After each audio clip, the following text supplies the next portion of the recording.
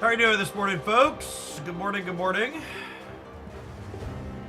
Ooh, look at that. I was just about to say I'll have to queue up a deck that I want to play with to start, but we have a viewer submission.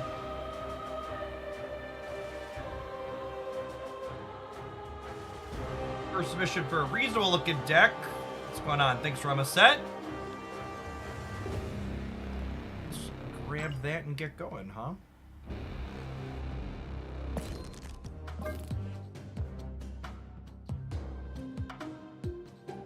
Hey, iTalk, thank you for the seven months. I appreciate that. Welcome back.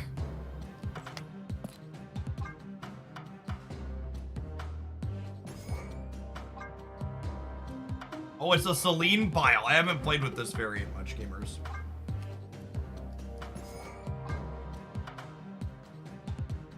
Thank you for the birthday wishes. Despite everything Reddit and Twitter would like, I have in fact survived another trip around the sun.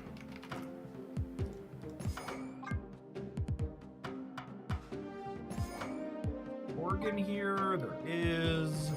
There's just like Darkhawk Sentry stuff. Annie, are you okay? Annie is more than okay according to Second Dinner. Annie is very good. Hey, thanks for the resubs this morning as well. Appreciate that. MCSDM, appreciate the almost 3.5 years. Mo Rim, thanks for coming in hot for the baker's dozen. Odin, appreciate the almost 12 months. Thanks for the 11. Mage Gub, coming in for the over 4.5 years. Good morning, folks. All right, let's pop on in, shall we?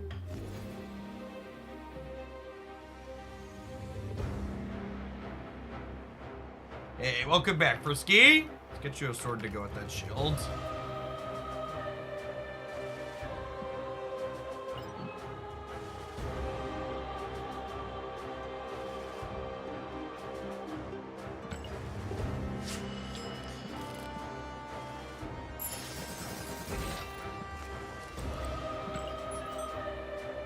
You celebrate the family. I did a glorious amount of nothing over the weekend.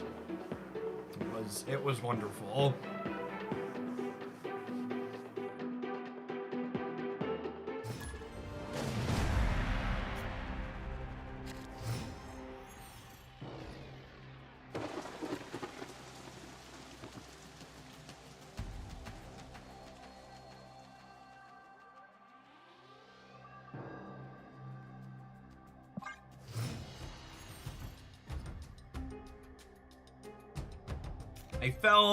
I fell into a Genshin Impact TCG shaped hole for most of yesterday. The game's quite good. This might be snappable, honestly. We'll see what this last location is.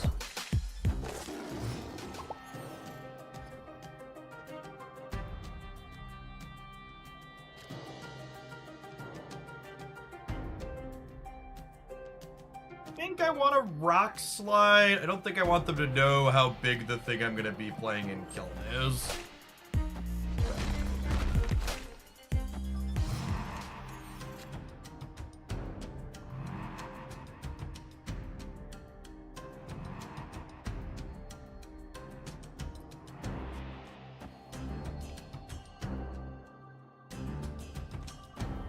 Just doing this.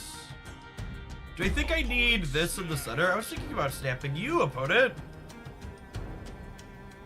I'm gonna do this, actually. I think I might need the help in the center.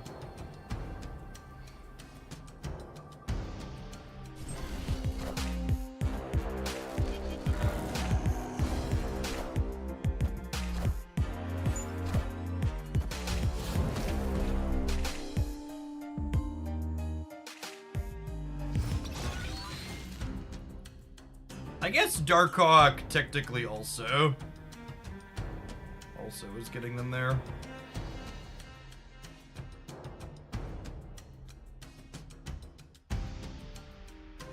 I probably should have just hooded here so I could Annihilus and get this. I think I need to do this.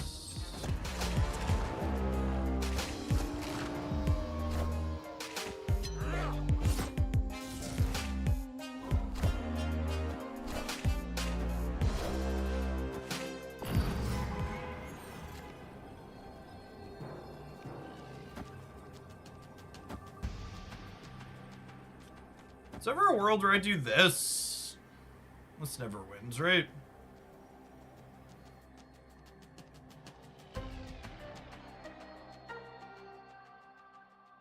I think they assuredly fill here, though, right? If I stay, it's this. It's probably supposed to be a leave, though.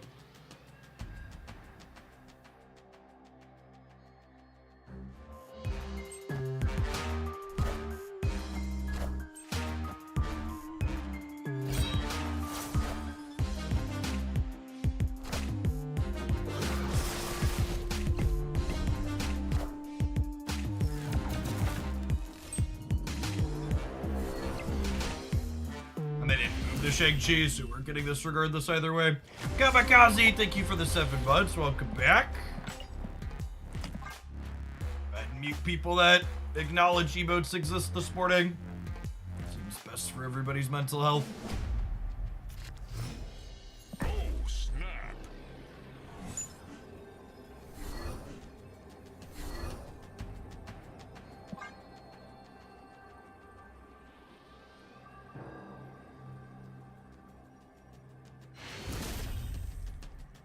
Victory.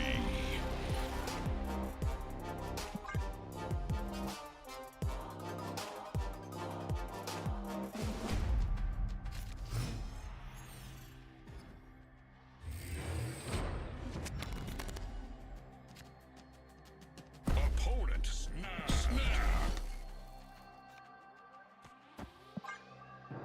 Just eat Zabu here. Playing Sentry and Darkhawk ahead of curve isn't super great into their Shang-Chi deck.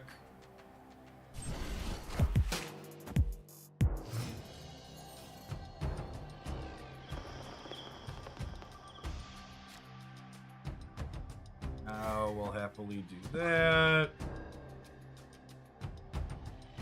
Maybe additional changes tomorrow in addition to what was leaked. I'd be very surprised if the patch tomorrow released as leaked.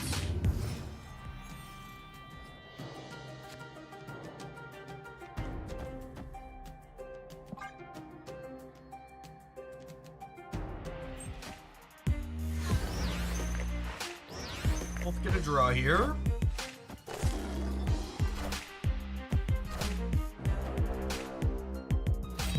I am reborn.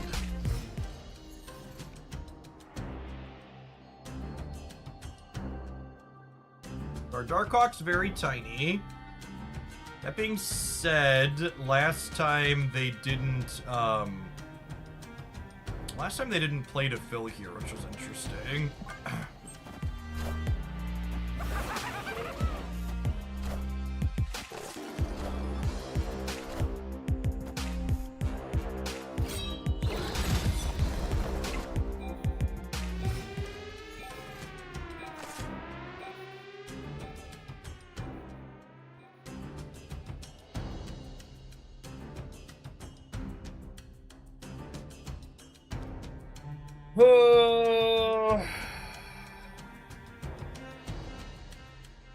I wish I could put this over here.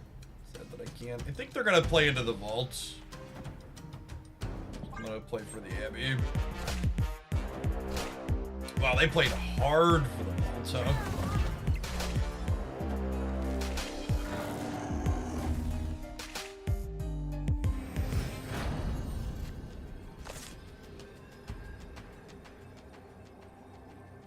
Is there Apocalypse 16?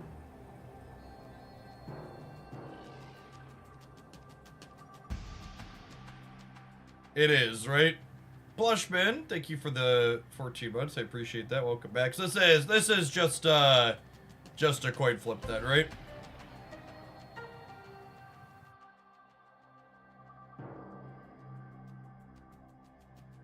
Zegna, could you please send me your deck submission as a link I can import from? Pasting the deck code in the comment does not work. It got bladed and sift. Yeah, it's a 16.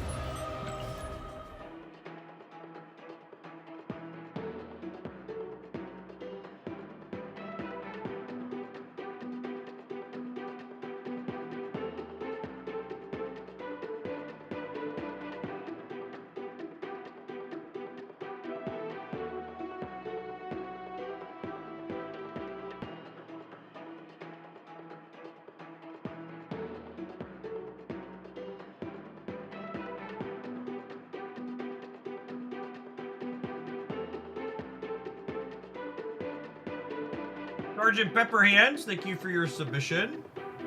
Appreciate it.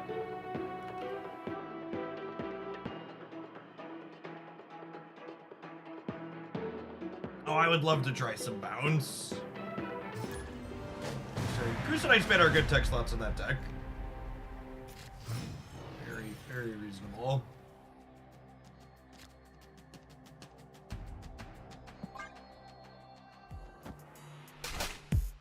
Yes, yeah, you sent me a link.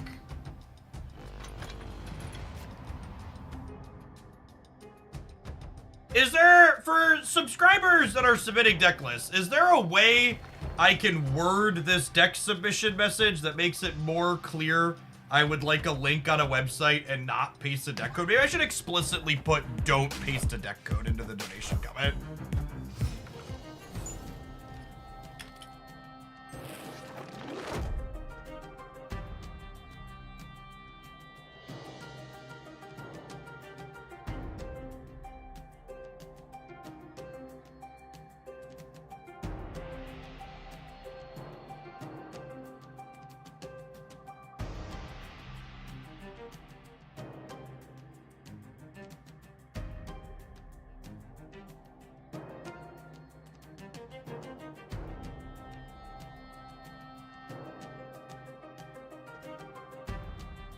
That's just one of those things where, like, I feel like my brain must work differently than other people's because, like, I would never remotely consider a string of text a link.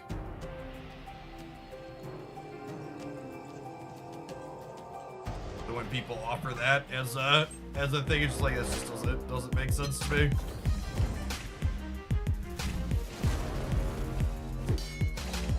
No, I can't do things like require URLs. Also, it's just like a generic tipping link CPL, so I wouldn't want to like require a URL in other situations there. Would not be beneficial to me personally. Darkhawk into Vibranium Mines.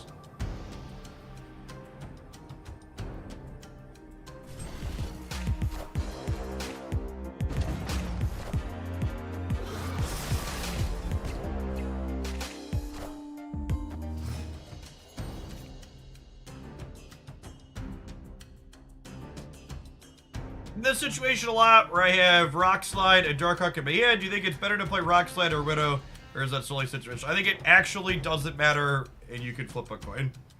If someone else has a better logic other than it actually doesn't matter, feel free to offer it in chat and we can discuss it, but I don't think there's some, like, big secret brain play here. Sentry just doesn't make a negative 10 thing here, which is ideal for us.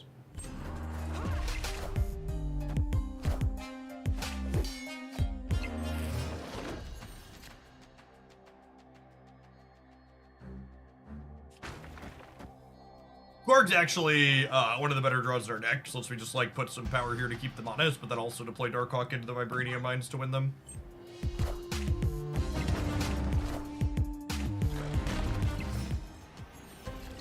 Oh my god, I totally forgot there was another turn. Mistakes are made. It's early, gamers. It's early. Opponent snapped.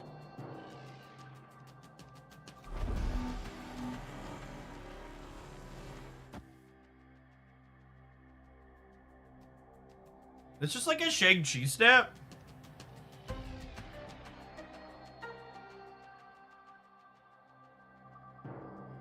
DMC Dog, thank you for the entire year. Welcome back. Not that I really care. I have infinite tickets. Must be a Shang-Chi in the middle, right? Sure, same difference. There's no way they win the right after doing that, right? Oh, they're a She-Hulk deck, sure.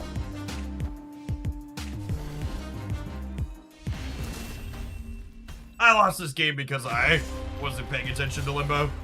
If we just play this on the last turn of the game, there's no way we could lose. I could have gone Black Widow plus Green Goblin on 6, and then we just end up completely shutting them out. So I exposed myself to a tech card like an idiot.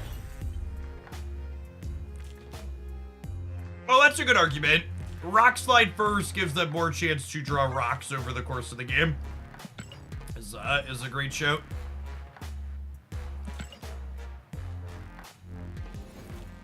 So I guess then it comes down to, do you think you're going to have time to play both of them on your curve over the course of that game? Black Widow guaranteeing bricking a draw is probably better if you don't think you can play both, but if you can play both, leading Rock Slide's better, so they have more chances to draw the rocks. Alright, we're going to stop playing this deck inside of gold. Unfortunately, this deck does just feel like kind of a worse version of the werewolf bounce builds that are going around.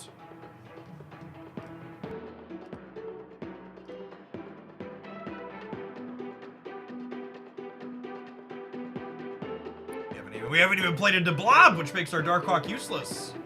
We've had some matchups where if it played slightly better, we'd have maybe gotten that second one.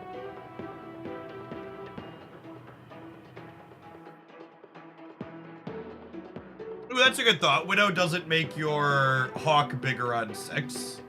Actually, saying Widow does nothing on turn 6 isn't correct, because if your opponent is playing a copy of Dracula, you could give them a -1 card in hand.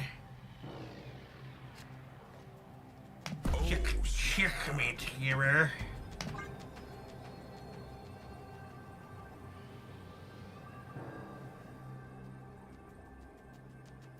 Or if there's a Limbo out like the game we actually just played 20 seconds ago.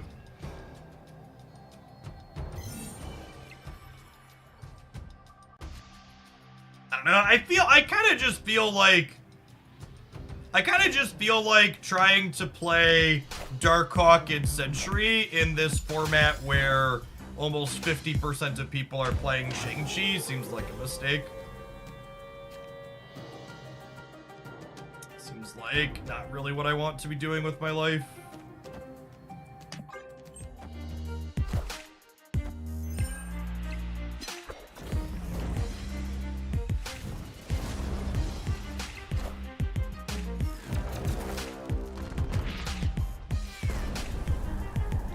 Oh, I wasn't thinking about this one potentially going away. I thought I was saving this here, but I definitely should have Black Widowed here, huh?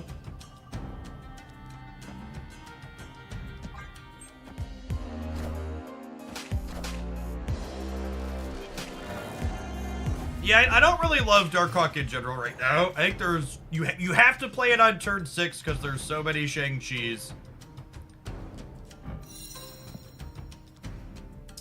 You have to play it on 6 because there's so many Shangs. And you just get like randomly blobbed and die.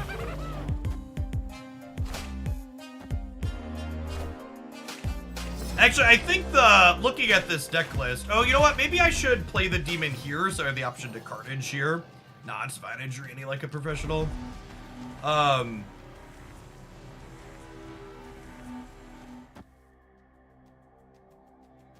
I think the kind of core of the problem looking at this deck is simply that there's no tech cards in it, right?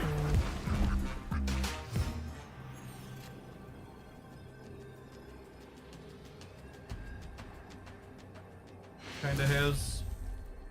Victory. I don't think the numbers here are likely big enough to keep up with the numbers a lot of other people are keeping out. Maybe the clutter's good enough. I don't know. It's like just Annie.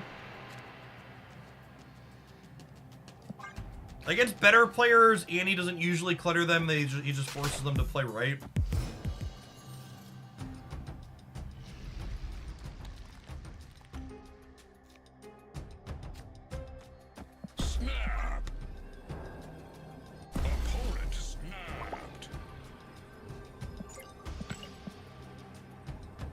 Nutella as my free series 3 cards. Would you put Wave into a Bodak Hella deck? Not typically.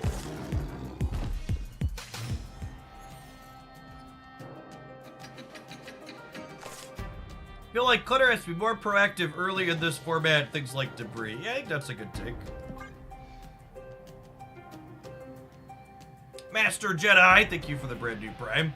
Although it's also worth noting that debris is pretty bad into opposing Annihilus decks. Zegna, did you ever post a deck link in chat, by the way? If you did, I must have missed it. If you have that, I'd appreciate it.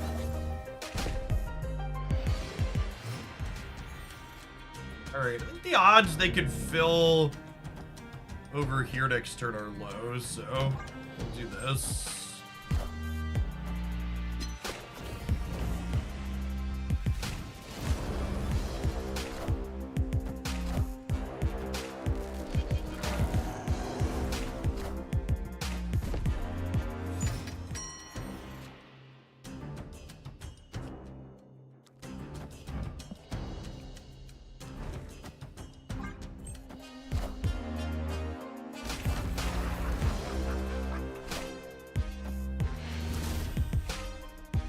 Victory.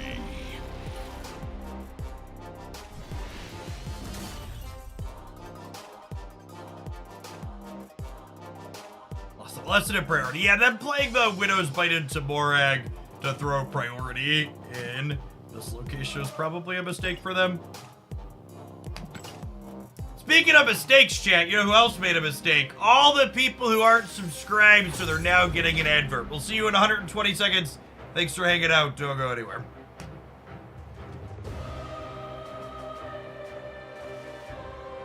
YouTube gamers! If you're watching over on that platform, consider tapping the like button on the stream.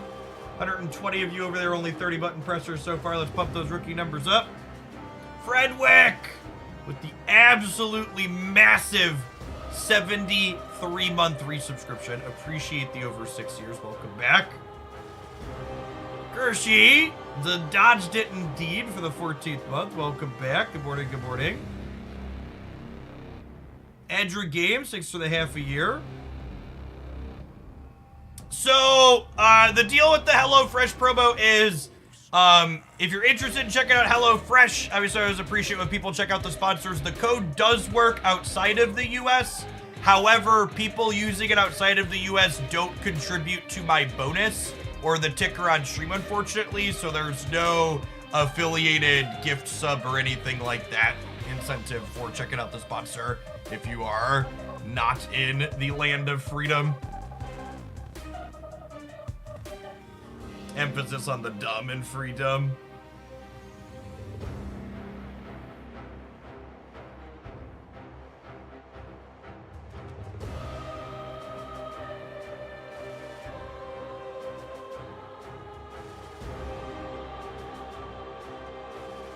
No, Hyde got it right. Freedom.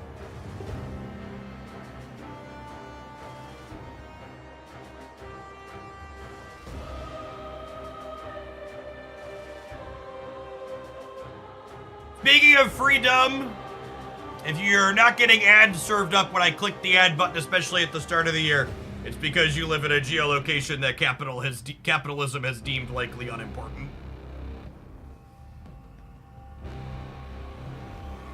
Oh, snap.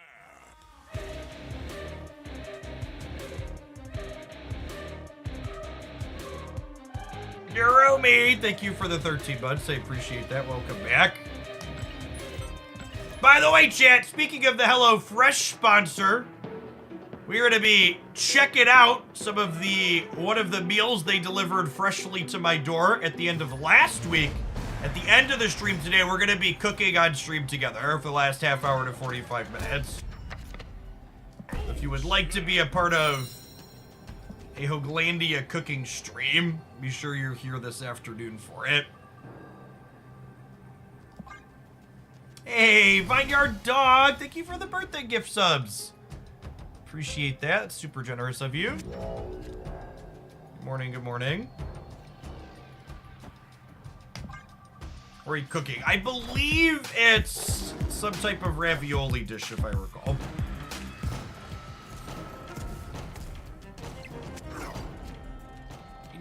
talk to HR about this hostile workplace environment in which I currently live.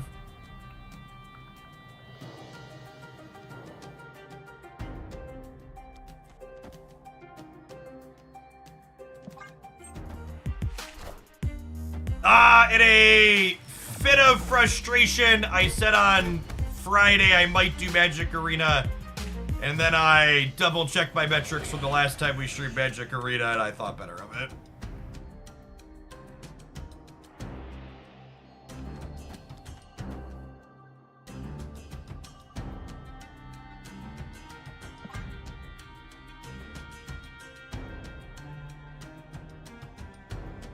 I did spend a significant portion of yesterday, though, playing the Genshin Impact card game. We might do some of that on stream this week.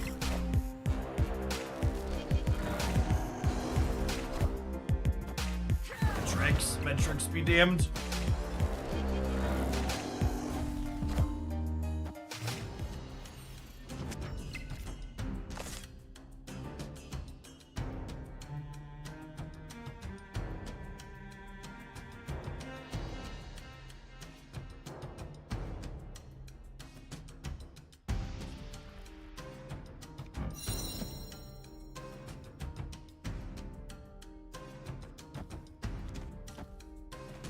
I want to try to throw priority here.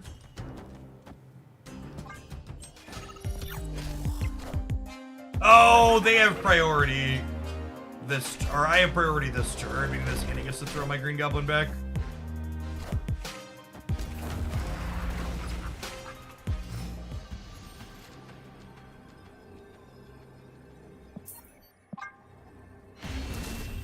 I will say, I haven't played a lot of Annihilus since the card released, and honestly, a large part of that is the Annihilus beer matches are some of the more mind-numbing,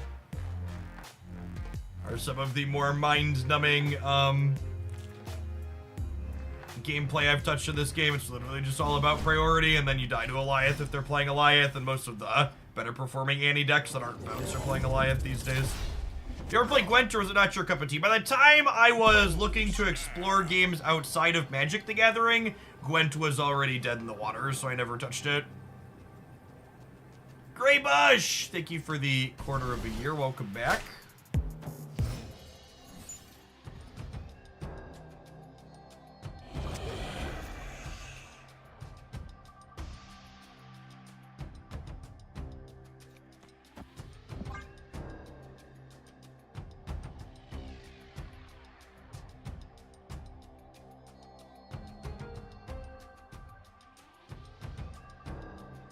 That's true. Unlike many of you at home, I have fully completed Witcher 3's main storyline and all of the DLCs for it, and I never played a single game of Gwent during that time period.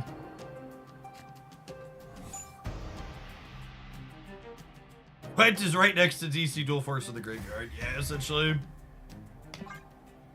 Their stature build, cute.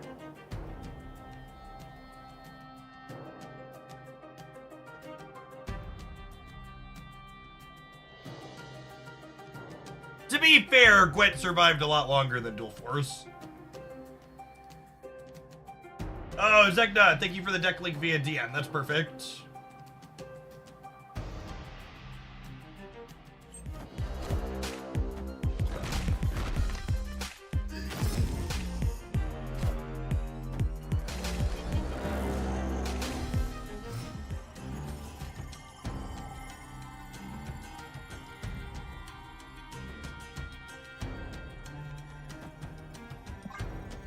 At least the Annies probably don't matter this game, and it's just all about whether or not they have Shang-Chi.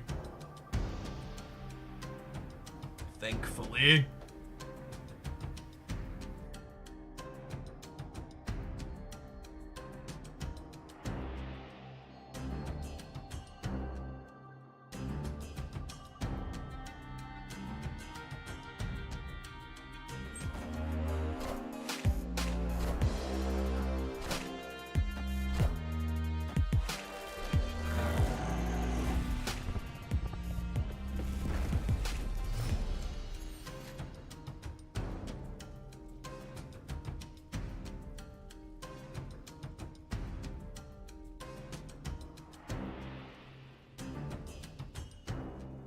It's a shame we didn't have a goblin or something we could shove into here.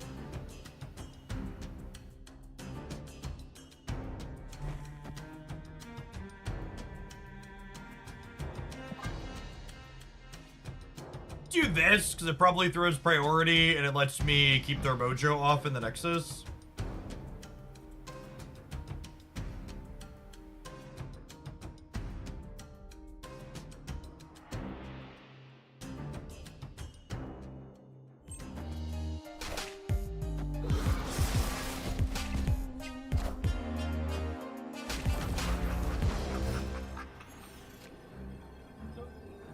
Did end up taking priority here. Fucking rip. This is the part where they boomer snap their Shang-Chi and kill us.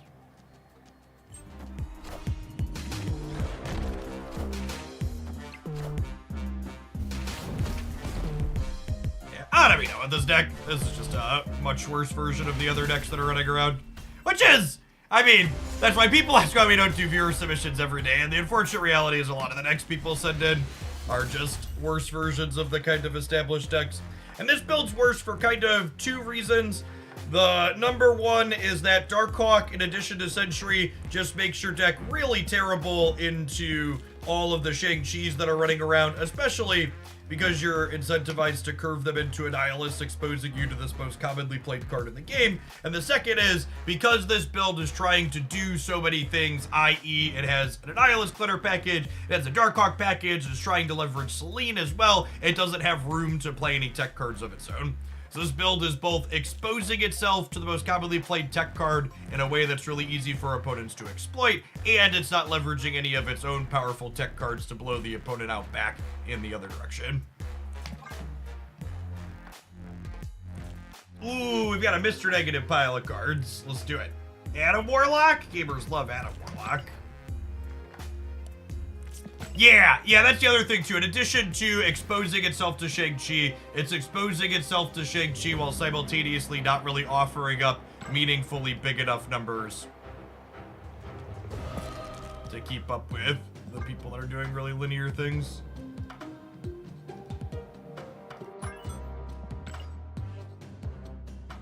Jack Fury, thank you for the 45 months. I appreciate the almost 4 years. Welcome back. Good morning, Mamet. Mr. Negative. He's more like Mr. Popular when it comes to Twitch chat gamers. I should really split a negative going for gold at some point. I actually don't have that many splits left, right? 1, 2, 4. This is actually a fourth split inked. LOL. I really wish I liked this piece of art better. It just doesn't do it for me. This is a whale variant, technically. What's going on, Sporadic? Thank you for the almost 4.5 years. Welcome back. Giggity Gary, thank you for the deck submission. Appreciate that. Oh my gosh, you submitted, what's her name's deck? Hopefully you asked her for the NFT. So I saw this one on Twitter this morning. It looks great. Have one more after this current deck I'm playing, Giggity, and then we'll get to yours. Kid Slayer player, thank you for the brand new primer.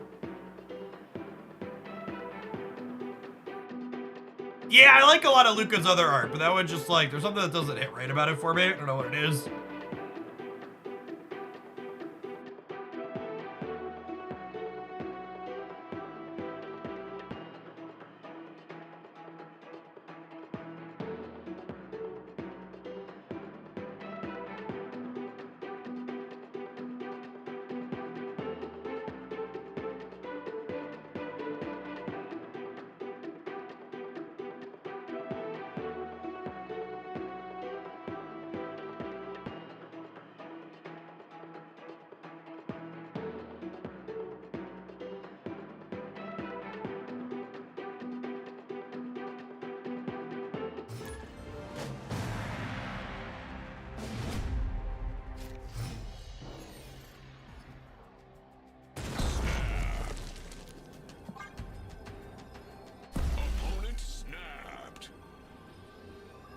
They're playing a zoo deck with Electra. Yeah, it seems fine.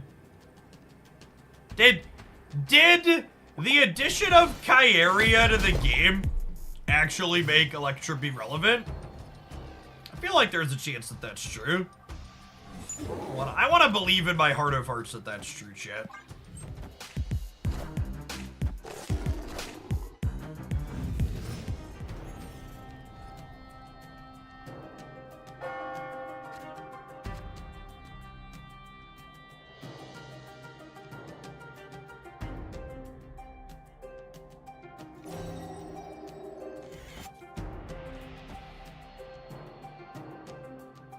Yes.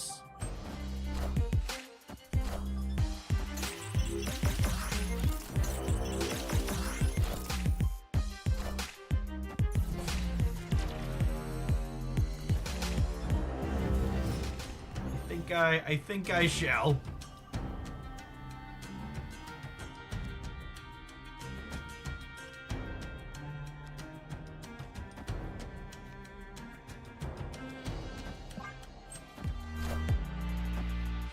That's the part where I get Shang-Chi to never draw with Adam again, right?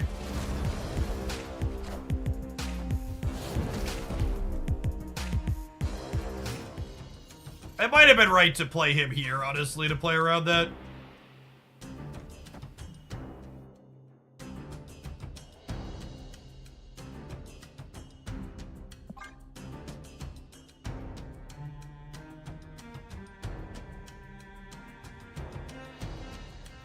Stop me if you've heard this one before, but...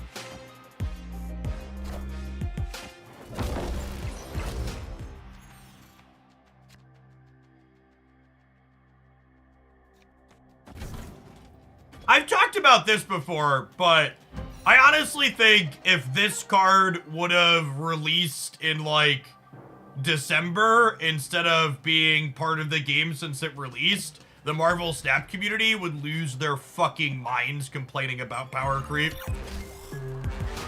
Can you believe they released a 4-power card?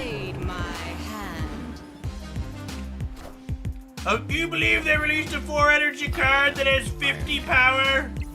It's completely unfair. Get fucked, Storm. Good job trying to scam somebody. Certainly wasn't scamming me.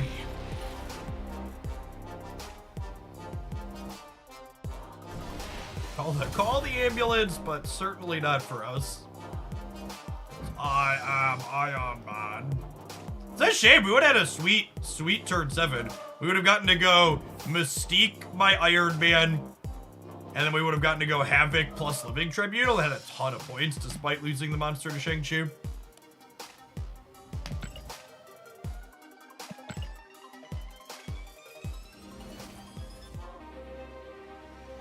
Oh, they could have moved their Jeff left to not get scammed. Yeah, that's a good shout.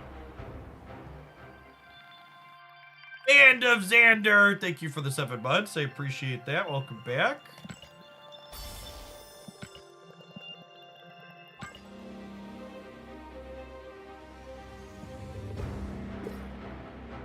How many spots do I have left for donation decks? I have 2 queued up after this, so tentatively like 3 or 4.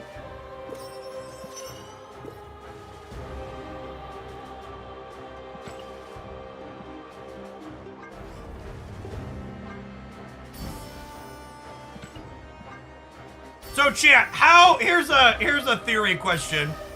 How many mediocre season pass cards do we have to have in a row before the narrative of all season pass cards are pushed so Second Dinner can make more money dies in a fire? Is there a number? Could they release? No, 2 is not the answer because I'm still hearing it. It's always at least one more. I think that's probably the answer. In the leaked patch notes, I had the typical low IQ, no thought, Second Dinner just releases pushed cards in every season pass and then nerfs them after the fact to steal money from people. Just handful of those comments every time they adjust a season pass card down. And it's just like, where are you people for the last season and a half for Shaw and now Scar? Like that we're still like doing that. Can we try a Roted Dino deck? We can certainly try a Roted Dino deck. I don't know that that old girl is what she used to be, but we can queue up. Snap.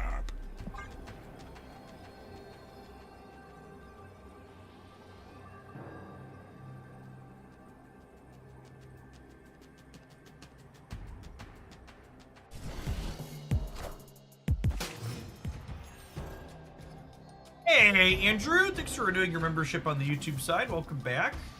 Appreciate that.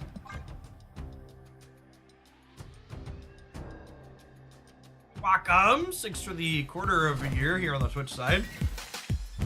I guess we have been dual streaming for over a month now, huh? It's been a minute. I play this here speculatively. I doubt they could play two things, and then we'll get to draw an extra negative card next turn.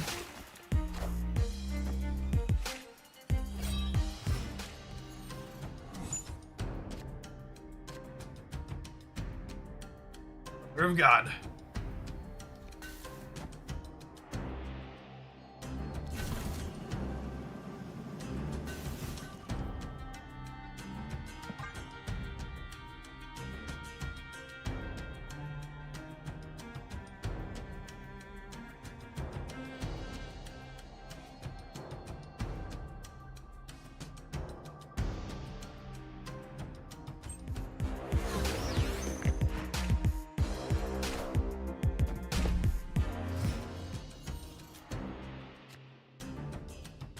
He looks so cool inverted.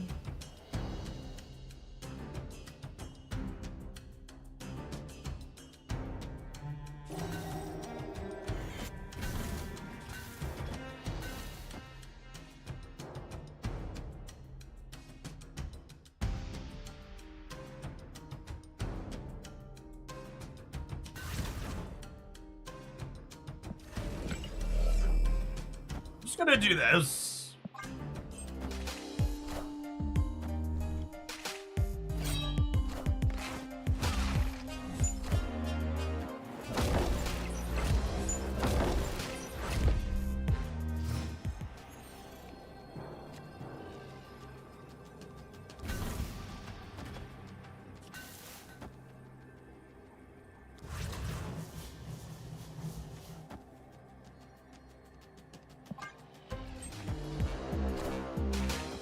It'll be very sad if we got Goliath. I am Iron Man. Telekinesis Kyle, thank you for the quarter of the year. Welcome back. I am Iron Man. I think we're gonna win the center chat. Maybe the left as well. I am Iron Man. Kids these days have no goddamn respect for Mr. Negative. Almost won the right also, huh? Close.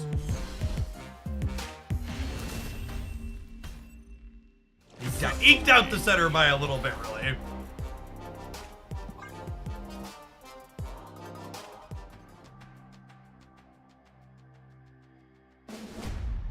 I am skeptical. I'm skeptical this Living Tribunal is good. Curious to see if it feels relevant at any point during the games we play.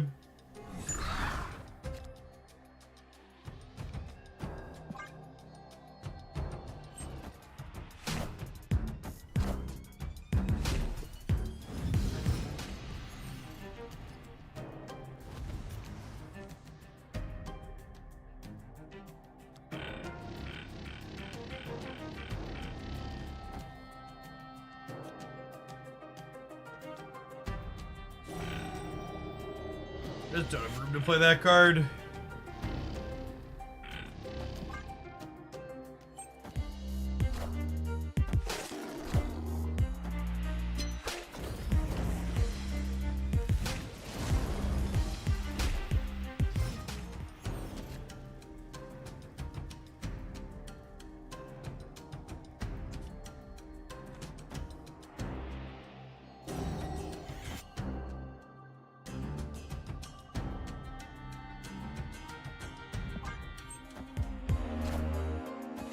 Whoa, we got him. Got him.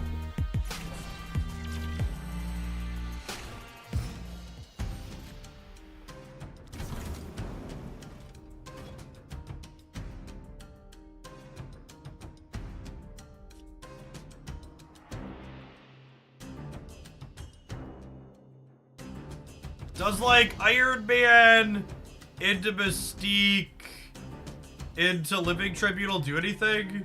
It's still only 7, 9, 16, 64. It's probably not enough, right?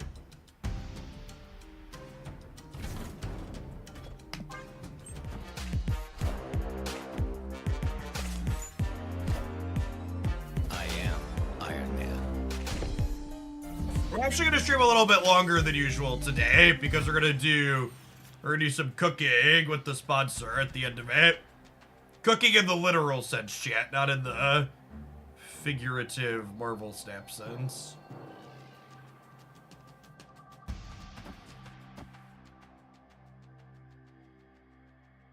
But if we do this and then we end on Blue Marvel Ironheart, sounds good? Sounds good. Snap.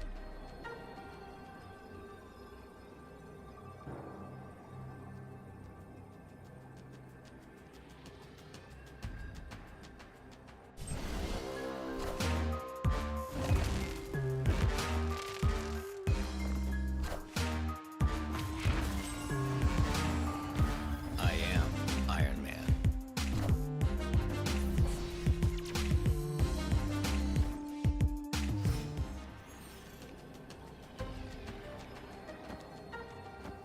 I'm gonna play Ironheart before I play Blue Marvel because I want a better chance of putting points over here. We're gaining 8 from Blue Marvel here up to 26, so if I land with even 1, we'll go to 30, which ties a Giganto and then should win the breaker.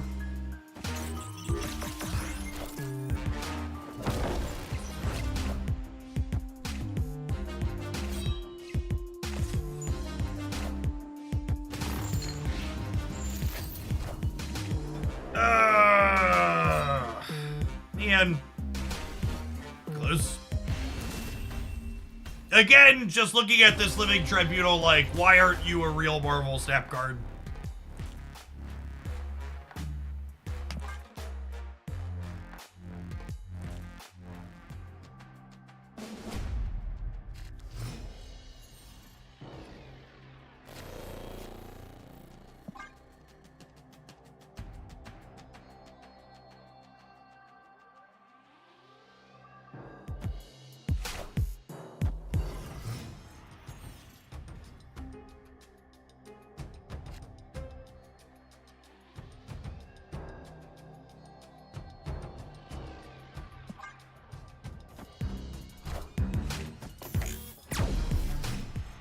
Kingdom for a Bast or a Ramona, huh? Hell. Oh, snap.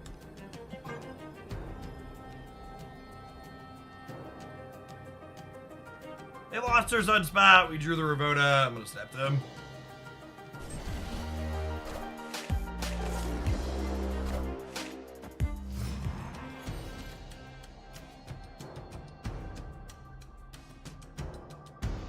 There are essentially no cards in my deck that I want to draw with Living Tribunal. Or that I want to, that I want to Mr. Negative. I wonder if this is a Living Tribunal game. Do we like do Iron Man into Mystique Havoc? But I can't even Mystique Havoc here, right? Because Clear for takeoff. I can't even Mystique Havoc because then I can't play the Tribunal next turn.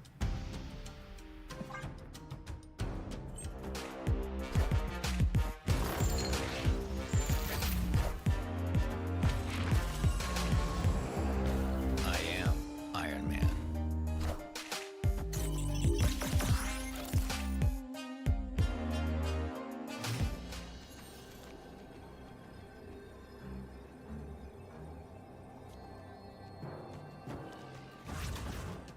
I believe chat. Danger Room wins for us every time. Says local man about to lose to Magneto in the middle.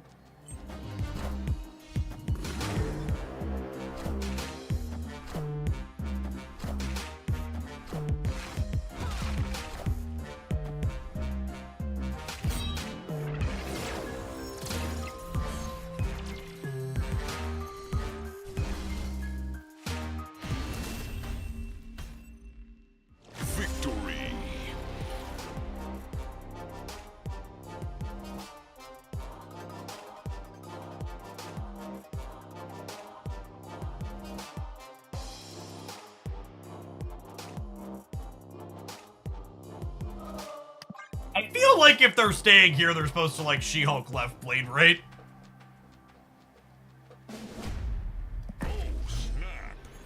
In general, I like the Jane Foster build of this deck for sure. This build felt fine, other than the fact that there's a living tribunal in it. Even Adam Warlock's been kind of okay in a couple spots.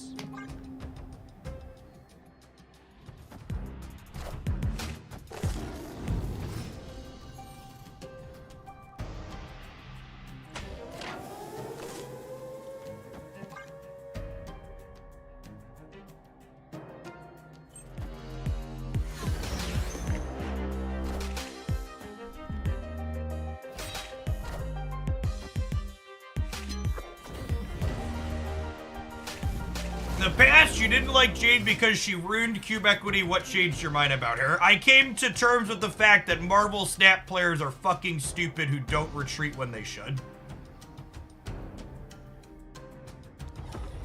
I think in a perfect world where people care about the stakes of their Marvel Snap games and calculate things in a meaningful way, like they're playing a game that they care about the results of, Jane Foster is bad and Mr. Negative. However, in reality where we currently live, the average Marvel Snap player is just pushing buttons while they sit on the toilet, and they don't think critically about the output range of their opponent, and they just want to make their opponents have it, even though they definitely shouldn't be.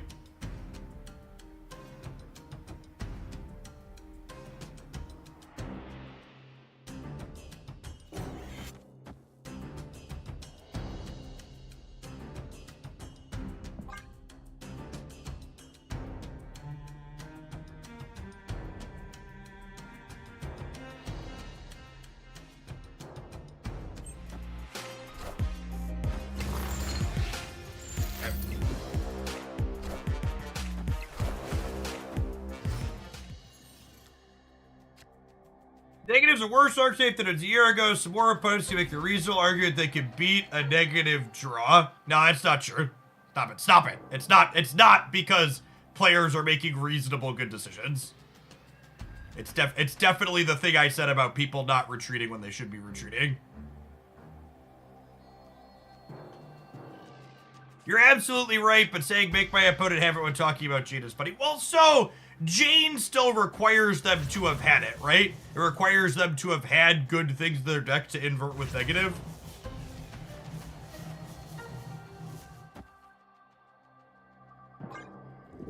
Speaking of good things to invert with negative, I don't know if my body is ready to draw this this copy of Living Tribunal here and have it be absolutely atrocious. Hey, thanks, Mao. Appreciate the 13 months from tier 3. Welcome back. Did I order these wrong? I ordered these wrong, right? I played Havoc second there.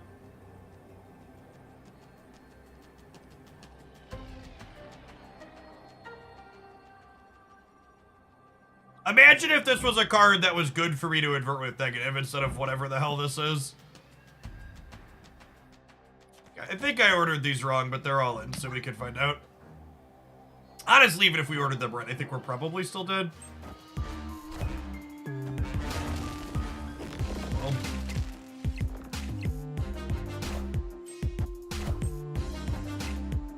The mystery intrigues me.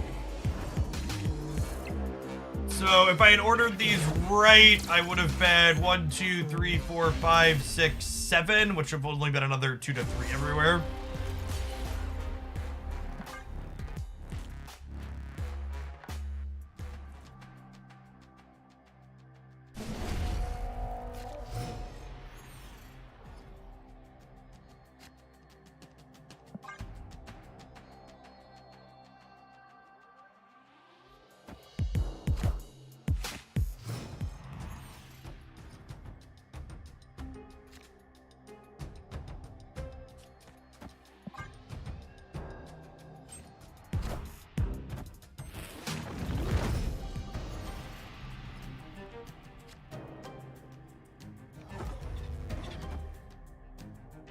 Definitely gonna magic that one. Thanks, Paul. We are tightness significantly better for the opponent than it is for us. Oh, I mean, well, we did draw a Living Tribunal, I suppose. It's another card that's awkward with our Bast as well.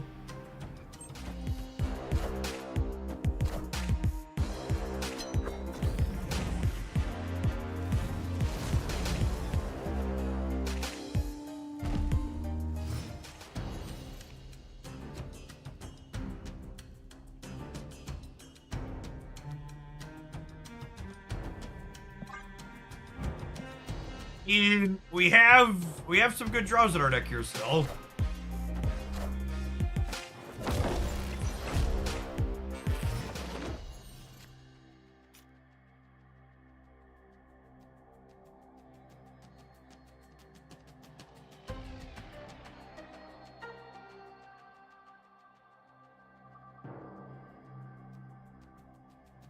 I just don't really want to compete in all three lanes in this matchup, right? Like, it's just not a good play to do that.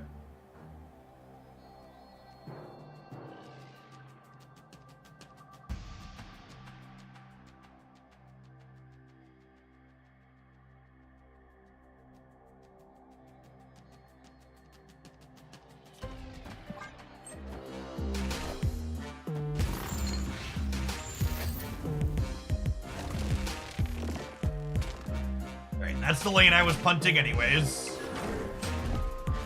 Can I draw an Iron Man? I can draw an Iron Man.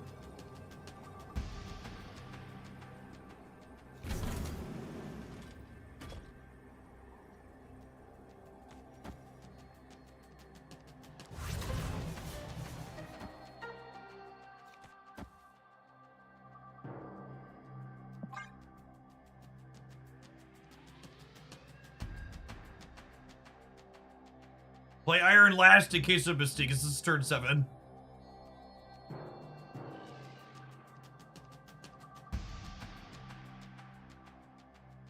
We done here. Back it up, back it in. Let me begin.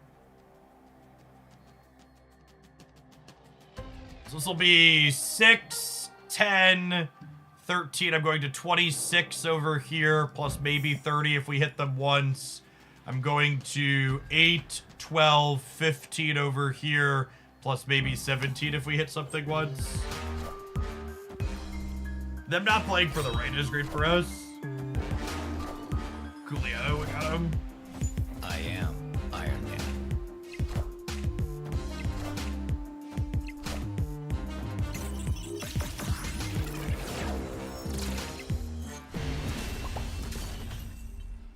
Victory.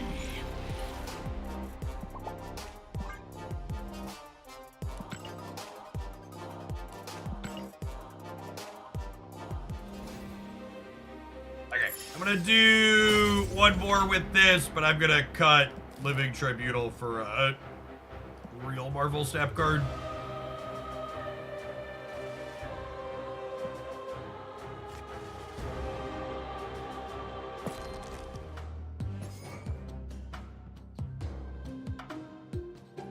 Probably just like Bishop.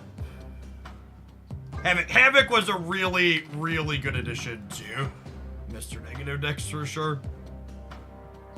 Bishop or Valk? Valk could be okay. I think I'd rather just play Bishop though.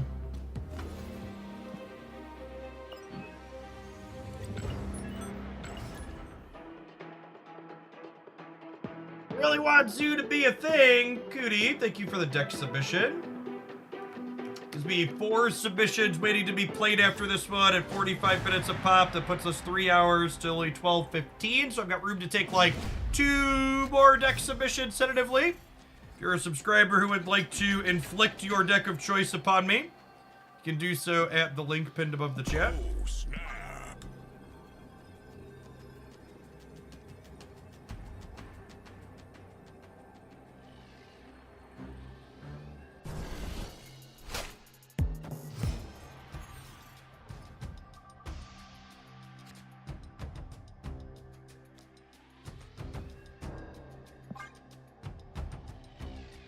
LBB, thank you for the 32 months. I appreciate that.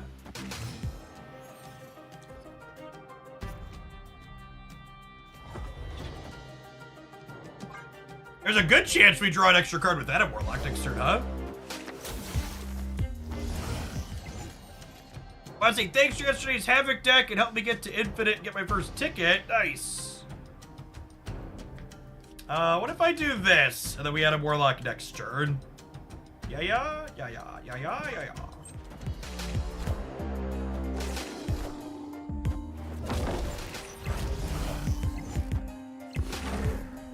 I should definitely sequence these in the other order to leave myself the option to Mystique. I don't think I'd want to.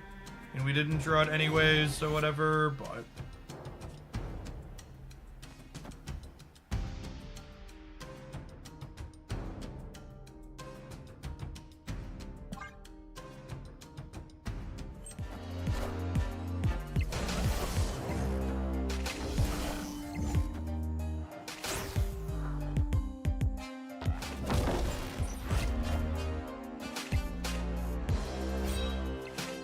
Still drawing an extra friend here.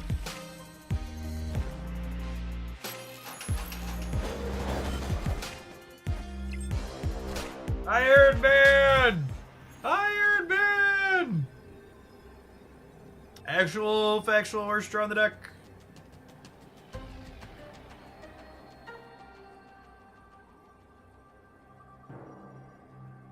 Two 6 Havoc and Iron Man to draw, just completely bricked. Maybe I shouldn't have waited to bash the Warlock and I should have just taken an extra draw. Sedge. Deck cards, chat. Deck cards.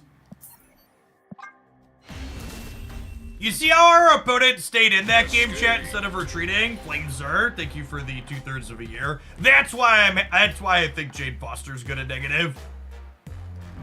Like, we drew so many negative cards, and to any average permutation of draws, they're just like stone cold dead, but people just don't retreat. So you should just lean into the fact that they're just not going to retreat. Thanks for the over 2.5 years, LBB, and Flamester, thank you for the 2/3 of a year. Yeah, I mean, Marvel Snap is like tech cards the game, chat. A lot of tech cards all the time.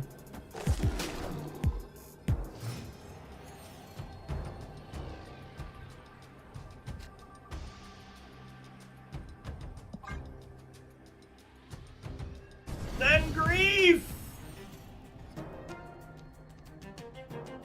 Zan Grief, the deck codes in Marvel Snap are actually so long, I can't, they don't pace fully. So if you could send me a snap.fan or untapped link, I would appreciate it. Oh my god. What a game.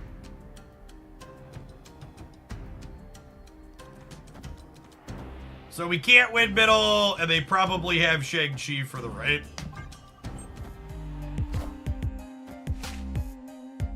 Queuing up with my Mr. Negative deck and hitting the Super Skrull Rogue deck is, truly a Marvel Snap experience. Yeah, that's perfect, Zangrief. Thank you.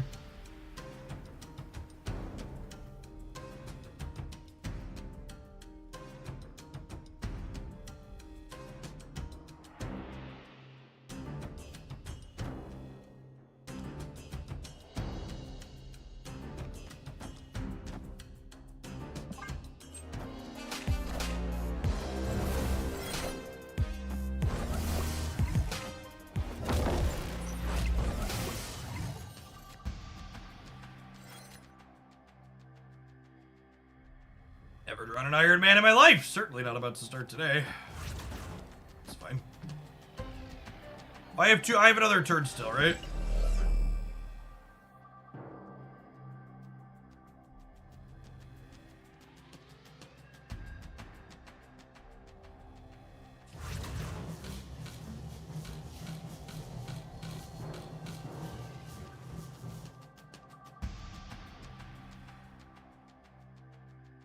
Man, part of me wants to Havoc the center.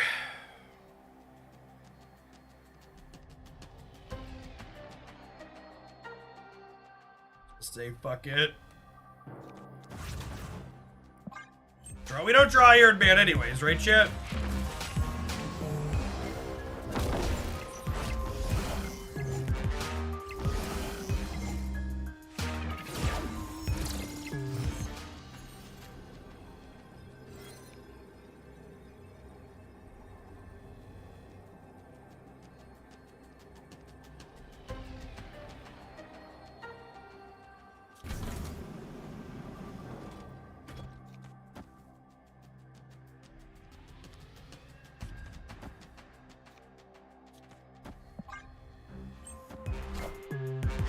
I am Iron Man.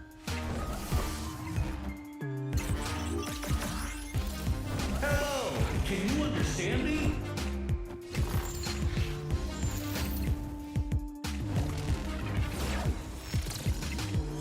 Hello, hello. I am Mr. Negative. We're gonna beat your giant things over here. Over here. What's going on, Del's Keep? Thanks for the 10 months. Welcome back. Mike the Knight. Mike's been here for a little bit, gamers. Thank you for the 77-month resubscription. So quick napkin maths is almost 6.5 years. Welcome back. BMLM, thanks for the half a year. Good to have you here snapping with us.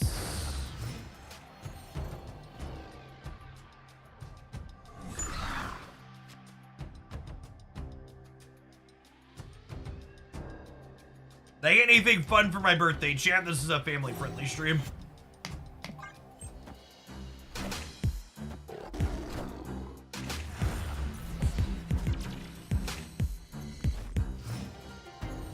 Nigo's Alert! Thank you for the 15 months. I appreciate that. Welcome back.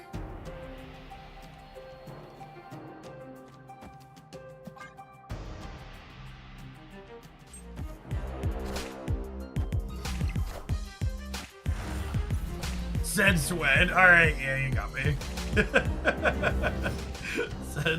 said Swen. Fair, really. I guess we'll put this here since I can't draw another card next turn anyways. Thankfully, we cut Tribunal from my deck, so this Bishop is worth flipping. And the Mr. Negative has 3 power, so doing this turn is Tribunal anyways.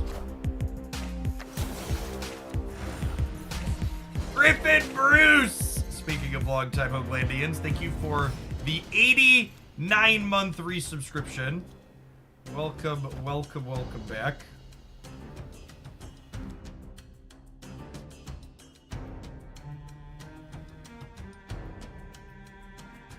Do I want to compete here is the question.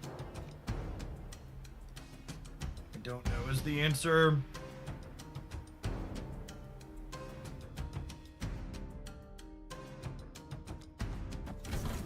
I think I do this because it kind of hedges Rogue. I am Iron Man. This also draws me the entirety of my deck, which is nice.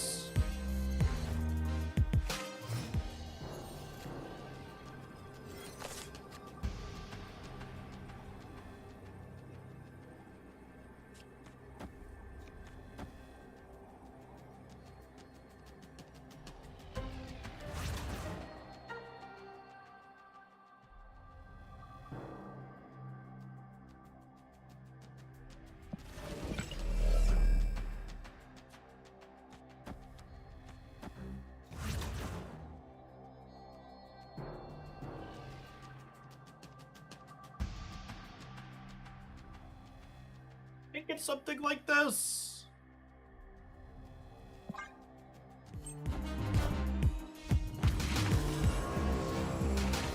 I am Iron Man.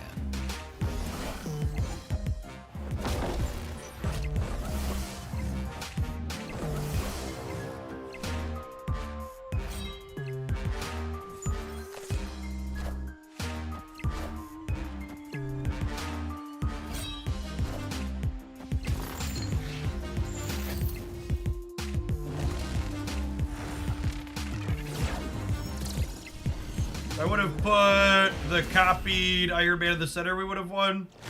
I guess I should have just assumed they were gonna fill everything, and I should play for these too hard and just punt the scroll path this time. You got a little cocky after winning the scroll path last time with our negatives. They learned their lesson appropriately. Snap!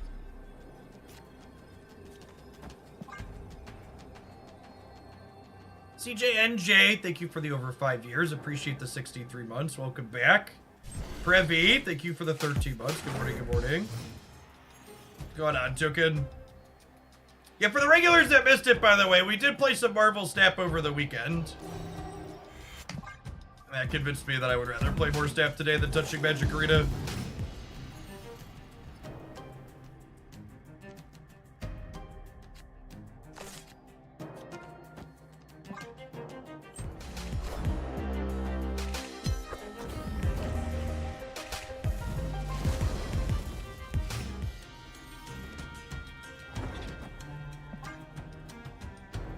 Great cards in my deck to invert with this Mr. Negative.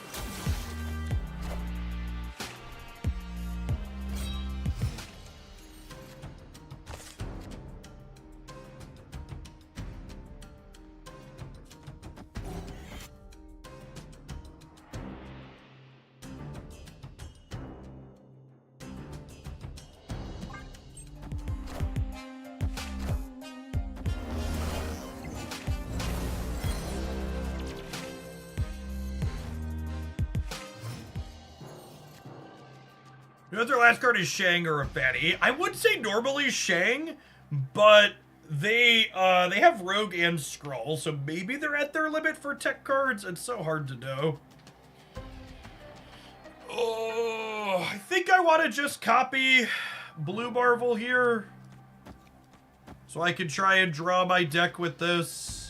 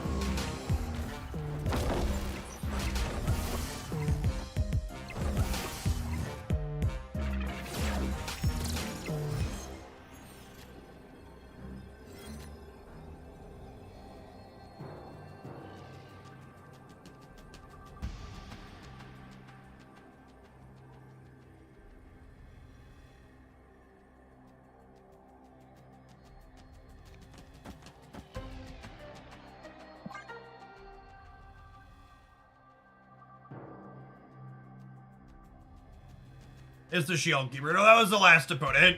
All the Black Knights blur together in the game shit. It's been the most popular thing to do lately by a solid margin. This deck, this archetype gets to both play all of the fucked up tech cards and not care about the opponent playing fucked up tech cards because you can't interact with the blade.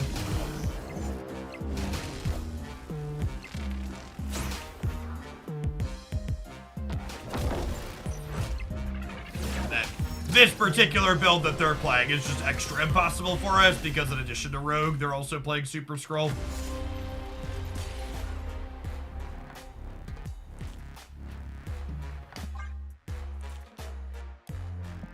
Their build's worse against things like Blob, but it's really good against an off-meta deck like ours.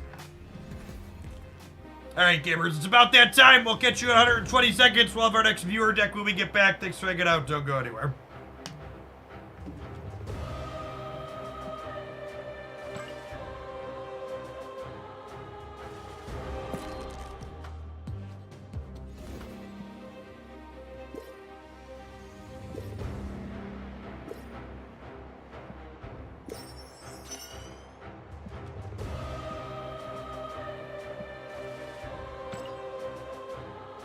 The weird deck. I mean, the opponent's deck was like a stock tier 1 deck, only it was playing a specific choice of tech cards that happened to be bad against the meta game while being good against us.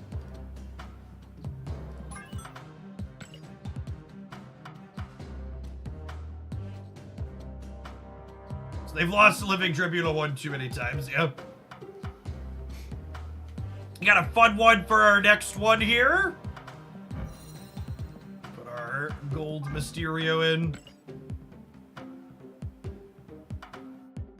When Rogue takes Blob, she also eats your deck. Correct? Correct.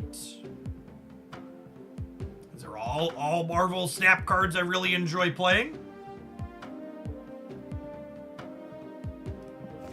Do I have it in here still? I just want you, so in a moment of weakness, I spent 1,200 gold on this last night. And when you tell it to auto deck you a 2099, it currently gives you this. Which is just like movement, but also blob.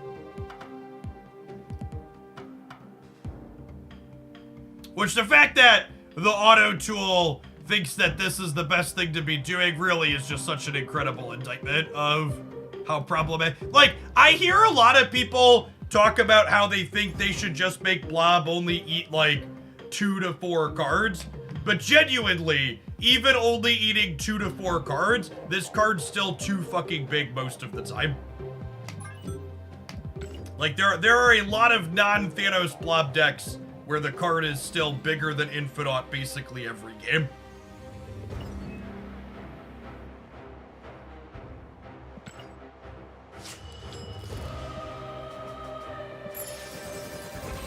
Needs a static. I think the static is silly. I think they should probably like, I think the best suggestion I've heard, sans just a full redesign, is maybe it should gain power based on the cost of the cards that it absorbs or something like that. And then adjust its base power accordingly, but I don't know. I think it's probably still too big most of the time.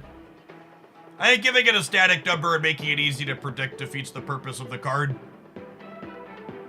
Really, Blob just needs to be, it needs to be like a 9 to 18 power card, not a 25 to 40 power card. Like, I think the core of the design is like somewhat interesting and novel at least. Like, the base idea is, okay, we're going to like have the 6 drop where you know how big it is and your opponent doesn't. Like, that's the base idea of it.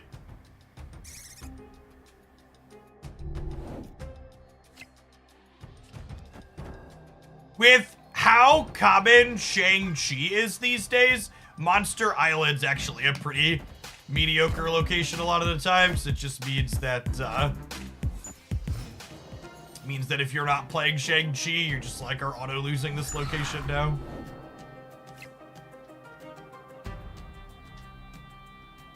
Do I have time to get Bishop down?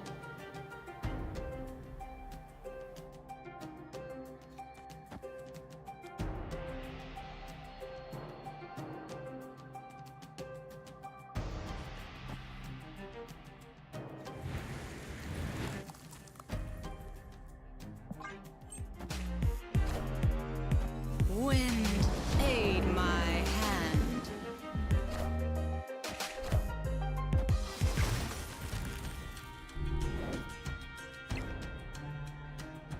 What's better, this,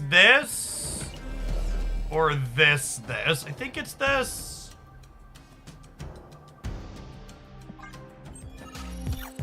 I probably did either way.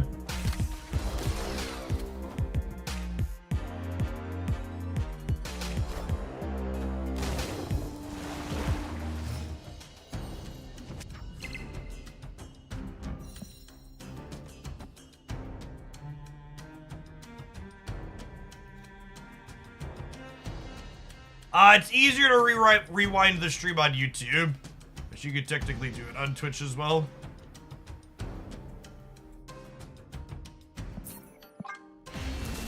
I think we are, and this is, you know, why I said when we started, I love this deck and I love these kinds of cards in it, but this matchup is basically impossible. The rise of these people ask frequently, Jeff, what would it take for Hitmonkey to be playable again? And like in a good deck? I'm honestly not sure that 2-0 Hitmonkey is a playable card in a metagame where you're getting Stormed and Professor X constantly. Like, obviously the locations here didn't do us any favors, but if the opponent has a decent lockout draw, they do a similar thing to what these locations are going to do a lot of the time. Like, locations in that particular game aside, this matchup is bad for our deck. Storm, Professor X, and Eliath are all cards that shit on Hitmonkey.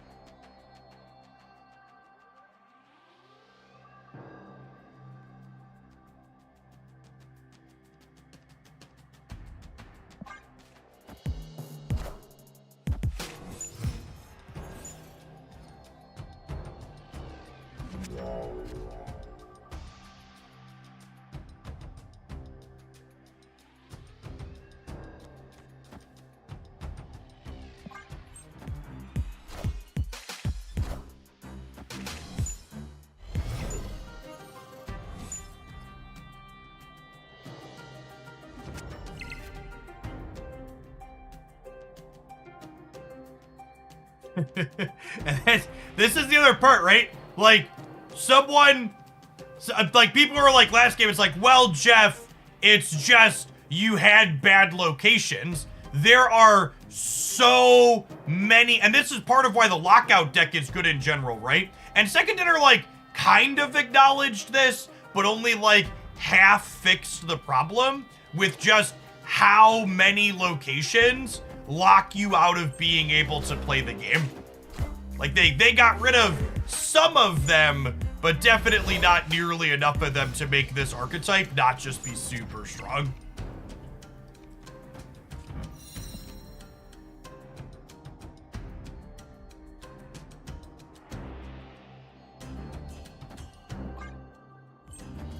Pure Velocity, thank you for the brand new Prime, I appreciate that.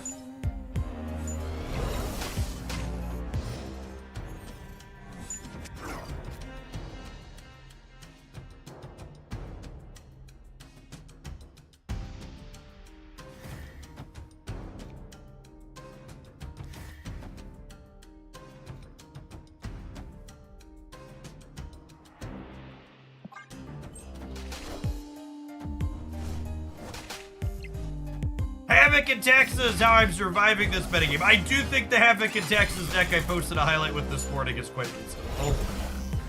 I like it. I like it a lot.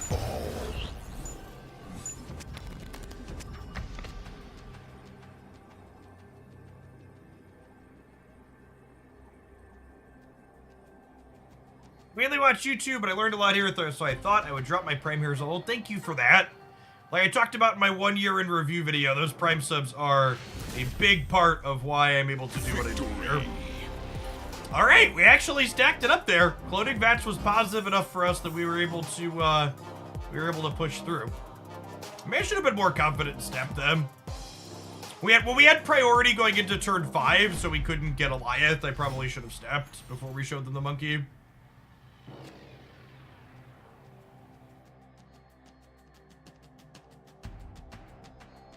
Could Havoc in Texas be anything else in Texas? I actually called it Bast in Texas, the video I uploaded this morning. I think that's the more important card in the deck. Unless that's your roundabout way of asking, can you play the deck without Havoc? To which I guess you can, but it's a lot worse without Havoc.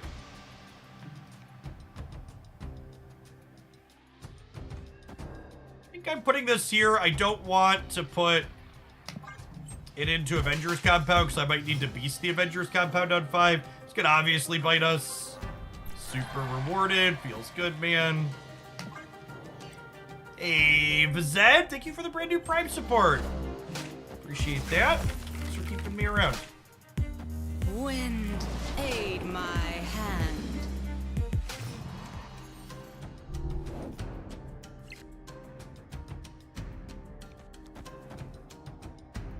And then we're just punting here then, right? Yep.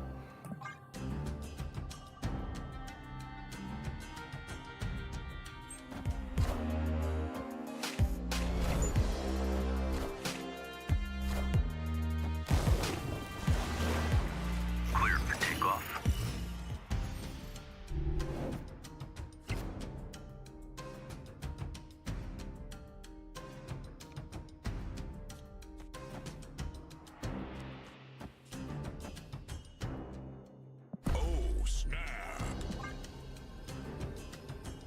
Goose could be a winning draw here, gamers. Paramount, thank you for the brand new prime. I appreciate it.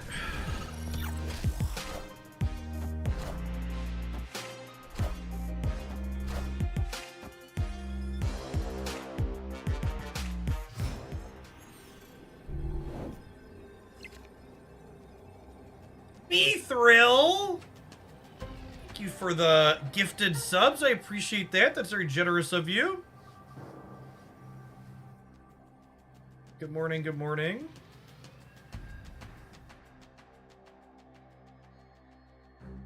Unfortunately, I just can't beat Goliath, right? Because they had vision. KO Spree, thank you for the prime. Again, this is the, kind of problem with Hitmonkey.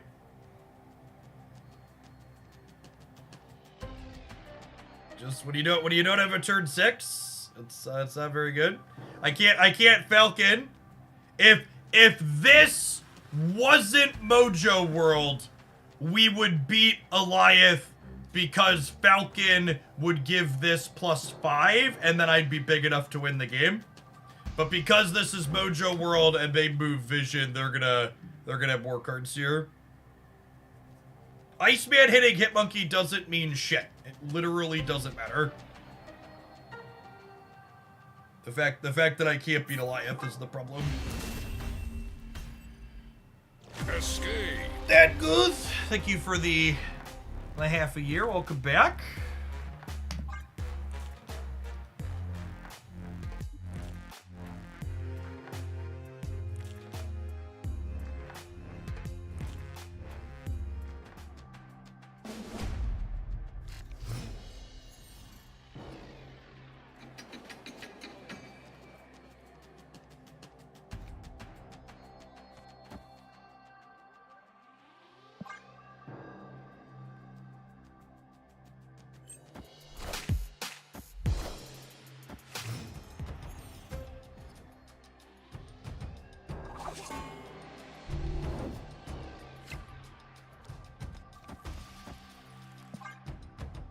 Play Iceman before Hood, just in case we draw like Collector here.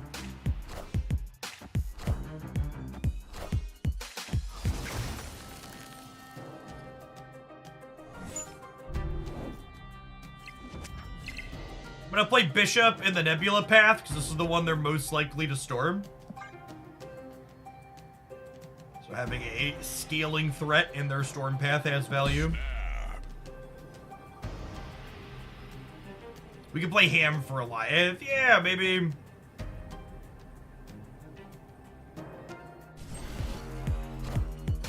Ham's just significantly worse to play multiple times. It's a bit worse when you're bouncing.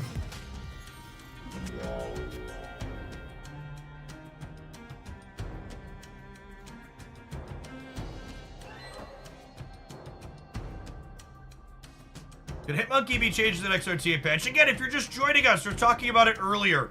The problem with Hitmonkey as a card, as far as format playability, has nothing to do with Hitmonkey's text box and everything to do with the metagame in which we currently exist. Aid my hand.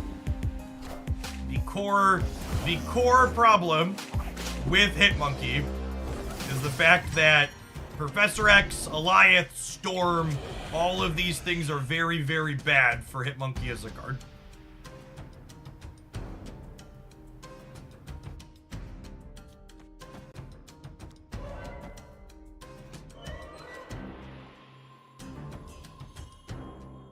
Do I need Collector here to win this path?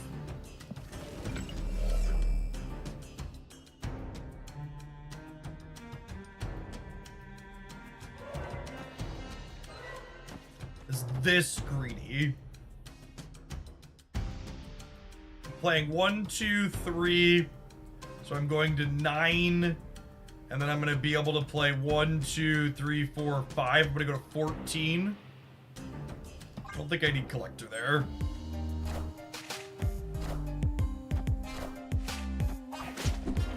They gave Hitmonkey plus 20. I bet I could compete, sure. Lucos, thank you for the over 5 years. I appreciate that. Welcome back.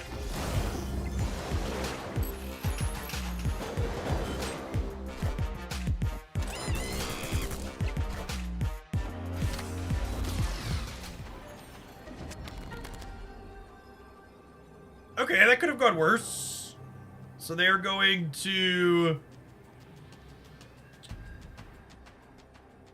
Let's say they gain 5, 7, they go to 13, and I'm going to 14.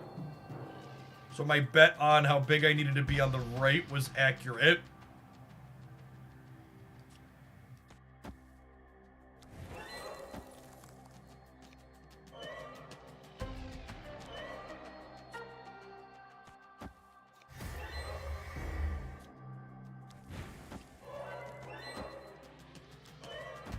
Like a retreat leader gamer, right?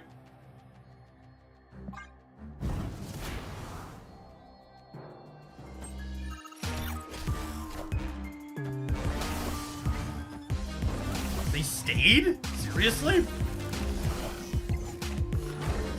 Decision you're allowed to make, I suppose. Doom rules all.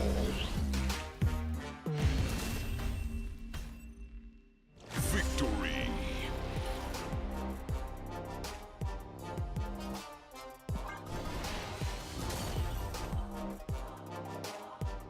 Alright, I mean, the opponent made some mistakes and then decided to bail, so we got past the lockout deck. It's gotta get easier from here, right? We beat the tough matchup.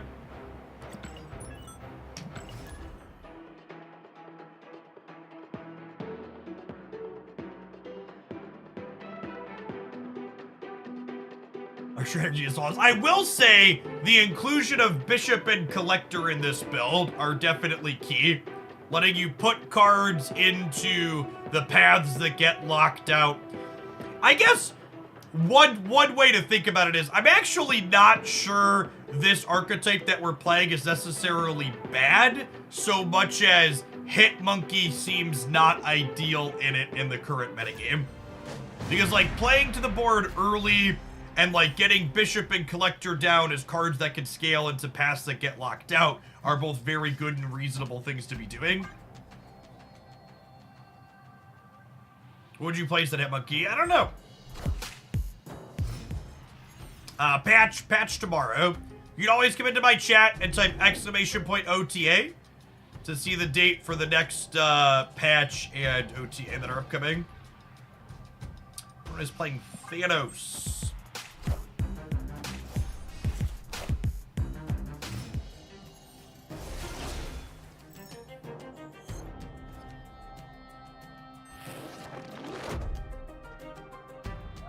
What a set of locations.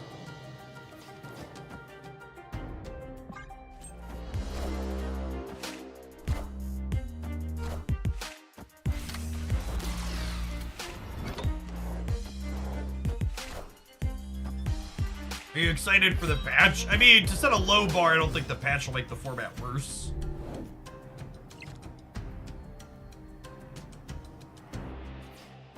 Don't test that theory, bro. Don't do it.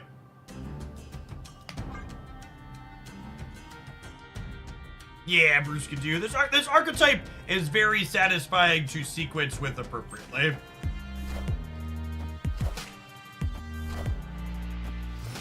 Hey, Viking, thanks for the third of the year. Folks like you make it possible for me to be here doing what I do. Opponent snapped. Hey, I just have to leave, unfortunately. It's just too terrible for us. Escaped.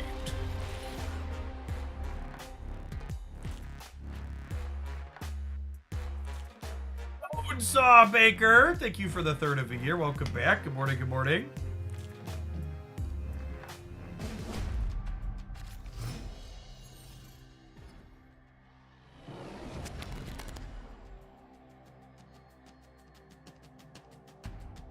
Snap. Opponent snapped. All right, let's play the game.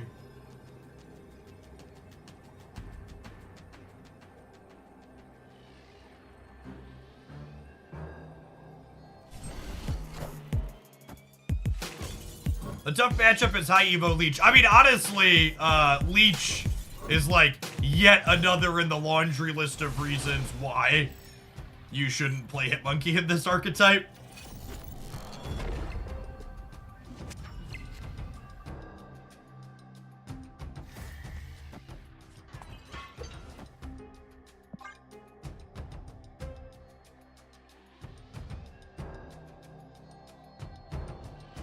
Oh, bouncing the Nico cuts me off a draw here, unfortunately.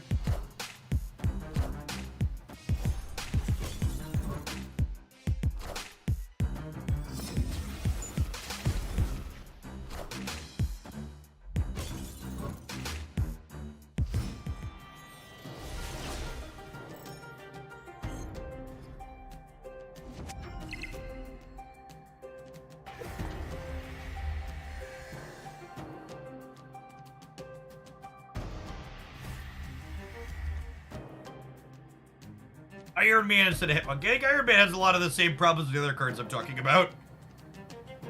It might qualify as a hot take, but I don't think Iron Man's ever been very good in this archetype.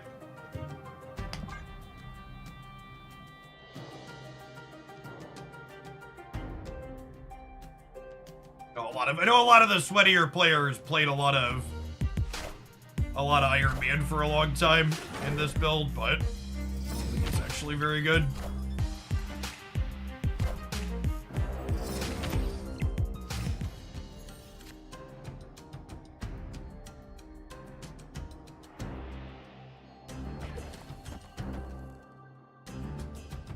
Solid draw for us. Professor X. Yeah, X would not be great for us.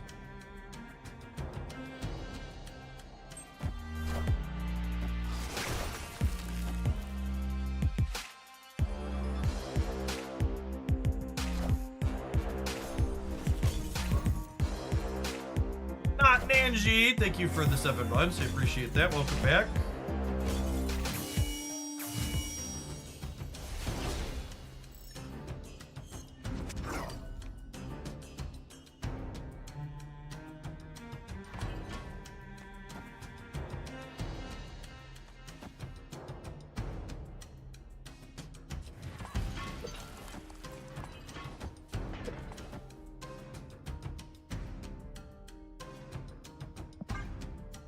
Typing X probably bad because it's missing Firestar. I don't know that Firestar solves any of the problems that this deck really has. Like, maybe it makes you marginally better against exactly Professor X. It's funny, though. We were talking in the subscriber Discord server the other day. I said there's an alternative universe Jeff Hoagland out there somewhere who is thoroughly enjoying playing with Firestar in this metagame instead of what we're currently experiencing. Speaking of things we're currently experiencing, fuck you, Chud. Remember to mute assholes at the start of every round. Hate people. Escaped. What's going on, Damaratus? Thank you for the 12 months. Appreciate that. Welcome back. I have to say, I think my absolutely #1 favorite experience of having spent many hours playing Genshin Impact TCG yesterday, that there's no fucking emotes in their client.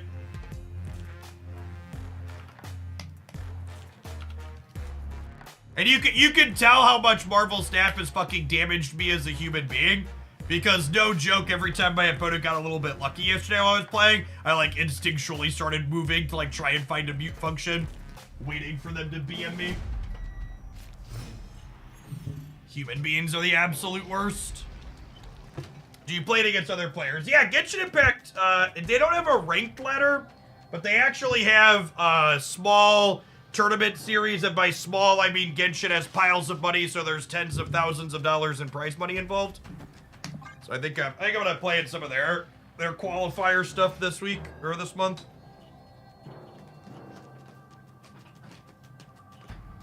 They've had, like, a bunch of in-person invitational and qualifier style tournaments.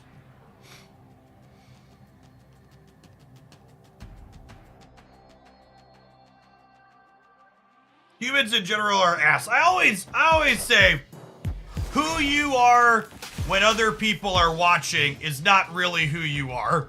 It's just the person that you think it's socially acceptable to be. When you see people acting like absolute assholes while they're hiding behind anonymity on the internet, that is really fully truly who that person is. Who you are when nobody is watching and there are no repercussions for your actions is who you actually are as a human.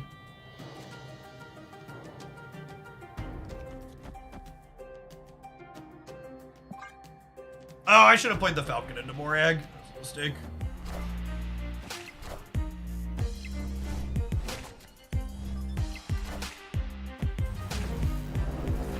Didn't matter. Got it.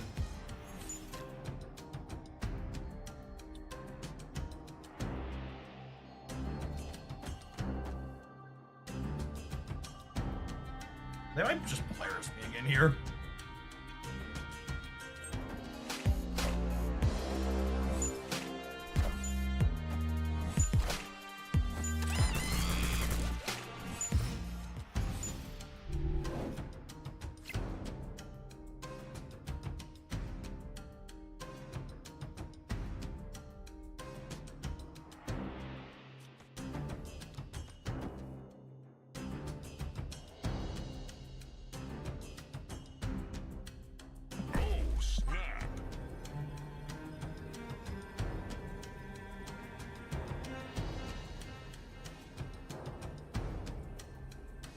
You think Beta Ray Bill will be good at Hitmonkey decks?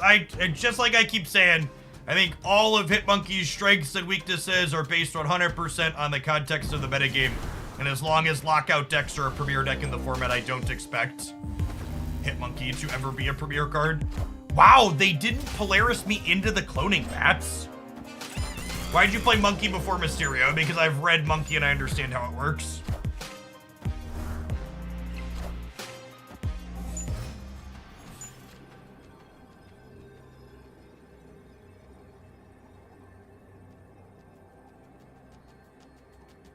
I still take your requests. Yeah, I think I have time for 1 to 2 more viewer deck submissions today. Am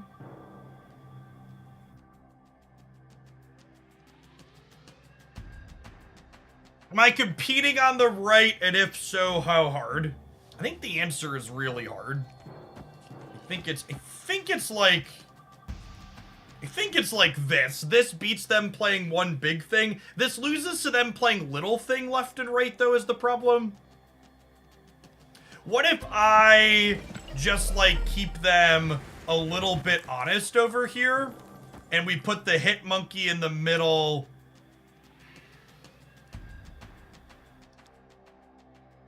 Did I put it on the left, actually? They would have to play a 7-power thing here and a 2-power thing here. Crossbones plus 2 stones is possible. Yeah, but they can't Crossbones DC because I have a goose there. I think this is it. They're leaving. Okay. Victory.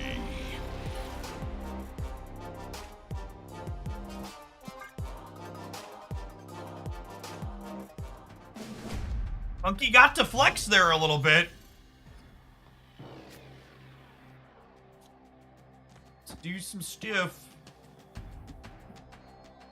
Do you have a rock on one, a rock on one, a rock on one? Dude Light, thank you for the Cerebro 2 submission. Appreciate you. We'll need a semi-reasonable deck for our sanity by the end of the day, I think.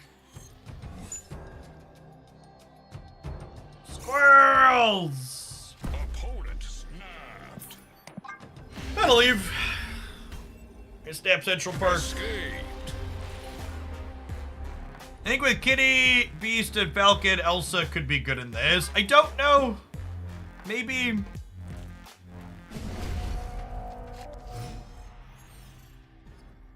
Before they nerfed her, definitely.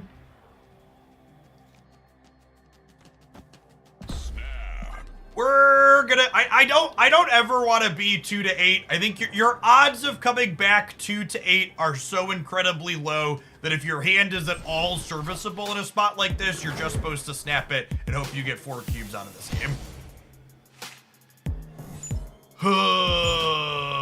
Marvel snap. Marvel snap.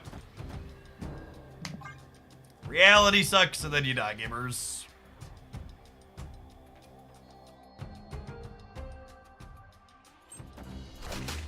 Cerebro 5. Thank you, Ray. Ray's submission is going to close up our submissions for the day. So I want to make sure we have time to get to everything. Today is going to be a good long stream, by the way, gamers. And at the very end, we're going to be doing something special at the end of today's stream. Our sponsor, HelloFresh, if you haven't seen them before, they deliver fresh meal ingredients with wonderful cooking instructions direct to your door. They're what I like to refer to as an organic sponsorship. They're something that my wife and I pay for non-sponsored periodically over the course of the year. And we are going to be cooking together on stream today at the very end.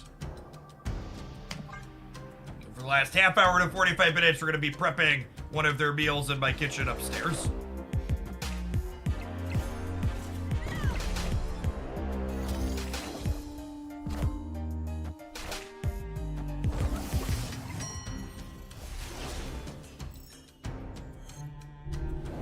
Speaking of other stream stuff, someone asked if I plan to stream any of the Genshin Impact TCG I've been playing. If I don't get my ass completely handed to me in the qualifiers I'm going to be playing in, I intend to play a little bit of it on stream later this week. But I haven't played that much against actual humans because it has like a NPC style mode where you play against AIs, which is most of what I've played, so... The first few rounds don't go terrible for me. We might stream some of the later prelim matches. What game is that? Genshin Impact has an in-client digital card game.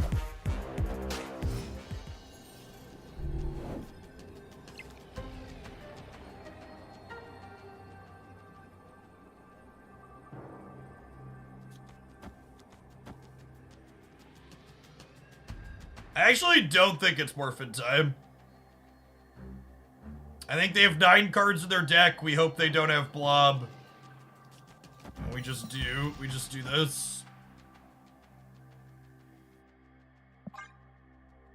Which is another reason this archetype could really kind of struggle is if you can't play for all 3, you're just going to lose to Blob because our numbers aren't big enough to beat Blob. Yeah, I played Hood is +2 on the Collector. Yeah, I ordered the Hood Falcon, right? Because Hood generates 1 for the Collector and 1 for the Bishop, and then Falcon bounces it back and gives me another 1 in the Collector. So we have like pretty decent numbers in the center, and no, I didn't order them correctly. Yikes. That's fine, they didn't play for left anyways. And unfortunately, they have a 640, and we are very good.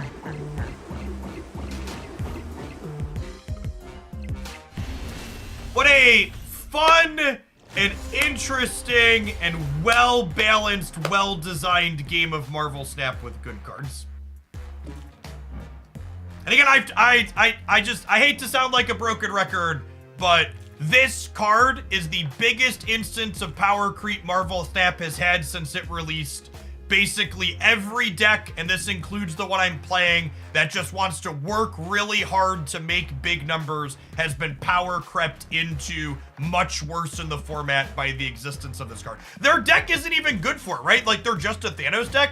Like, this thing is 33 power, and there isn't a single card in here bigger than fucking 7. Like, it's literally just because they're a Thanos deck, right? Like, there's no deck building consideration here. Like, Legion's the biggest fucking card that it ain't.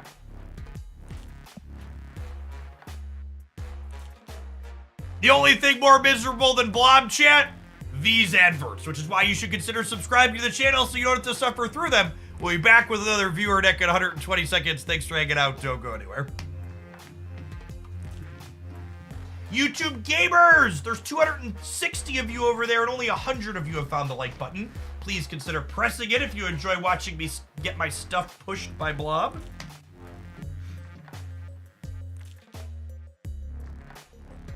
Did you honestly expect Bishop, Scar, and a 7-power kitty to beat one singular card?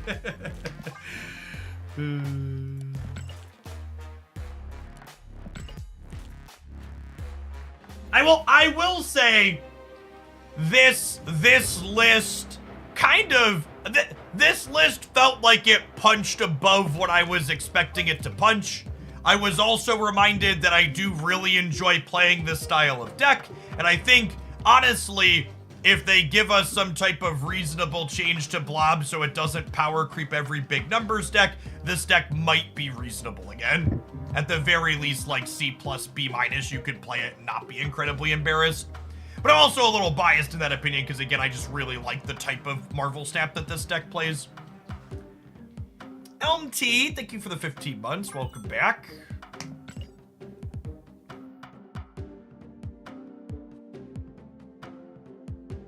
The Spider-Man 2099 variant is beautiful. That's why it's searched up here in my list, because I made some bad choices and bought him over the weekend. Hopefully he gets a buff at some point.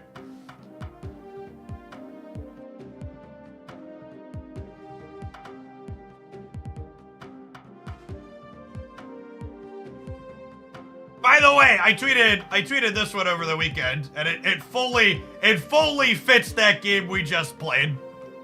Not Werewolf by Night, obviously, but like, you know, we built our entire deck, and we did a bunch of really interesting and impressive sequencing decisions. It was very skillful.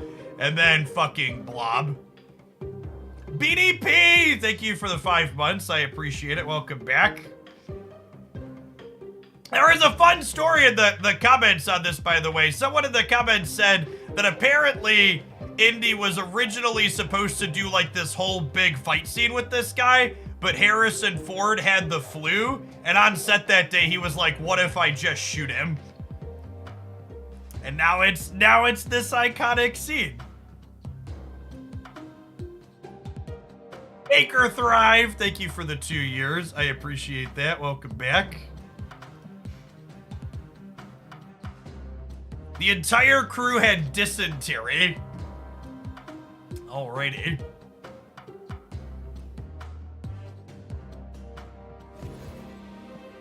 Oh, I got a pixel variant? No, the next one's the pixel variant.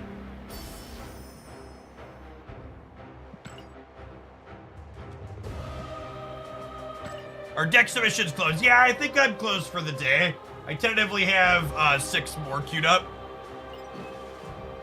And we need to start cooking by 4 o'clock, so that way we can grab the daughter from daycare on time.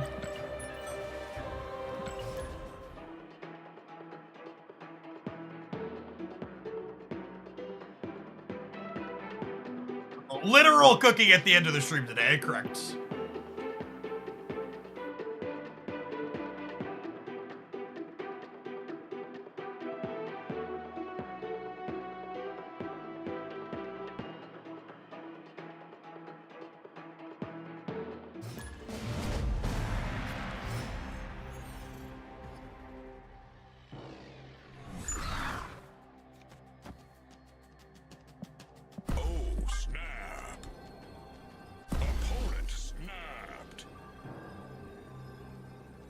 Mr. Wilson, thank you for the Hawaii 5-0. I appreciate the over 4 years. Welcome back.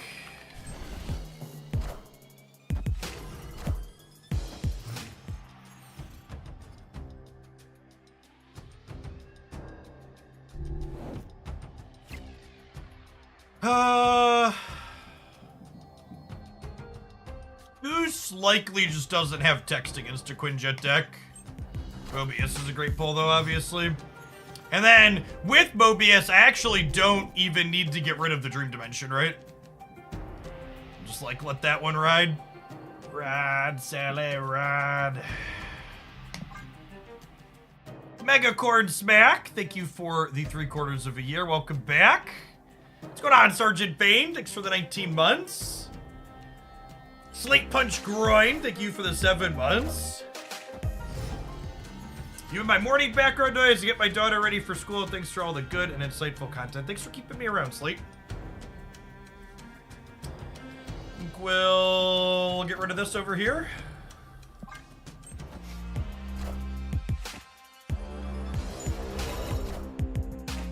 Wind, aid my hand.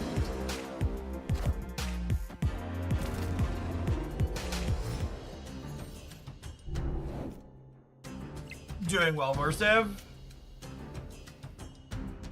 Life is reasonable.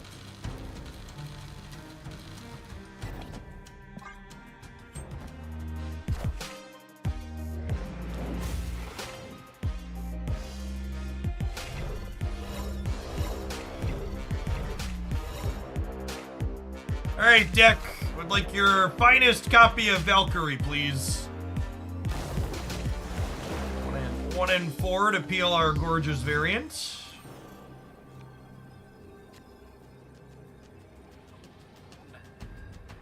Oops.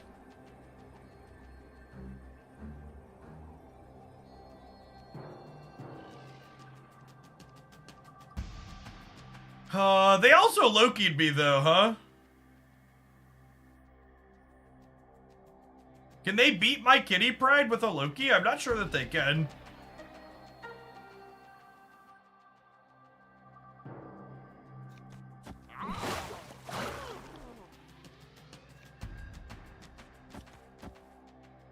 Can they beat me going +10 here? They'd have to have Vision plus Echo or Nightcrawler. Captain Marvel does take Kraven into account when she moves, yeah. They could Jeff Wright. They could Jeff Wright. Yeah, that's true.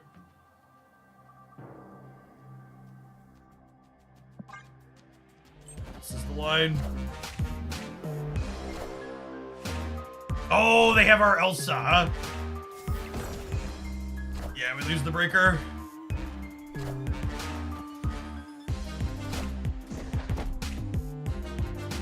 Higher, further, faster, baby. Lower, closer, slower, Grandma. Can we get Captain Marvel unnerfed yet? Come on, Glenn. Save Cerebro 5. Please, please, for the... Oh, I clicked the wrong button. Sorry about it. Please, for the love of God, give her a point back. Carol's not hurting nobody. She's a very honest and fair card. There's so many other good things to be doing with Zabu.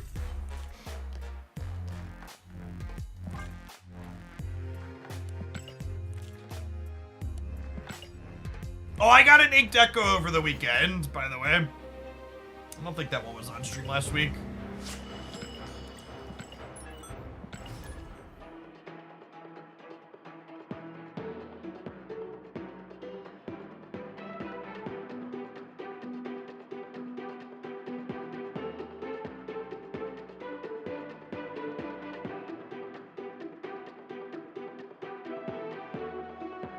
I actually don't think Stature and Black Bolt need to be unnerfed. Unlike Captain Marvel, who's not in any competitive top tier decks at the moment, the Stature Black Bolt deck actually has consistently very reasonable stats. The Zabu Stature build I've highlighted a couple of times.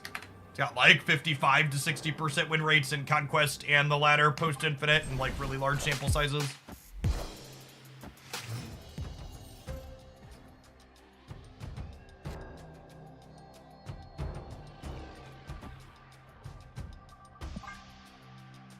Yeah, unfortunately, I'm not sure, and this deck that we're playing it's a metagame deck. It is we're trying to beat very specific things that some of our opponents are doing. And if we don't run into people doing those specific things, we're probably gonna have a hard/bad time.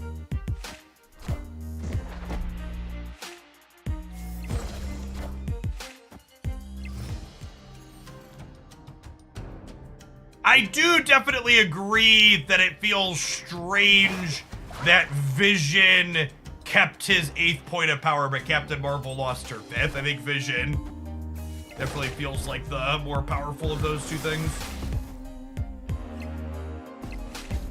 Enough said, Bob.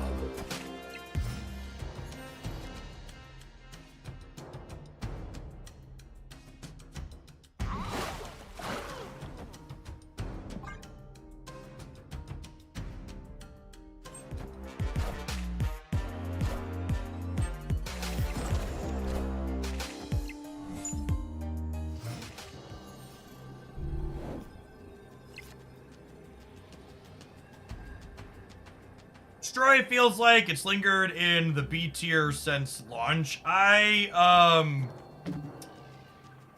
was I gonna say? Destroy has been solidly B tier since X23 release, so it isn't quite since launch.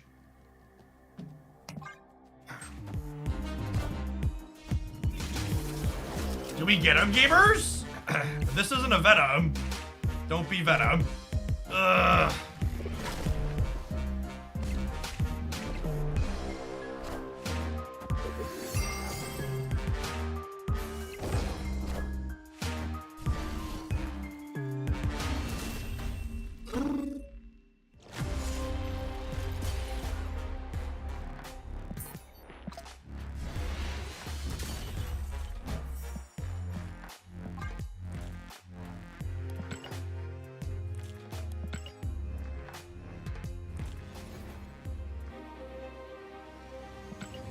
I think this is probably going to be added to my list of decks that's just like a good player used this to get to Infinite because they're probably both good at farming bots and better than some of the people they're beating that aren't getting to Infinite every season. And then in actuality, it's just not very strong. That description fits a lot of archetypes, unfortunately. There were so many I got to Infinite with Ronin deck posts I saw on social media, and it's just like every single one of them was just like, yep, this deck is actually just trash. In the Wolves Den, thank you for the 5 months. I appreciate that. Welcome back. Got him. Rip. Rip. It's fine. They're not gonna... Oh, they all already died.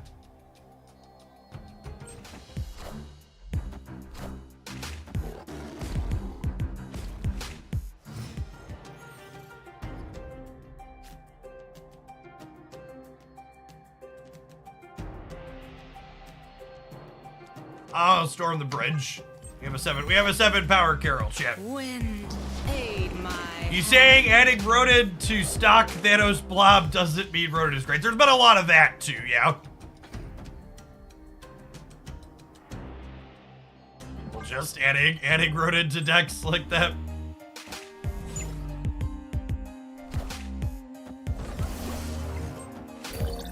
Dano Marvel, thank you for the 11 months. I appreciate that. Welcome back.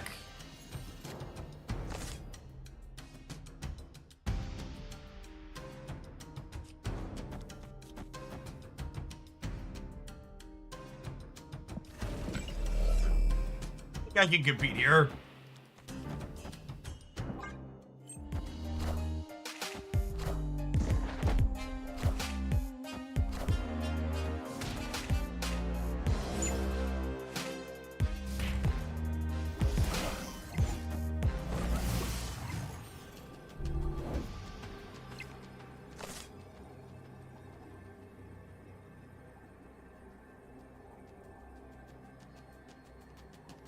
Well, unfortunately, my I can't compete here was accurate, but I also just can't compete here. Such is my judgment. What? We're still short on that one, but lol. higher, further, faster, baby.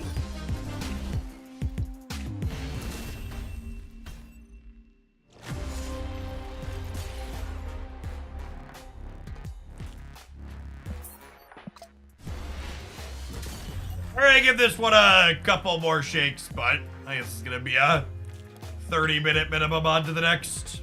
Which is sad, because I like the look of this deck. It plays a lot of cards that I like, but just feels so incredibly underpowered against anybody doing anything reasonable in the format. Valk is so much worse than Shang-Chi, it's embarrassing.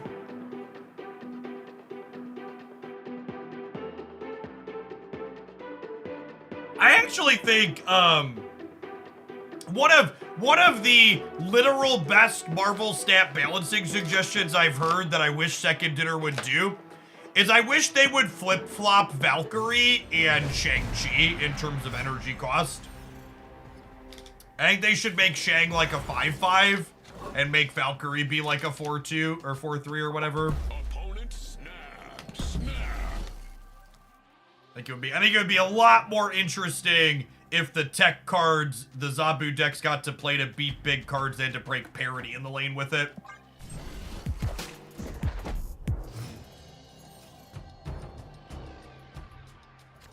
I also think Shang is probably still very playable at 5 energy. If it had some amount of stats to it. But I want a Nightcrawler in the middle.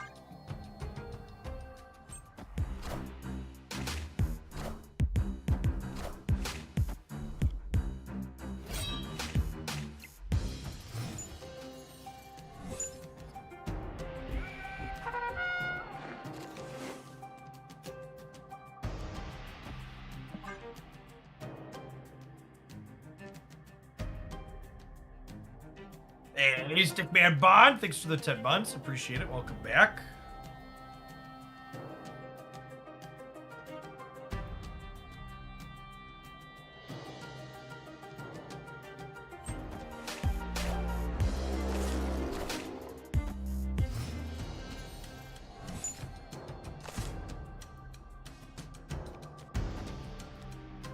Imagine the outcry for Reddit if Shang costs 5. I can, and it's fucking glorious.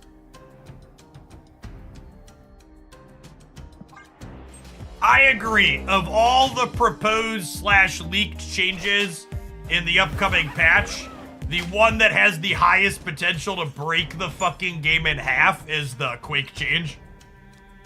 It is incredibly scary. There's a lot of potential for the Quake change to be a...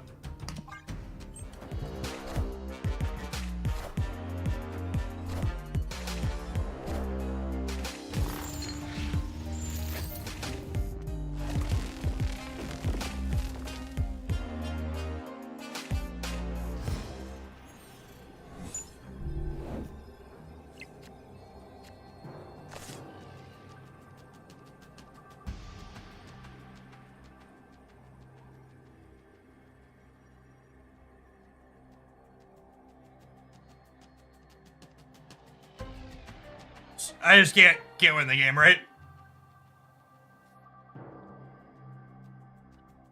If you missed the leak changes, they are fully reviewed on my YouTube channel. They went out last week. If you want a sneak peek of what could be coming tomorrow.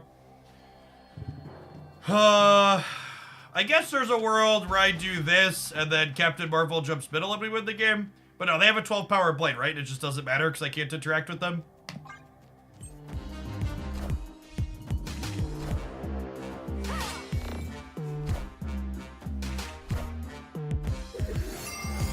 Higher, further, faster, baby.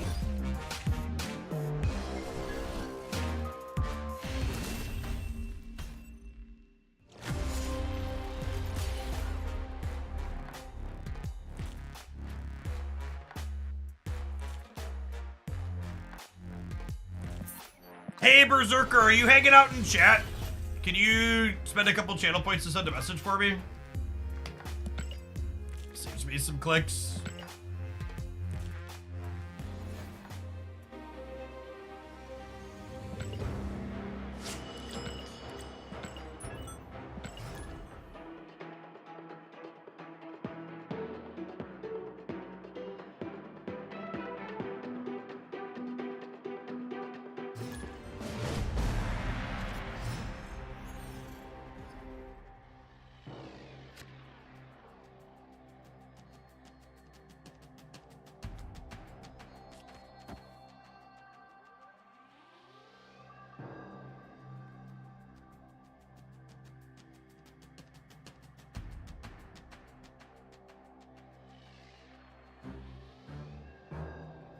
Does the patch usually release with the daily reset the day of? No. In fact, the patch typically releases sometime around 8 a.m. Pacific on the day of. Not always, but usually. That's for those that are bad at time zones, that's 23 and a half hours from now. Correct Rain, thank you for the 14 months. Appreciate that. Welcome back.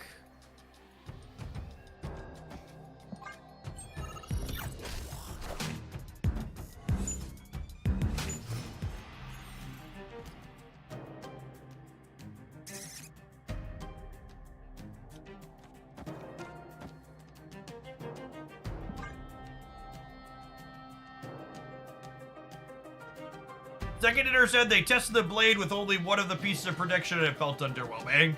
That's interesting. Is it Jeff's birthday? I have, in fact, survived another trip around the sun. Yikes. Yikes!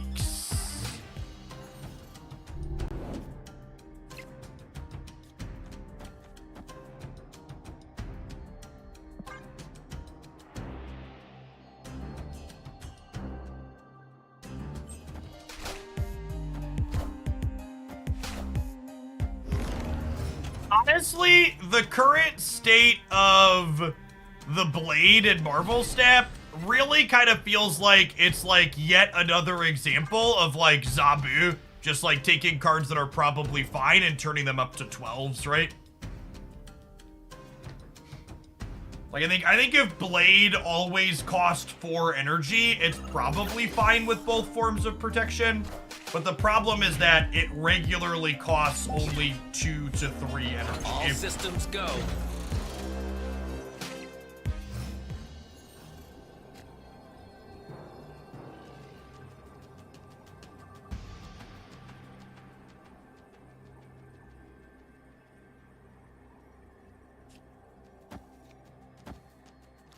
This beats a blob left, right?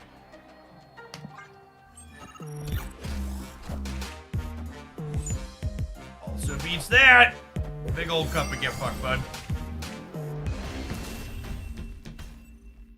Victory.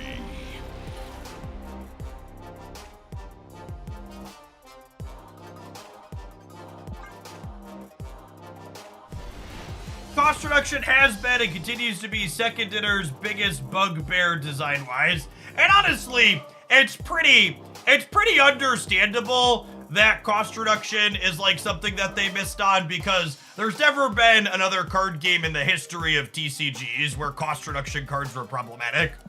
Usually that design space is super safe to explore.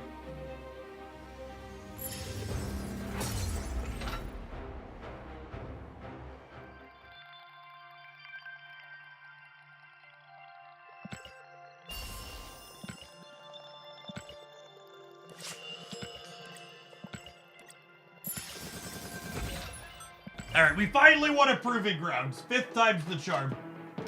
We did it, we're in, we won a Proving Grounds. Suit up, gamers, it's time for the Silver Conquest.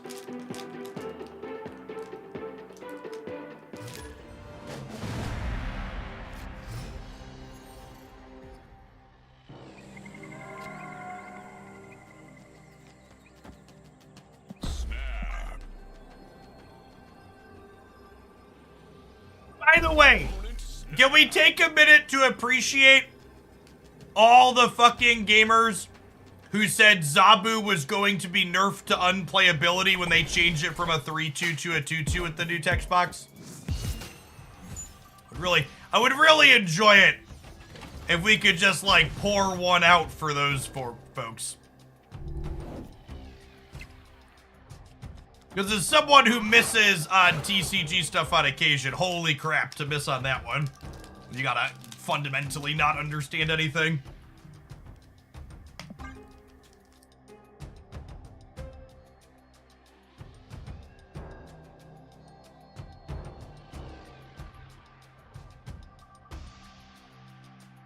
Chaos Gregor, thank you for the brand new, repping that tier 1 for the 2nd month. Welcome back.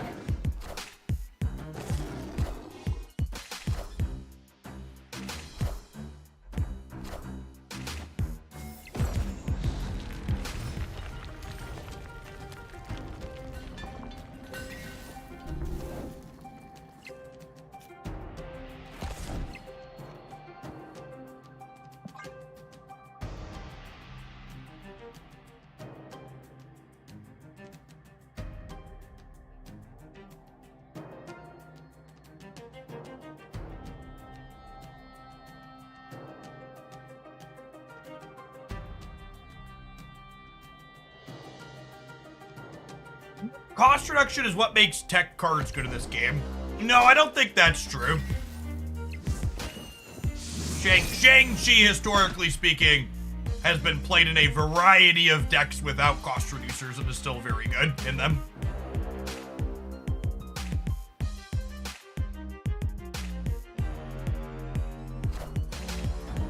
Is it better to give as many buffs as possible to movable cards or all in on Kitty? I think it depends on the matchup.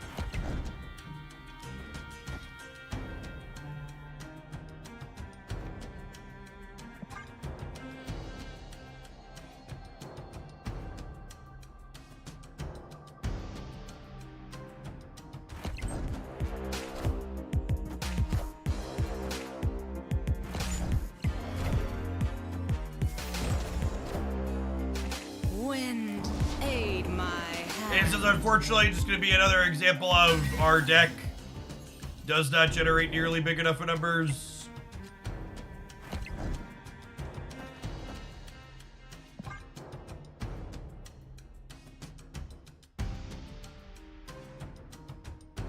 Zabu is great at teaching new players like me when to snap early. That's true. Yep. Good, strong, proactive decks are definitely good for that.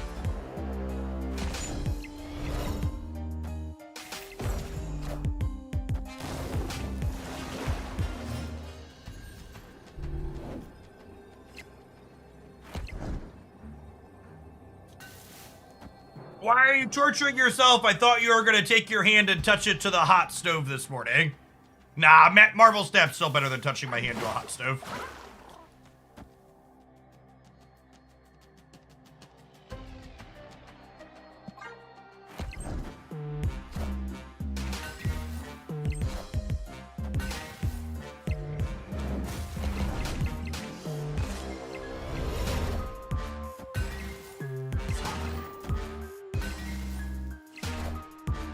Higher, further, faster, baby.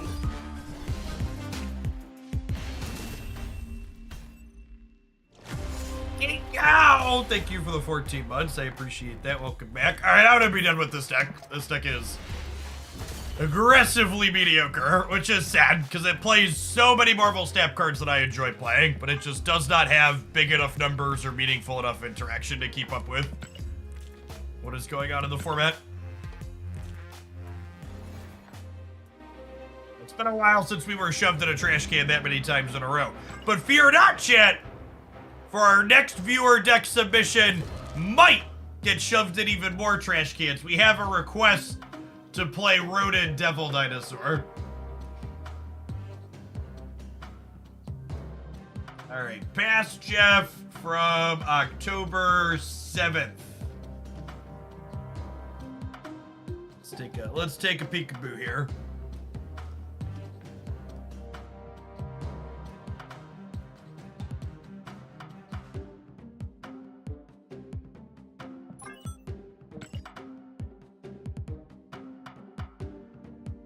It's funny because I think this deck is actually from when Mobius was a 2 energy card, but we actually want to play it again now that it's in a 2 energy card.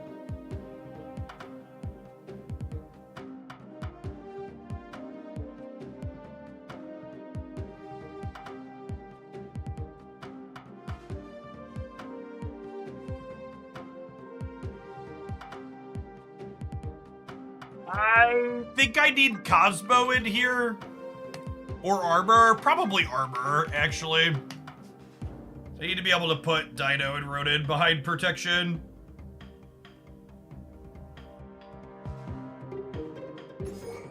So Killmonger out for now.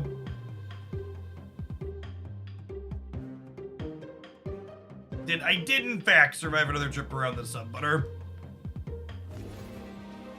Take one step closer to the age everybody thinks I already am.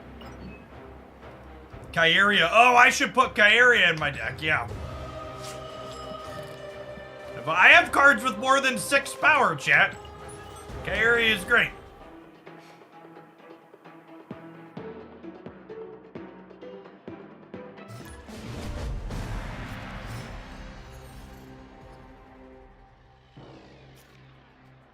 You plan to say one last goodbye to old Kingpin? Nah, we're gonna play a ton of Kingpin with the changes, chat. New Kingpin is sweet.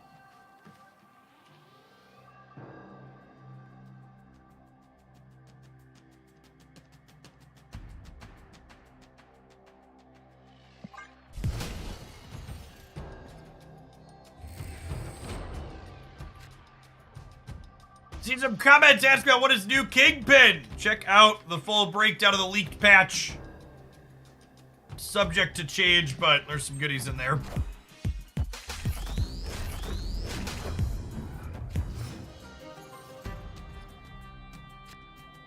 Oh, this is actually really good for us, chat. Did you know that Ronin wins the mirror match 100% of the time? It's a really strong matchup for us.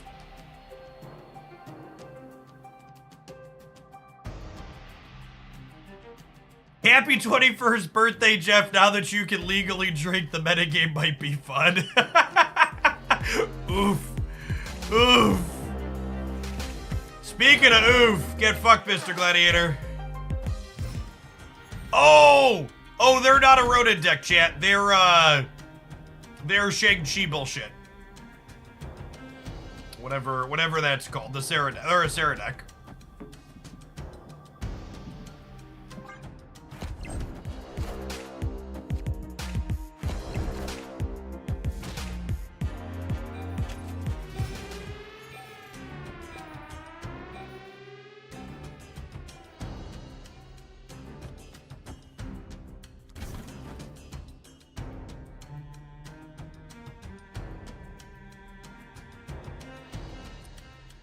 I think I just need to yoink that, right?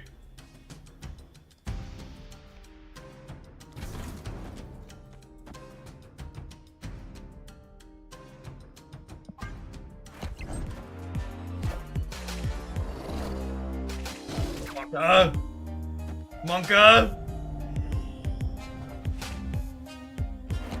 Everybody clinch! She don't miss, chat, listen. We didn't unlock this variant split for her to miss. Armor? Oh, it's guaranteed to be armor because, what's it called? Yeah, good stuff, good stuff.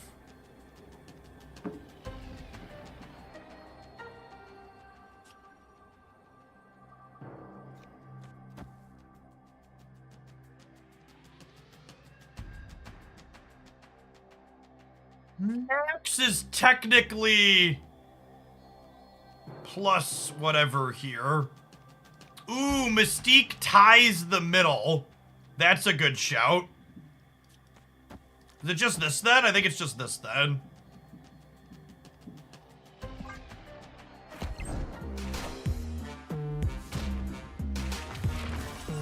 It's Dr. Doom.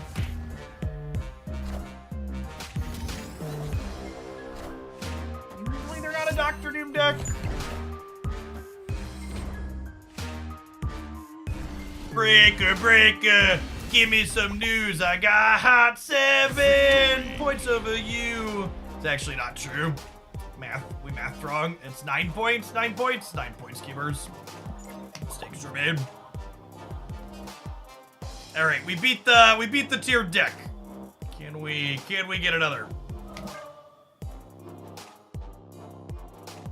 Thanks for hanging out, Emmett. Appreciate it. Evil Bart, thank you for the 5 months. To Sneaky's coming in hot for the 5 as well. Good morning, good morning.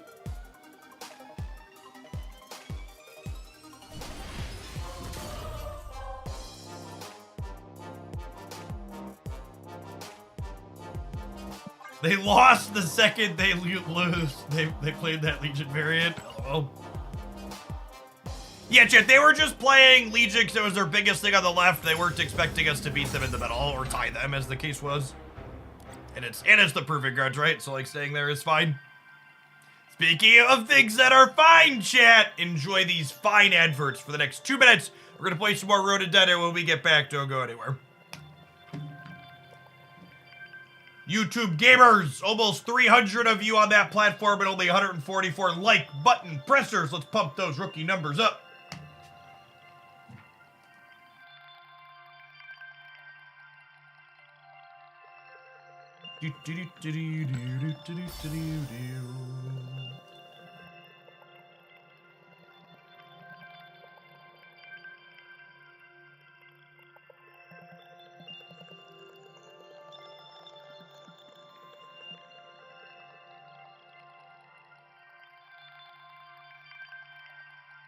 We streamed Snap on Saturday, BNJ, and it was fine.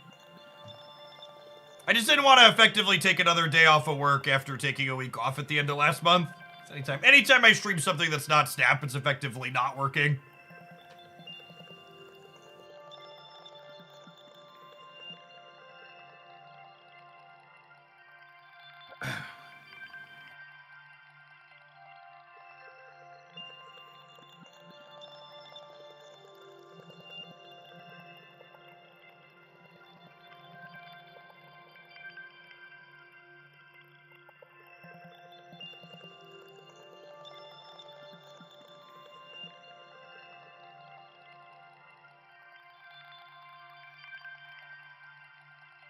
The Sauron deck that I posted was atrocious, just like basically everything else you can play in this format that's not one of the 3 good decks.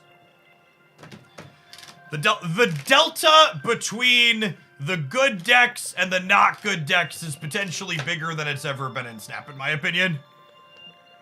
It's a stark contrast. Salad Bar Ham Cubes, thanks for the 2/3 of a year. Welcome back. Nice Mace Stun Bro coming in hot for the 52 months. Good morning, good morning. Emmett, thank you for the 3rd of a year.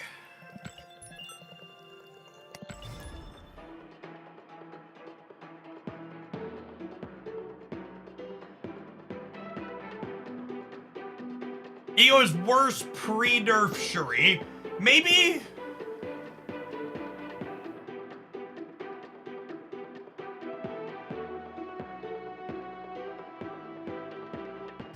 Are they taking 2 weeks for OTAs now?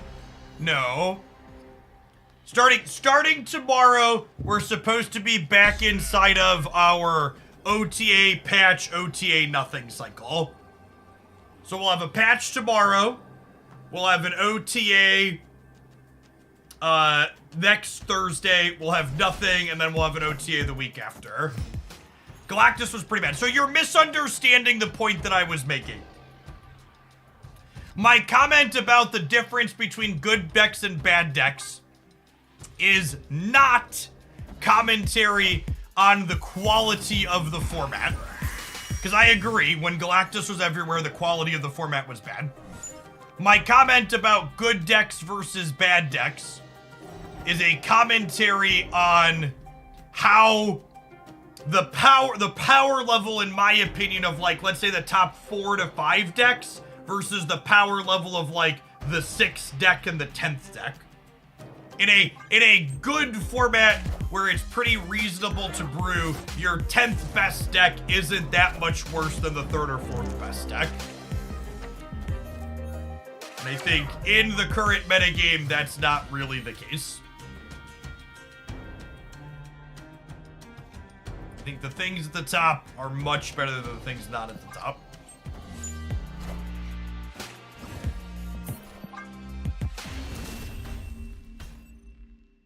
Escaped.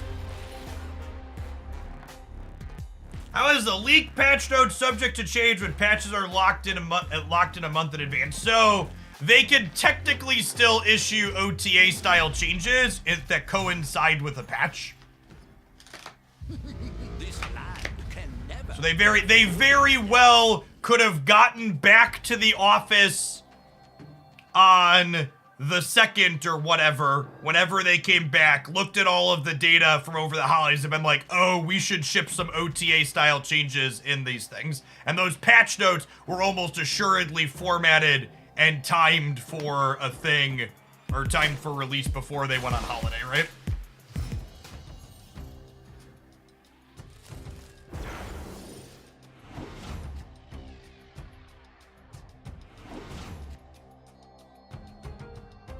I didn't want to play my deck anyways. Escape. Why aren't all patch notes leaked before release? What's special about this one that made it mineable? So it wasn't mine. The patch notes weren't mined 2099. Someone at Second Dinner had mistakenly set the auto-publish date for these patch notes to January 2nd, as opposed to the date of the patch, which was the 9th. Oh, snap. It was a clerical error on their side.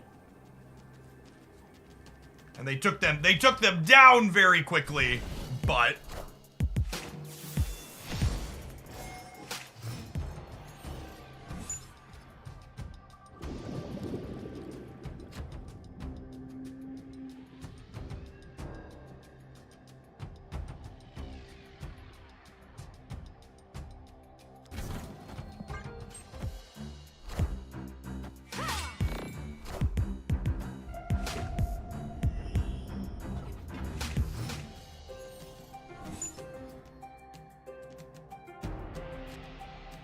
I see a lot of comments about how Marvel Snap's collection system is horrible. The people commenting that Marvel Snap's collection system are horrible are unreasonable individuals that you can't logic with. Marvel Snap's collection system is actually quite good in comparison to most other games of this type. What people mean when they complain Marvel Snap's collection system isn't good is their primary complaint is that they can't get actual literal everything for free the same day it releases. That's the crux of their complaint. They think they should get every new piece of content on release day immediately. And then the flip side to that is in addition to expecting every new piece of content on release, those are the same type of people who, if they couldn't play for meaningful prizes, they would also complain that there weren't meaningful prizes to play for. It's this giant catch-22, damned if you do, damned if you don't. I want every meaningful game piece right away, but also you need to make sure that you have meaningful prizes for me to play for at all times. And they just like don't understand that those two things are at odds with each other.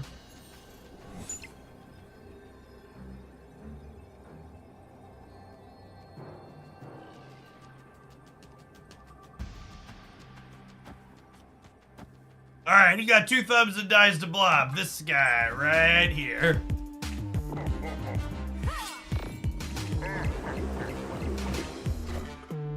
Full card. Eat.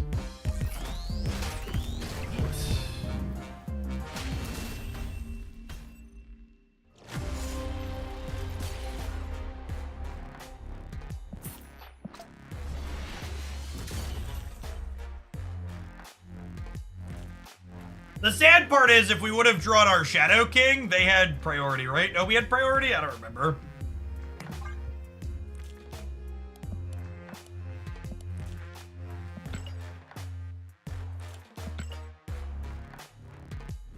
Surely they will do something with Blob tomorrow. I would be shocked if they had time to get a text box change in for him tomorrow, but yeah, hopefully Blob goes at least to like a 6-0 tomorrow. I don't think that remotely fixes the problem, but at least it puts a band-aid on the bullet wound for the time being.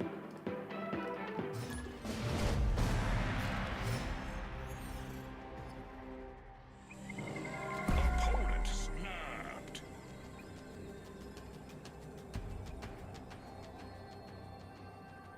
Oh, snap.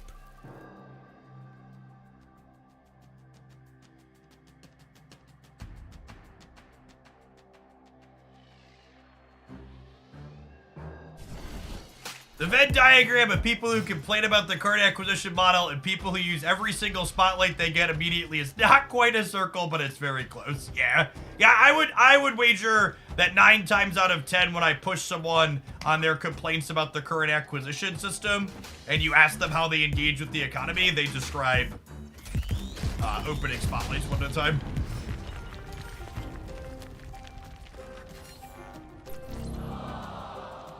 Definitely been my experience.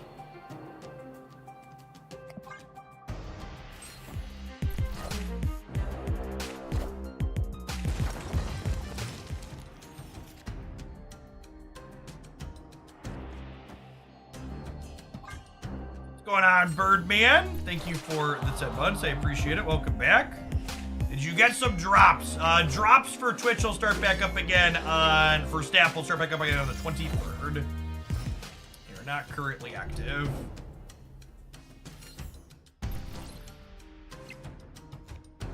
All right, chat, we are young, scrappy, and hungry. We got a Ronin into a Mystique here, into a Maximus here. Maury PR, thank you for the over 3.5 years. Welcome back.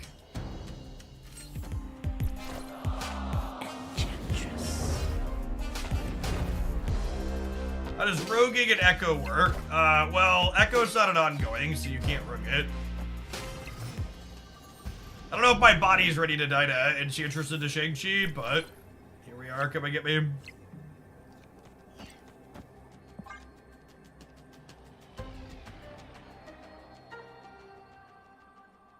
Sir Sheen, thank you for the Prime. I appreciate that.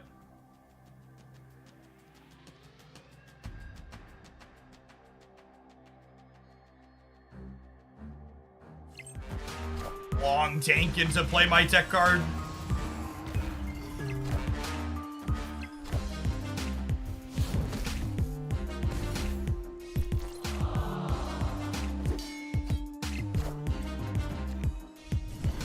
Yeah, we couldn't have even Maximus middle and given up the right.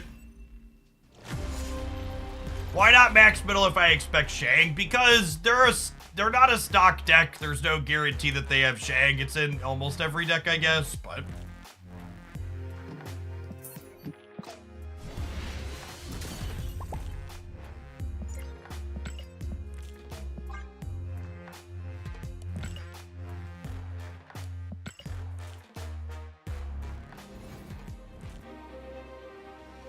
I'm gonna move on from this one. This deck is very not so good.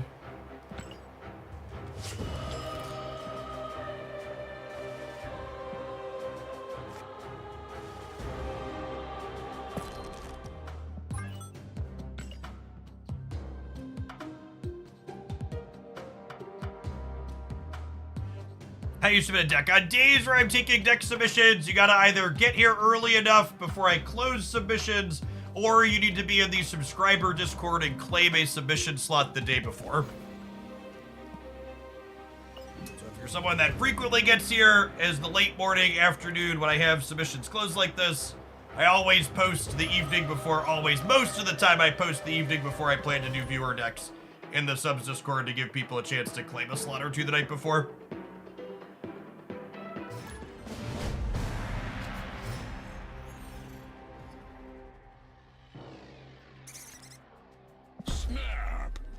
If you're someone who's subbed to the channel and you're not in the Discord server, you should consider popping in there. We got a very active and awesome community.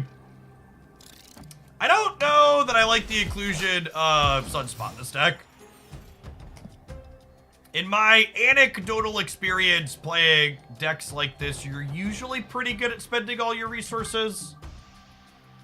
I feel like I'd be surprised if this is ever bigger than like 2 power. Oh yeah, no goose in here is the decision as well. How'd the bounce deck go? I had a lot of fun playing the bounce deck, and we got absolutely fucking demolished by Blob. So exactly as expected.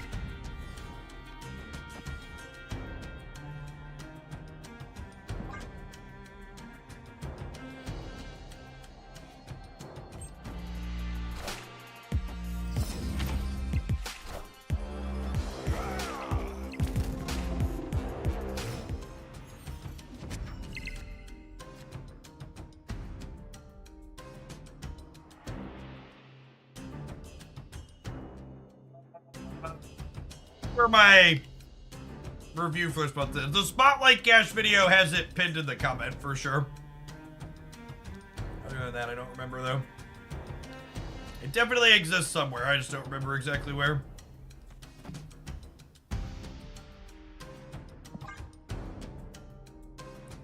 Play Shauna, get 0, lose the game.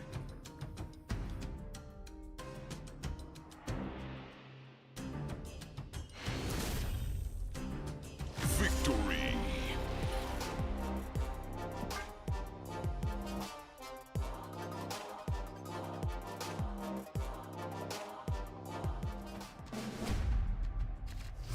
Nebula is probably better than Sunspot. Yeah, I agree with that.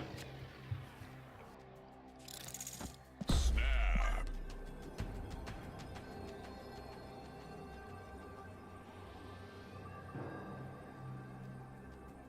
Now, the scary part here is I would assume that my opponent's X-23 deck is a Killmonger deck. So the games where we don't have Kyrie are probably challenging.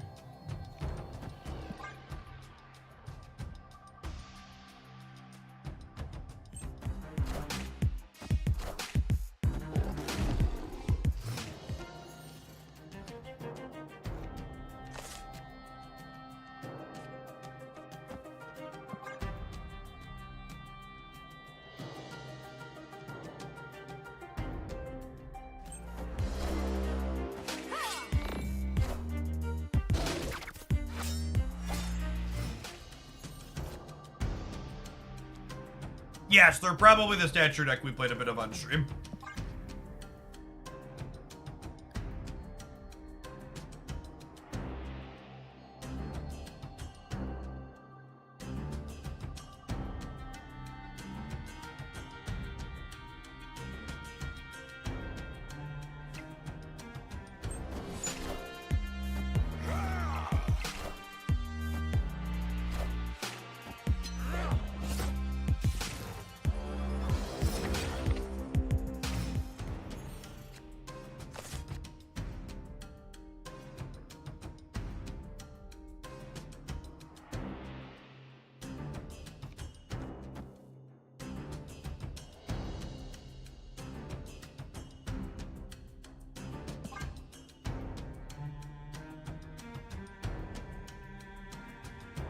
Opponent snapped.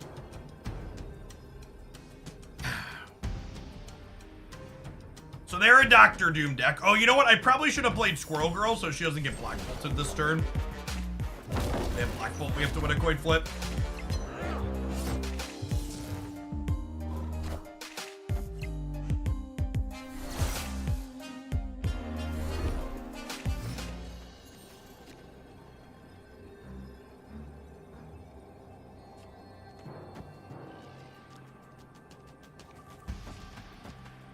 Why not use all my energy? Why should I use all my energy? Why should I put more stuff into play before they know about it?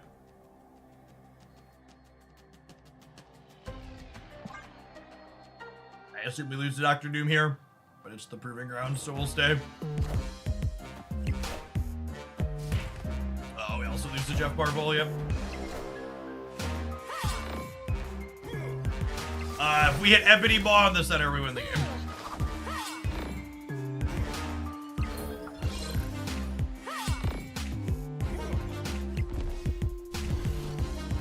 Sunspot was good that game on the Whiteout room.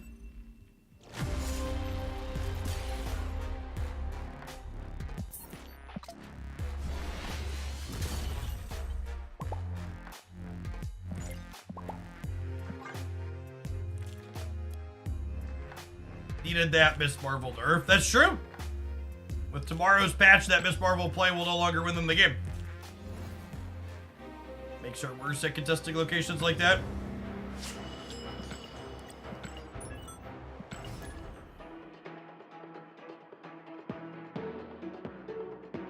Why expand instead of Martyr? Because it didn't matter and we were dead either way. And we stayed because it was the proving grounds.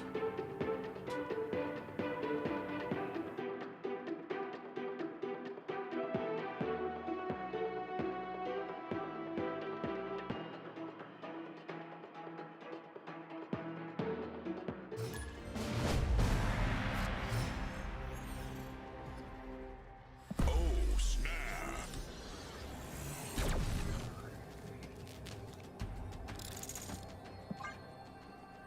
Opponent snapped.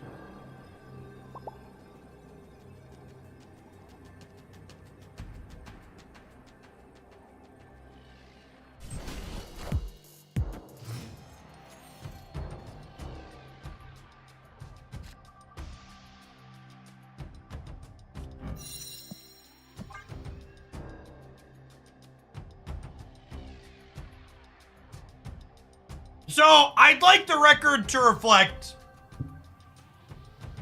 that I know it feels like we're getting a little bit beat up today, but we are currently batting above average for viewer conquest decks so far. So we have a 31.6% win rate, which is above the typical 25 to 30% win rate viewer decks tend to have when we play them.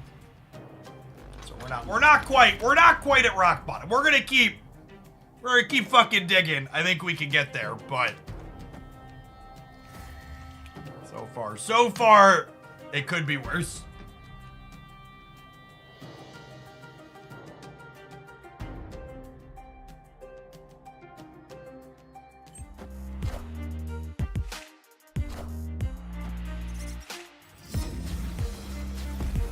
The secret to life is setting the bar low. That's true.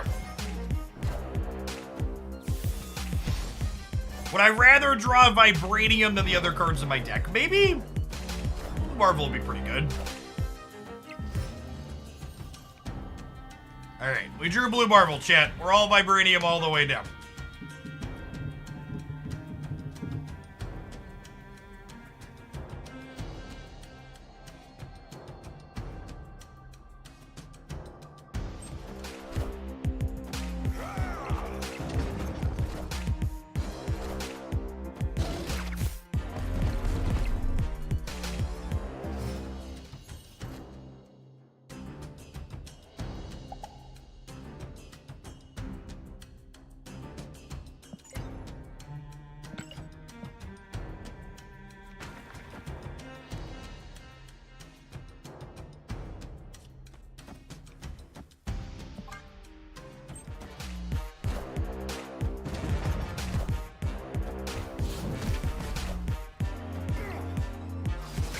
And we're gonna draw Shauna and we're gonna win the game.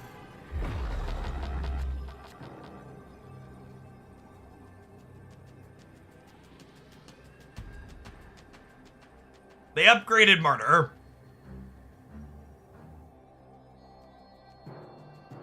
Thanks for that.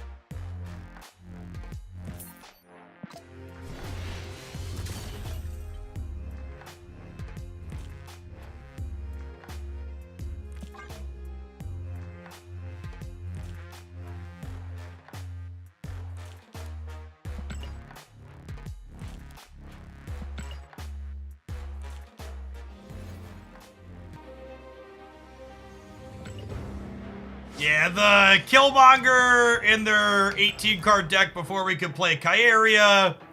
The Null out of the expansion.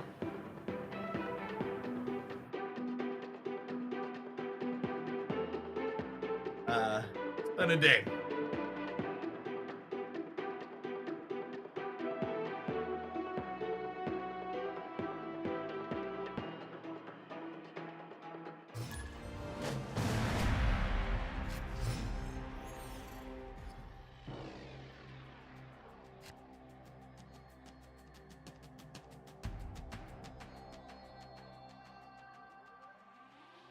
Opponent snapped.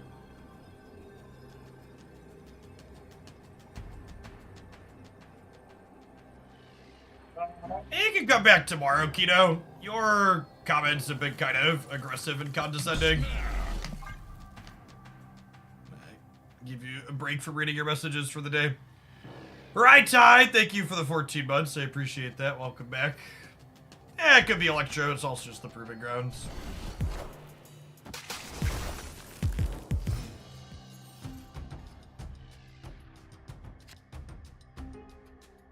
Anybody else want to pipe up and let me know that I should be playing around Killmonger out of the average Thanos deck because you have post-2020 vision?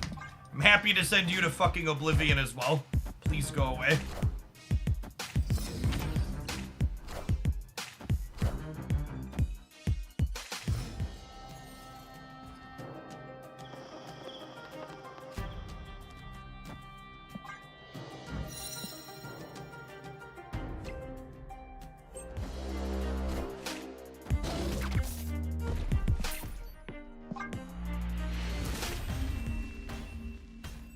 Escaped.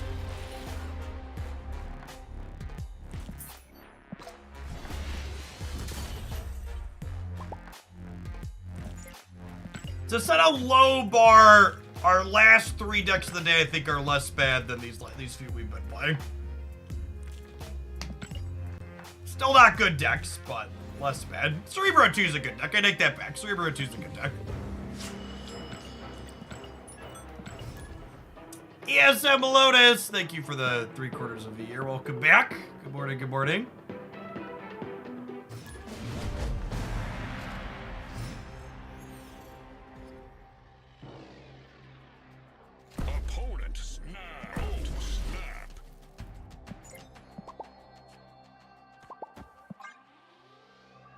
T-Rex can swim. Thank you for the quarter of a year. I don't know if that one's true.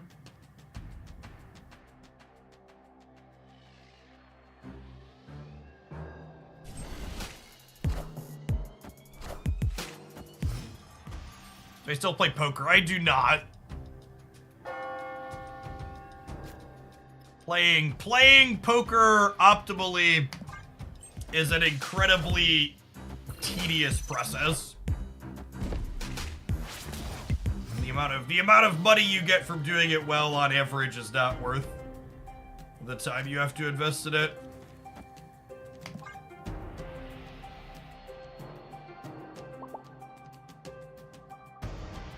Are there any good Khazar decks with Kyria? I posted a highlight on the secondary channel that was like, okay. But no, I think there's only like 3, maybe 4 good decks in this current format, and I don't think any of them involve Khazar.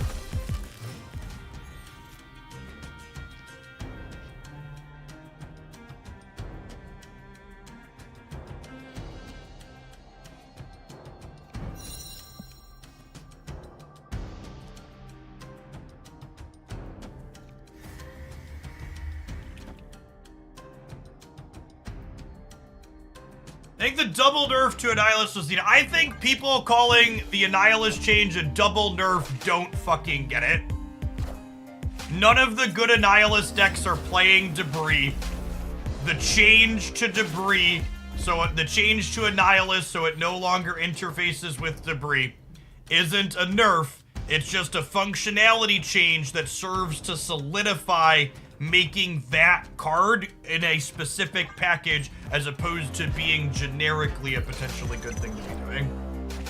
Kid Detective, thank you for the prime. I appreciate that. Welcome back.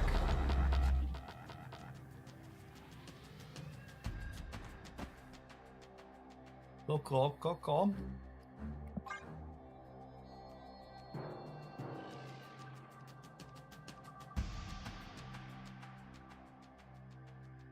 I would also bet good money that Annihilus working with Debris also means, this is the thing I think I don't hear enough people talk about.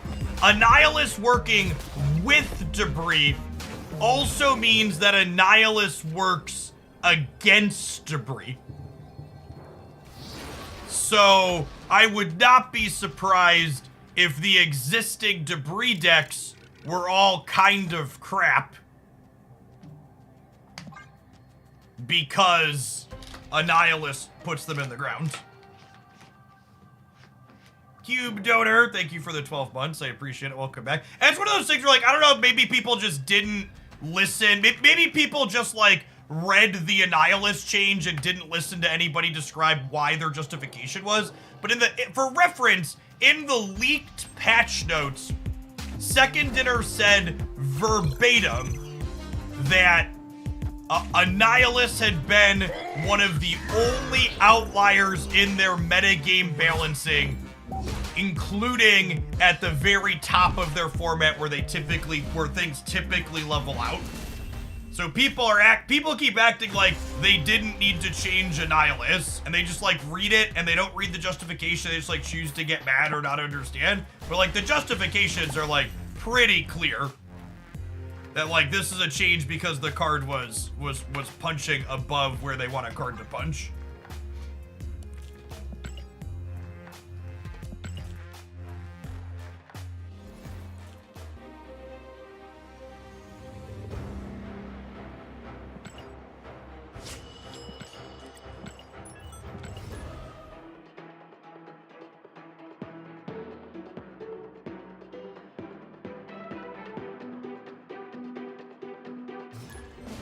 Party Punker!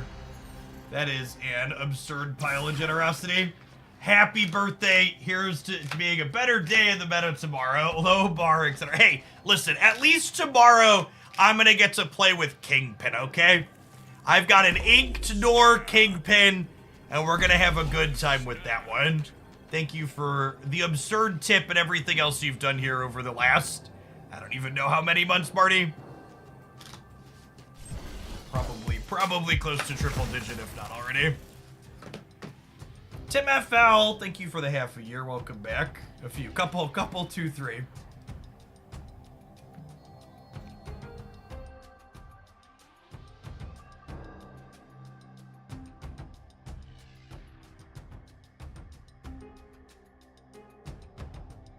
I think Viper needs to be reverted. Maybe. I honestly, Viper's a card that I wouldn't mind if they decided to, like, try and put her to a 3-5 before just full rolling her back. I gotta go either way on that one. And they remove Kingpin's stopping effect I'm writing. I hope they keep his stopping effect, yeah. I'm gonna go full Gamma because I can't win the throne room. I guess I could wait and try and draw Shang-Chi. Going full Gamma is probably wrong. I think Surfer is ready for revert. I actually think reverting Surfer would be one of the worst balance changes they could make, and I don't ever expect them to do that.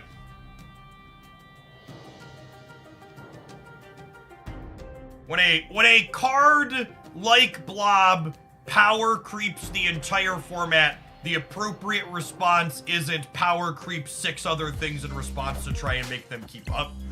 The appropriate response is unpower creep the Blob.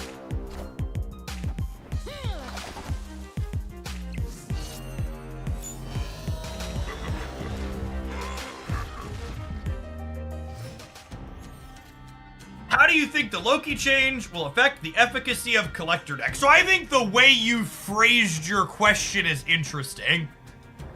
Because you've asked me, how do I think the Loki change will impact collector decks?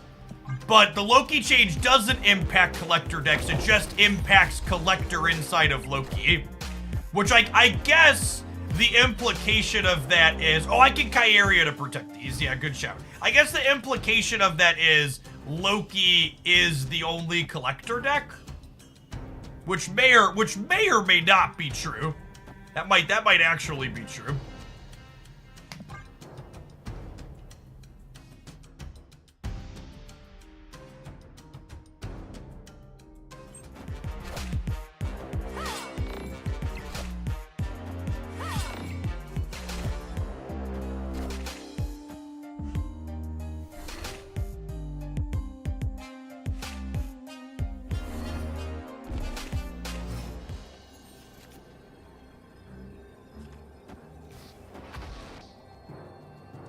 This is +6, +3.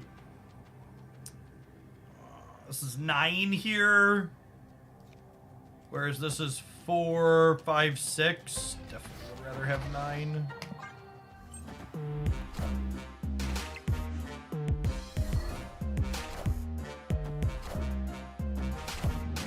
I think we win the breaker, right? They keep the throne room bonus, but we're crushing them at Game Lab.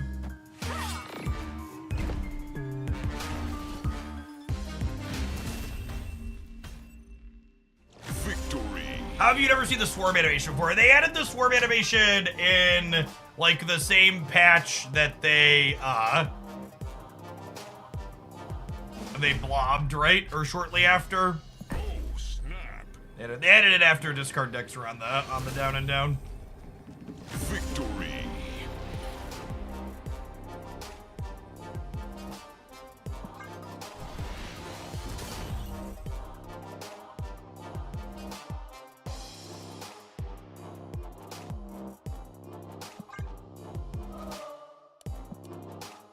I actually opened that avatar off the collection track at random.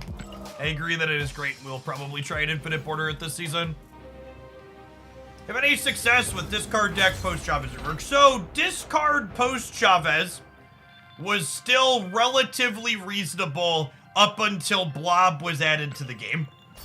The thing you kind of have to understand about the current metagame is every deck in Marvel Snap that just wants to make consistently big numbers has been made worse or unplayable because Blob now exists.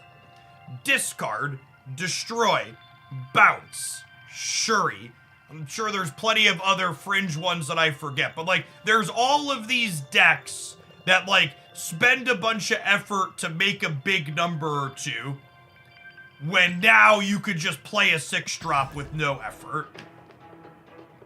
How is Shedot doing so well? And Shedot is not a deck that has particularly impressive stats, and Shedot is somewhat successful in large part due to Leech.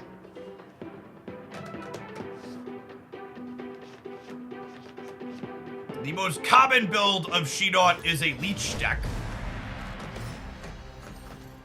which is a testament to Leech being Leech and not Shedot doing anything. But I wouldn't consider Shedot one of the top decks in the format. I actually think Shedot is probably the worst deck that I see so many complaints about because people just hate getting Cyclops. Actually, I'm actually kind of surprised at how many people complain about that archetype. It's one that's a little baffling to me.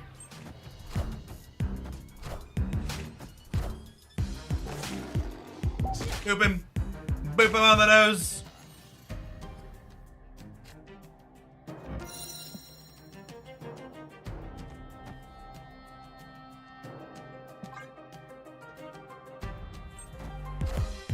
The thing you need to think about when playing against Shedot, chat, is on the final turn of the game, you need to be able to beat She-Hulk in all 3 lanes.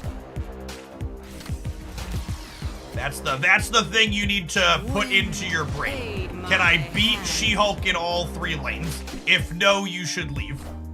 So you should assume you're going to lose whichever lane has... You should assume you're going to lose whichever lane has their copy of Infidon in it. And then you have to beat plus 10 power in everywhere. And because people don't retreat, as you mentioned, even though it's predictable stones, I think a lot of people just don't think about what I just said there, about how you just need to beat the She-Hulk in every lane. Opponent snapped.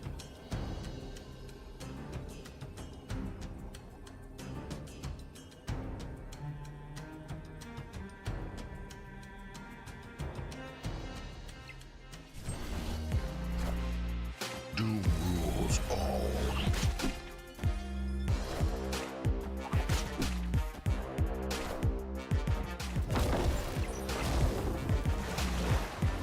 Oh, are we finally gonna get 4K streaming on Twitch? Was that what this is supposed to be? We're gonna have 4K streaming on Twitch?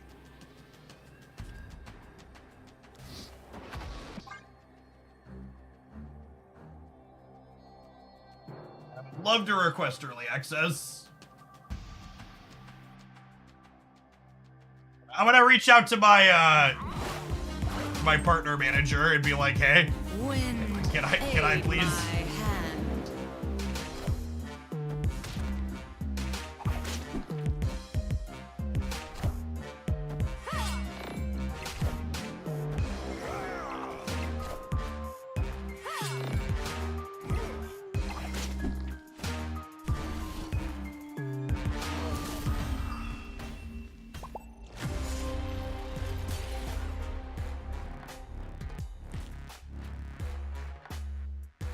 And this is, so when Kyaria released, there was a lot of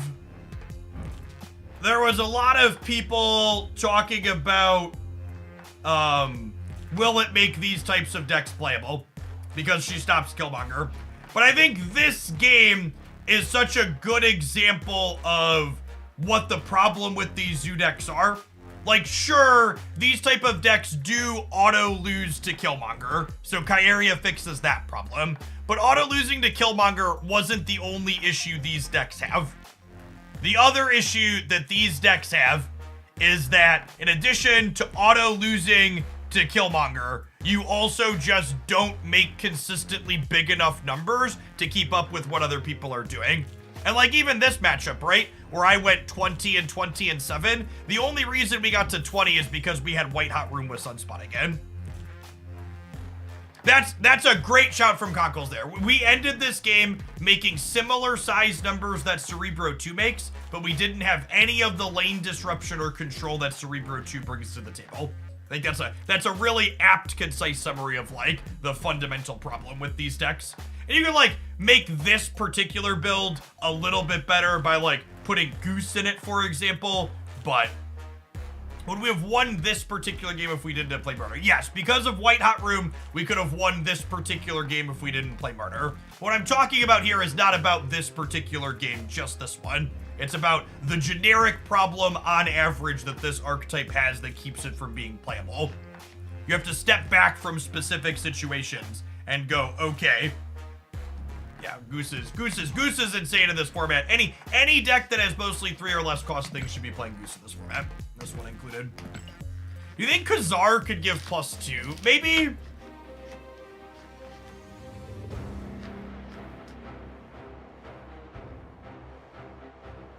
+2 is probably too good. TLDR. You know what else is too good, chat? These adverts. We'll see you in 120 seconds. We're gonna swap out to our next viewer deck when we get back. Thanks for hanging out. Don't go anywhere.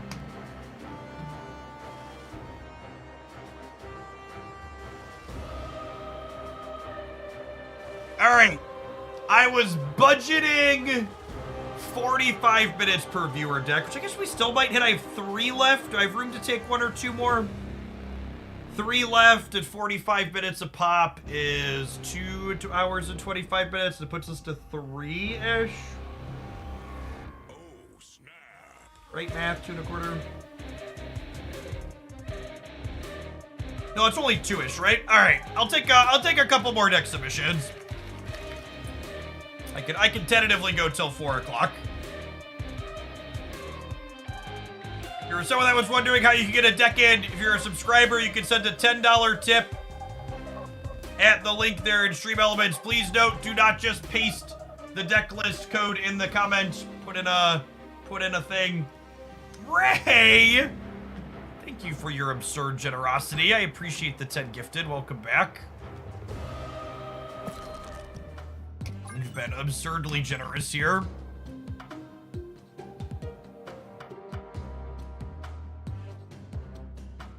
Spreading the anti-end cheer. God bless us, everyone. Hey, thanks for the birthday gifties.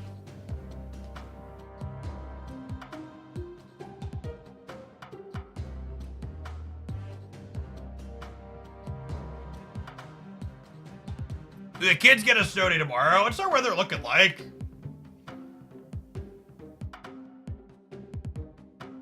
I've got an orange dot.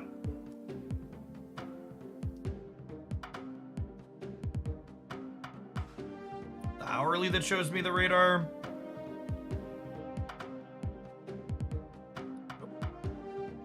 Mixed precipitation. Where's the one that just gives me the days on here? I hate how different their website is compared to the app when I look at it.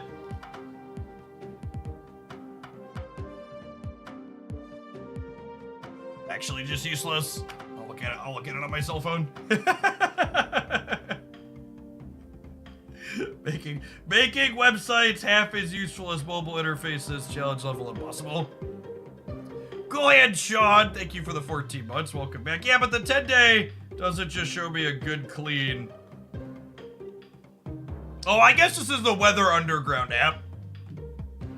So this is what I want, chat. This is the graph that's most useful when I'm making my Oh. I was gonna focus the little blue lines that show me where the precipitation is gonna be and how much is most useful. If we play a Jean Grey deck, we definitely could. No deck code, just a Stegron Enjoyer. B-Knight, could you request something else, B-Knight? We're going to play a bunch of Stegron once Kingpin's changes drop tomorrow.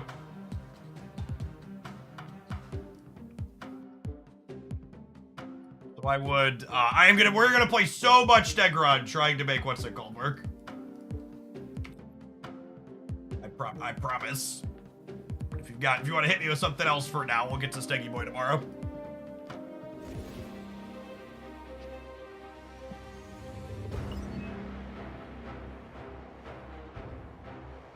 Jefferson, Illinois. Yeah, I'm in Illinois. I'm smack dab in the middle of Illinois.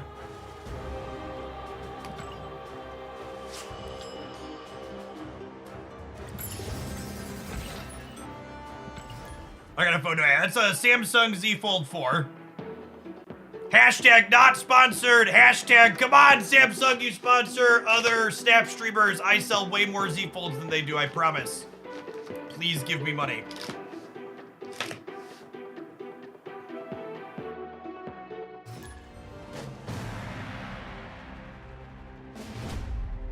Behold my creations.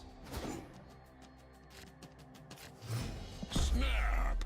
Lockjaw, Wasp, Quicksilver, ship it.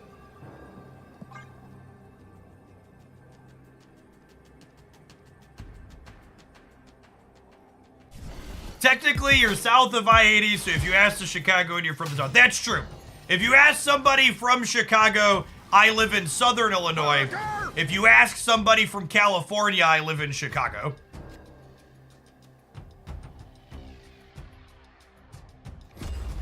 I don't make the rules, but that's what they are.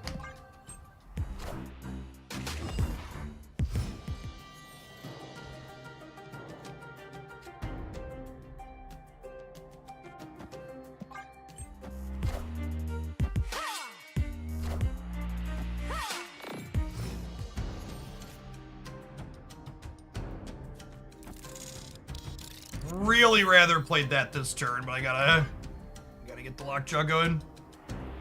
Why Quicksilver? Because someone slipped me, what's his name? Alexander Hamilton, to play with Quicksilver. So here we are.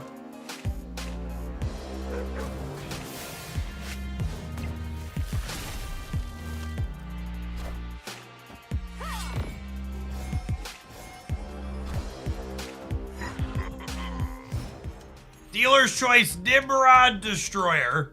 Okay, I will play Nimrod Destroyer.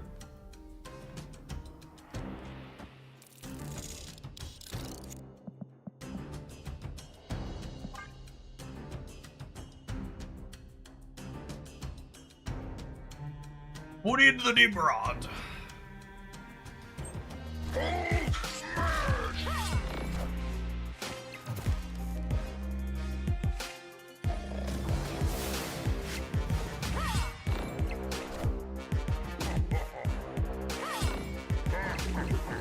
Okay, that one's not a big deal because we have Shang-Chi to clean him up.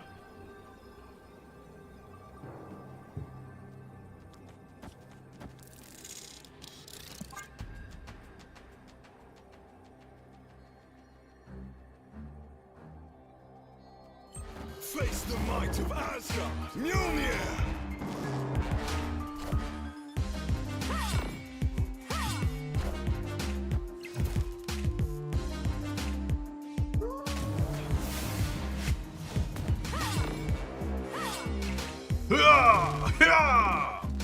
Dance Master, copy my bomb.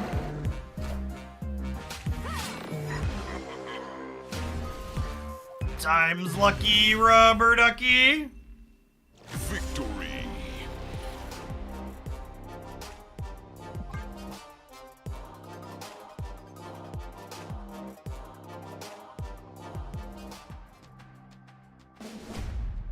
Behold my creations.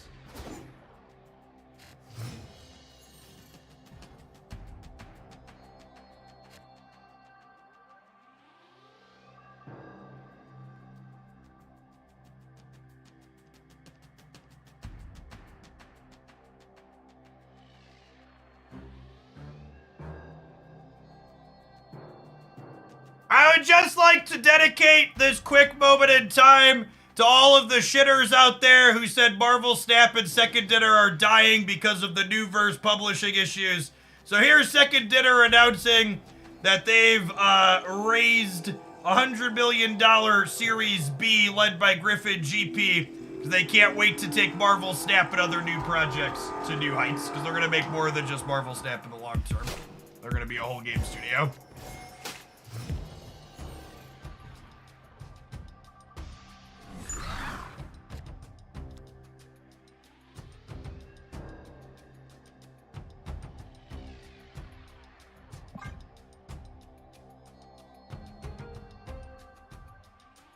And Second Dinner are a startup company. They are technically a startup company. They're just a startup company that's led by industry veterans that understand what the fuck they're doing.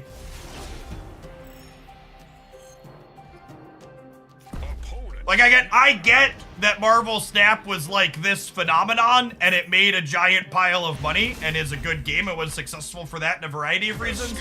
But like, they are in fact technically a small indie company. They don't have a lot of employees. And they're growing. Behold my creations.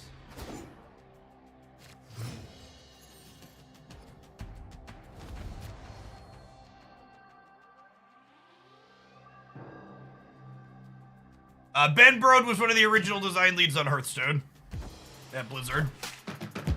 I believe the other, I'm blanking on the non-Ben Brode original person though as well, but he was also a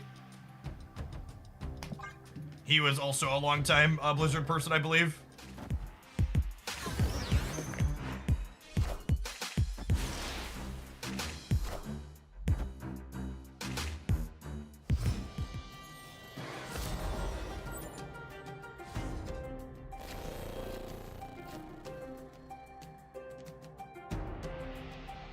Opponent snapped.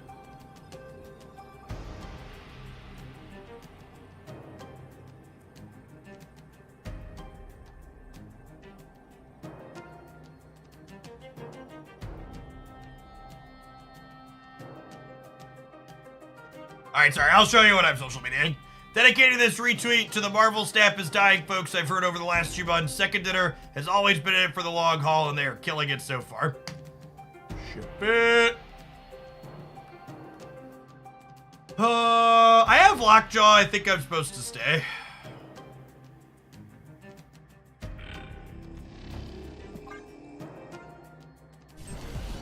Honestly, I might even be right to snap them back.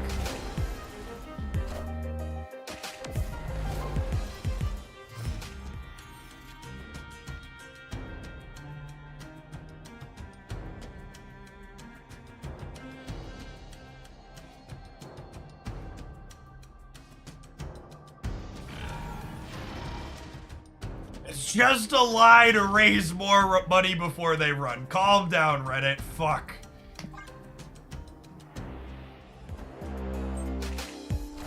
I should snap here.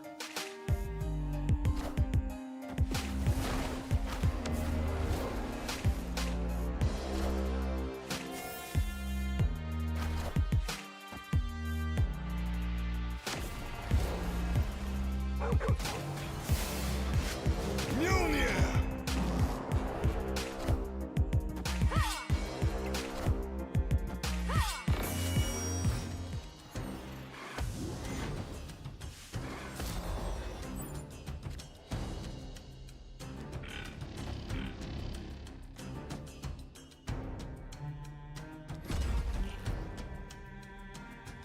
Oh, snap.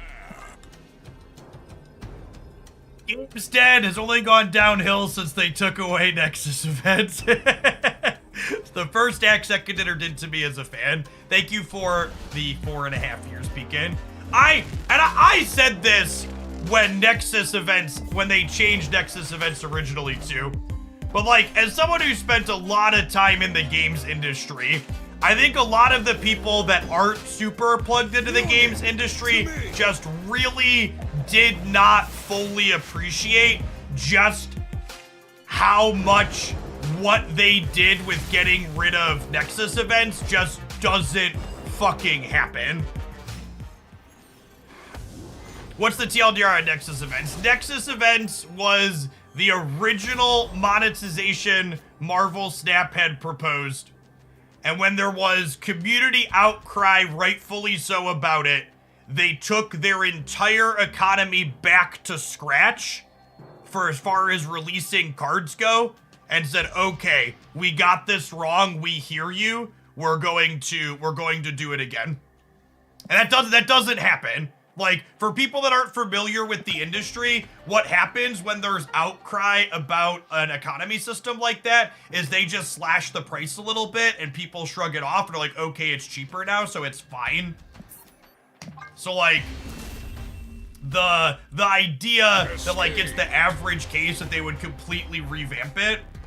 Yeah, here's a thing. What Nexus events were and why they sucked. Here's a review for people that came into Snap afterwards. But that moment inside of the closed beta was the moment I was like, okay, this is not just a game with the Marvel IP that's kind of okay. It was Second Dinner wants this to be successful, and they're gonna do what it takes to try and make it successful.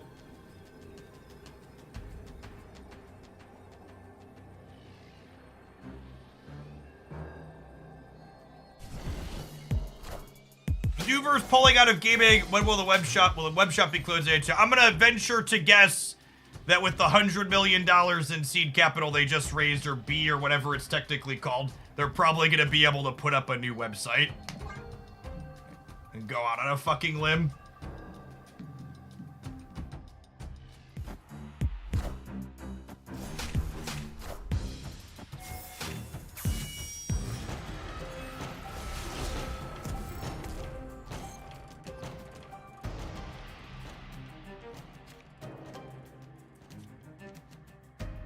Sorry, the website costs $101 million. Hey, what's going on, Sparkles? Happy birthday to you, too. How much does Newverse roll replacement matter? I have little knowledge of. So, what exactly a publisher does and how much of it they do is something that varies a lot, publisher to publisher. Generally speaking, some of the things publishers help cover is like doing promotional stuff. So for example, Newverse does things like the Conquerors events, right? Would be an example of something they likely help and participate in. This was fun. Good, interesting, stimulating gameplay. Everybody enjoyed themselves.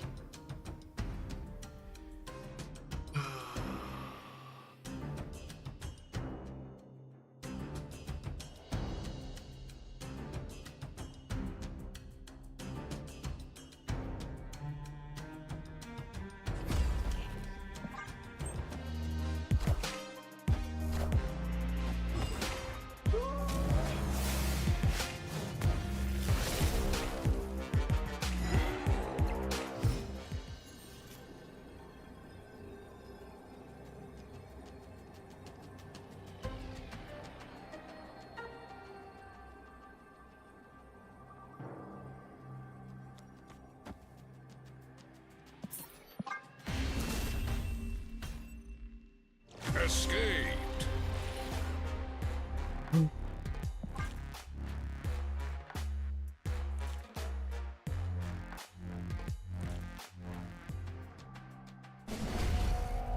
Yes, the format on the second Conquerors event was very well done.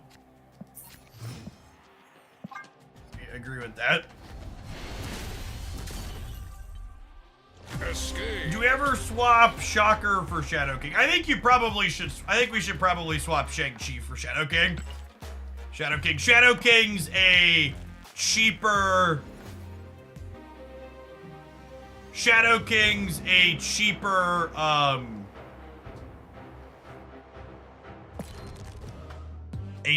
Shang that beats Kyeria. And cheaper is important because it means we can stick him into, what's it called? Yeah, the Shocker Quicksilver is cute, because you, like, Shocker the Quicksilver to 0, and then tuck him into Lockjaw, and then Jane redraws him as a 0.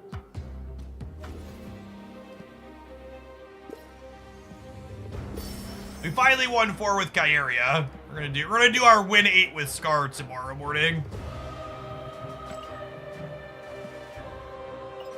I was hoping we might get a viewer deck submission or 2 with him, but turns out that card's really pretty mid.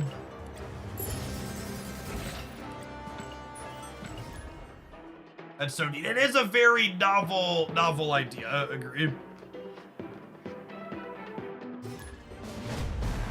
Is it correct to check Blob if he 8K area before playing the check? Yeah, I mean, it was correct, but like the alternative, once we check that, is just fucking retreat because we can't win the game still. It doesn't matter if we know we can't win the game. The result is still the same.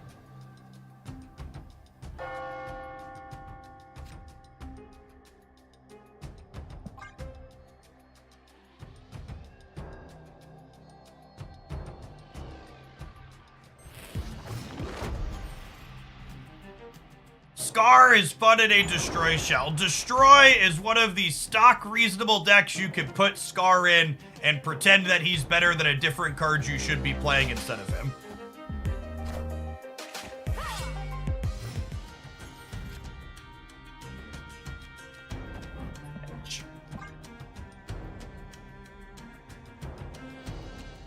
Face the might of Asgard. Mjolnir!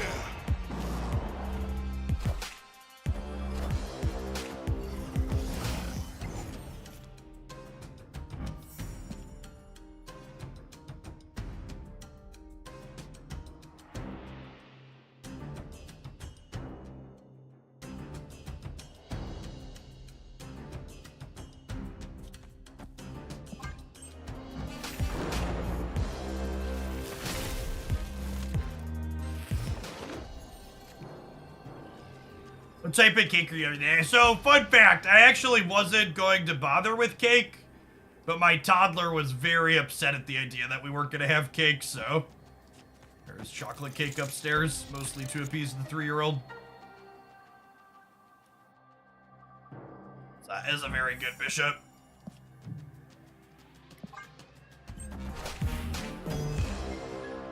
Mjolnir! To me! Finishing on the right, probably.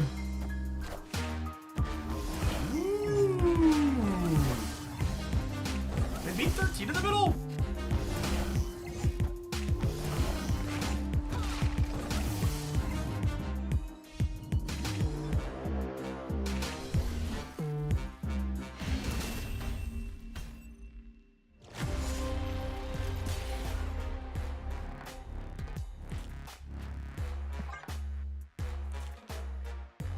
Can you believe how fucking stupid I am, chat?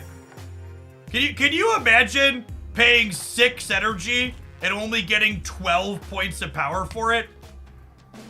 What an idiot I am. What a terrible Marvel Snap card. Opponent snapped. Work blobber, not harder.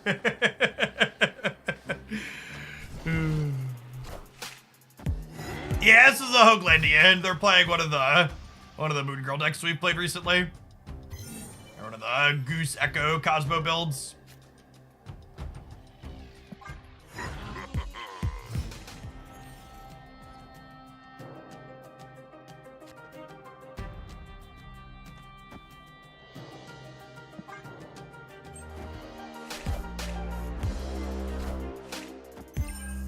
Face the might of Asgard. Mjolnir! Exactly, dude, light.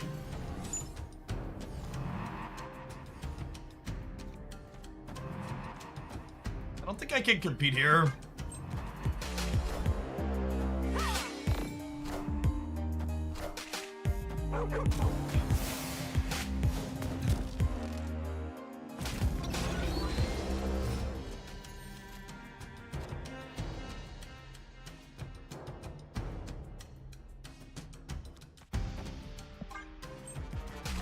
Please give me Jade.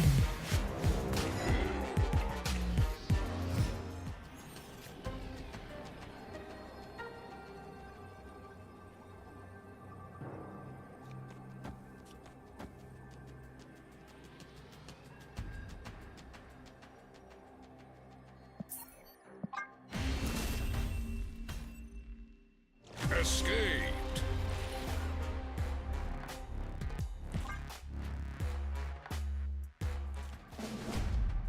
Behold my creations.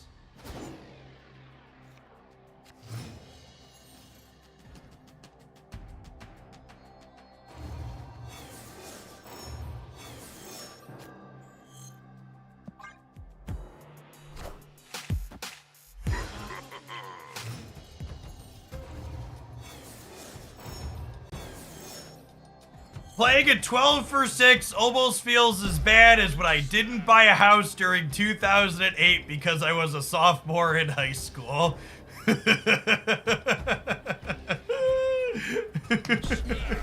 Oh god, it fucking hurts. I should laugh, but you know. Sterling, thank you for the 17 months. I appreciate that. Welcome back.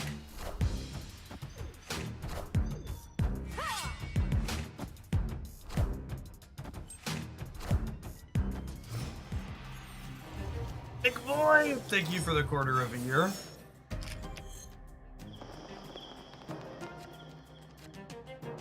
It's hard for me personally to be too upset with the markets in my personal situation. My wife and I really lucked out. My biggest years doing content before Marvel Snap were 2018 and then some of 2019. So we like happened to buy our house right before everything went crazy. I remember when we put in the offer for my current home, the seller's real estate agent told him that he should accept our offer despite not being happy with some of the contingency clauses because he hadn't had an offer in 6 months and he might not see another for another 6 months.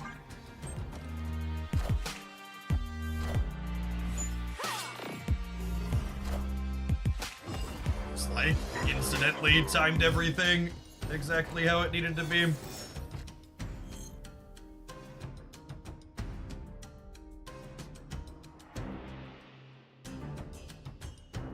I think we do this here, and then we'll like Magento over here.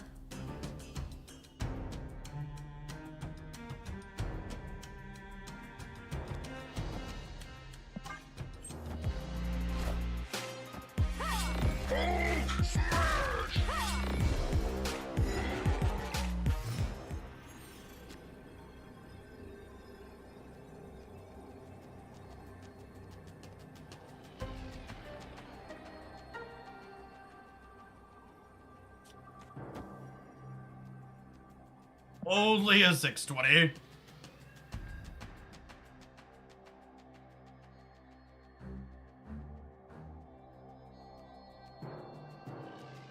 You talk about the contingency clauses, what were they? I think the one he took issue was, it was if our home inspector found more than $1,000 worth of things that were broken or had to be fixed, we weren't locked into the contract offer that we were putting forward. Which the seller pushing back on that made us like, oh, is there something fucking wrong with this house the inspector's gonna find out? Victory. But there actually weren't any issues and we closed at that offer. Behold my creation. Yeah, our neighborhood hasn't gone quite as crazy as Double Dreaded Fisher, but my wife and I closed for $285 at the beginning of 2020 / end of 2019. If I recall correctly, I think it was end of 2019. And then this past summer, one of the houses up the street from us sold for like $460. So they're up in our area, but not quite. But even that whole thing, right? Like, the idea that my house is worth more now, like, my house is only worth more if I intend to sell it, right? Which I don't intend to do. I plan to live here until I can't walk up and down the stairs. Yeah, or use it as equity, which we don't intend to do.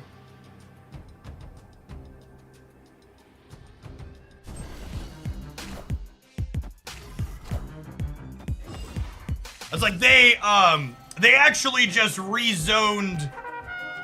Well, not just, it's been a second now. So they rezoned the cornfields that were previously behind my home to build more houses in what were cornfields. And the boomers in my neighborhood were upset that them putting new houses there were gonna hurt their property values. It was just like, good God.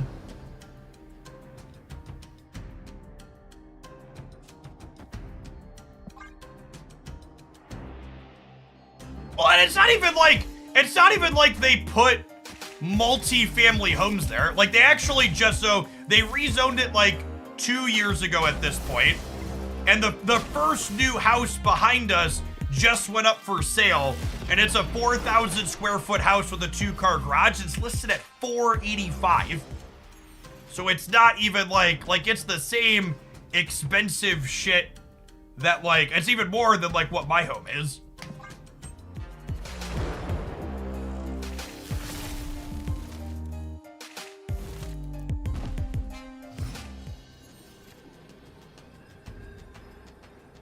Shadow King was a little above average, gamers. So that lets us win over here. The question is, can I win the center? Probably.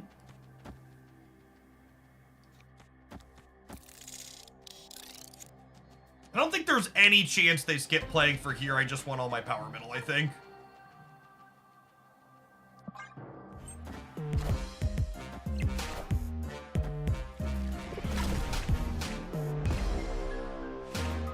Doesn't hurting your property value actually save you on taxes? Correct.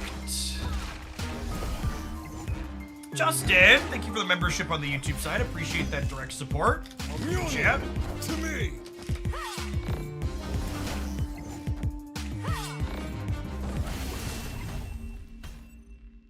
Victory.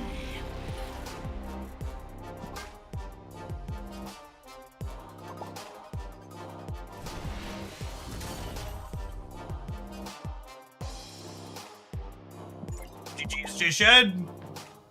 No, it's not even affordable housing. It's other upper middle class, high-end single family homes.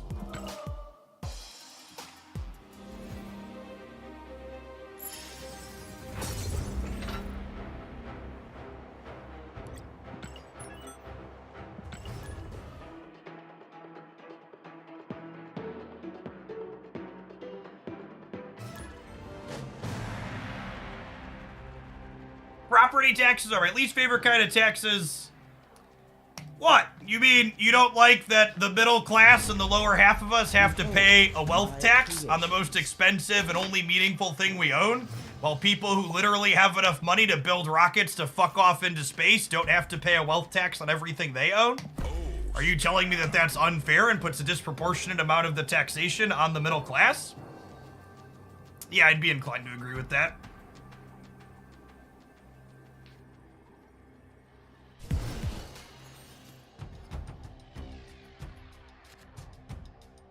The hell? How big is that house? $800 a month for property taxes is similar to what my wife and I pay.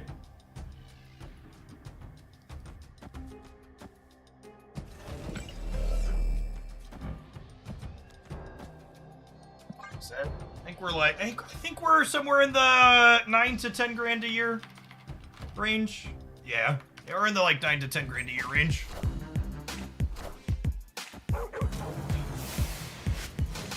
Flat taxes are also shit. Flat taxes are what we refer to as a regressive tax. That is similar to what I'm talking about here, where you put a disproportionate amount of the taxation on people who have less money. Flat taxes are one of those lazy, libertarian, low IQ piece of shit ideas where when you think nothing about it, it kind of sounds like a good idea because you have the economics understanding of a grade schooler. But when you look at how it actually works in practice, it just fundamentally doesn't fucking work.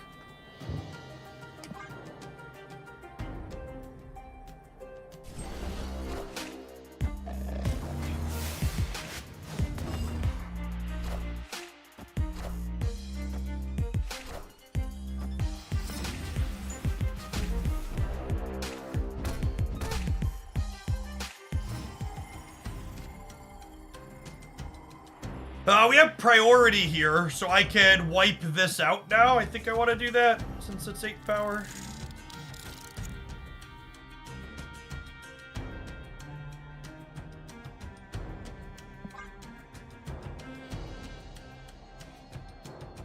For people that are new here, by the way, we're a card game stream.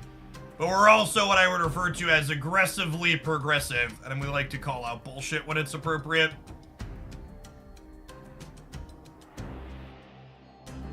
Which is one of the many reasons you'll find I have lots of fans on places like Twitter and Reddit.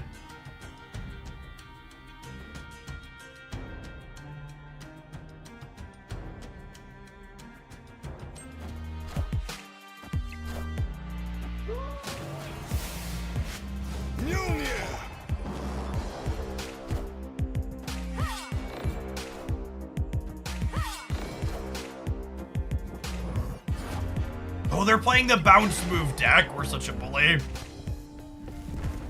Okari, thank you for the brand new Prime.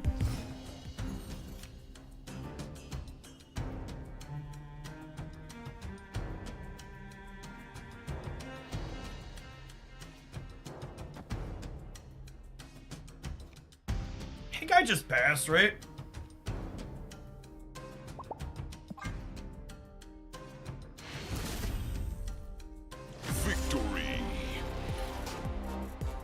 Yeah, Iron Fist getting destroyed there is interesting. That is actually a Quicksilver. Behold my creations.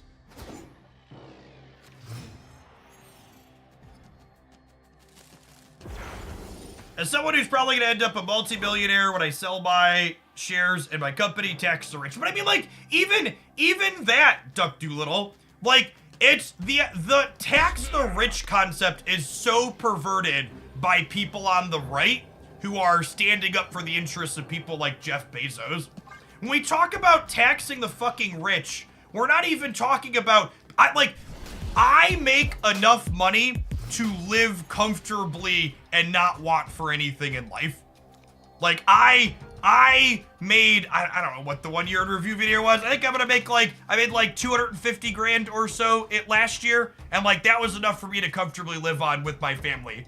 And like, I'm not rich. When we talk about taxing the rich, we're talking about people that like literally have unfathomable amounts of money. The difference between $1 million and $1 billion is approximately $1 billion. Like, it's just not, it's not even, like, that's not remotely a tangible difference. It's just, it's such an insane difference.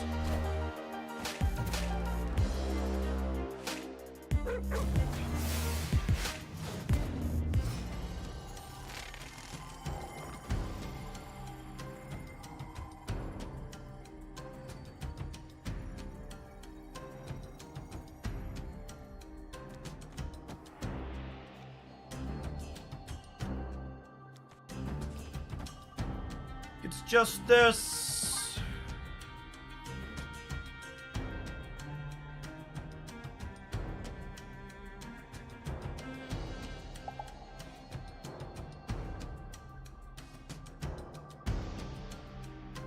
But I'm gonna say one last thing, and then we're gonna move on from talking about this topic because we can talk about it endlessly. And just always a general reminder. For the Discord server, we've got active Marvel Snap channel and gaming subsections in there, but we also have active politics and capitalism, casino, and stuff. How can you tax Amazon shares? You fucking tax him on the value of it. The same way you tax, how can you tax me on the value of my house? Like, this isn't fucking complicated. You wanna make it easy, chat? They're like, well, how do you figure it out? Tax these fucking companies on what their profits are that they report to their shareholders.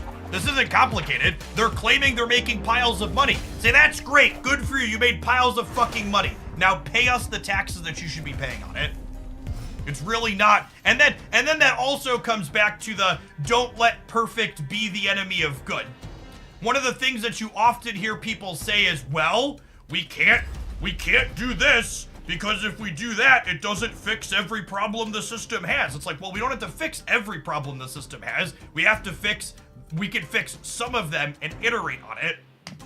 Doesn't have to be perfect the first time.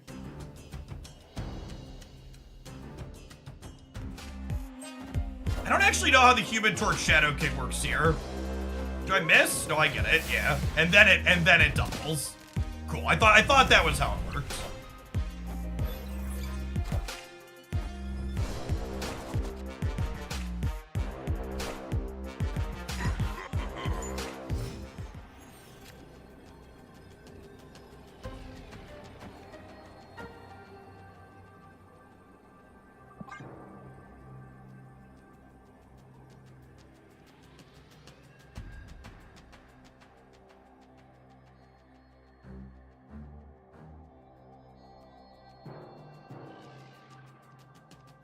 If you didn't have priority, it would only be 2 power. Yes, correct. Actually, I didn't have priority, it would be back in their hand and it would be huge, right?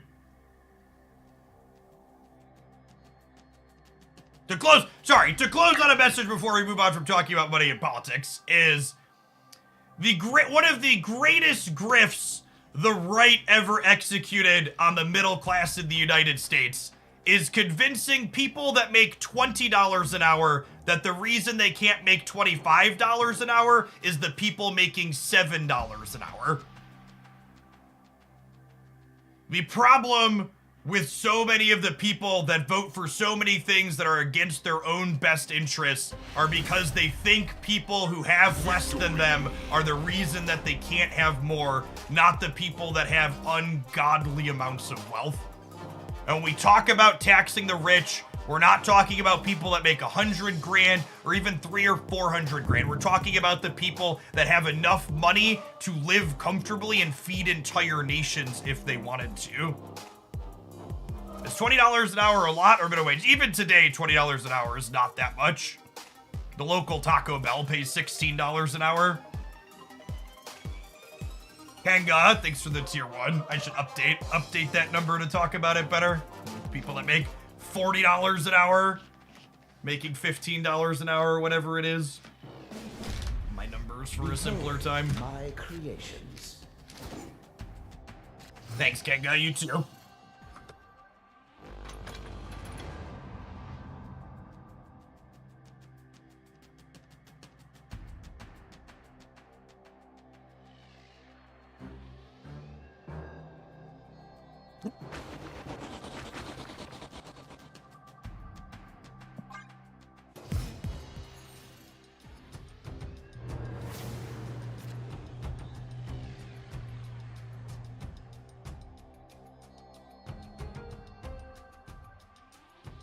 At least our Hulk gets to get bigger.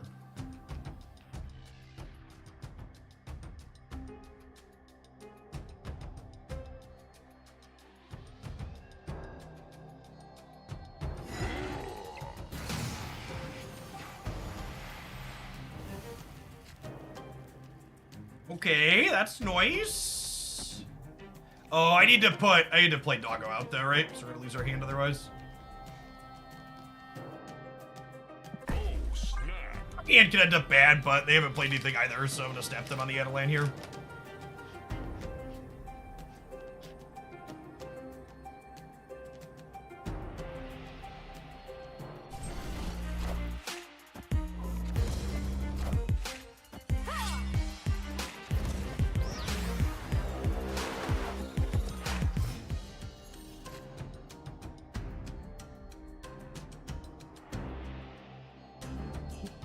That's a piece of candy, and I get to play Magento next turn.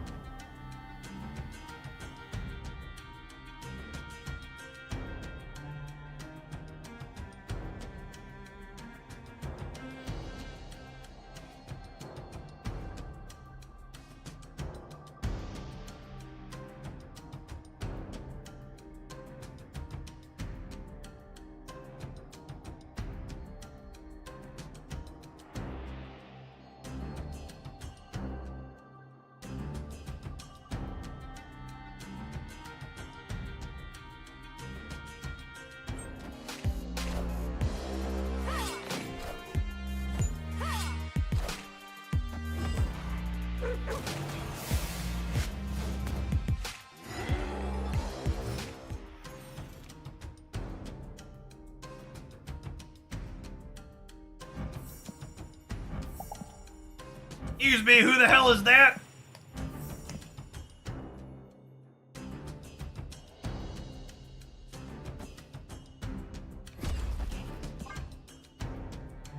Like Black Hole Hulk.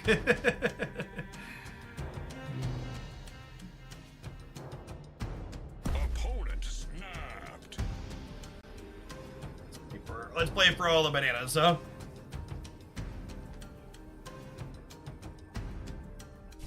Face the might of Asgard. I'm not sure if I want the hammer in my deck before I shocker her or not. Might be right to wait for it. Why is everything invisible, chat? Why is it all invisible? Well, that was a great draw.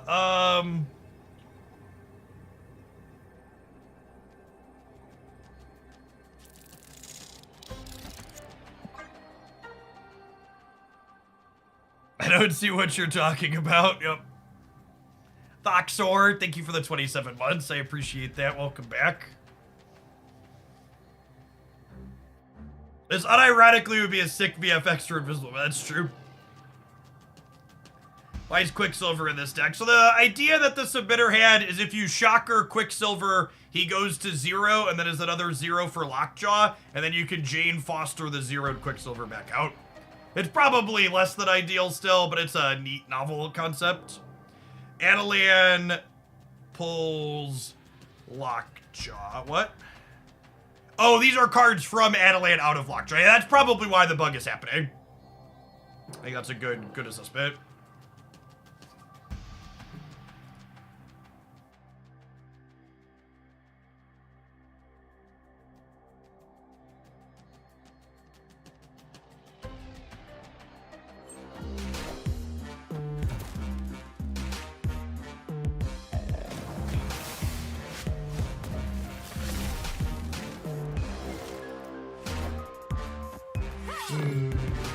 Moving the Kyeria here might mess up their Iron Fists and stuff.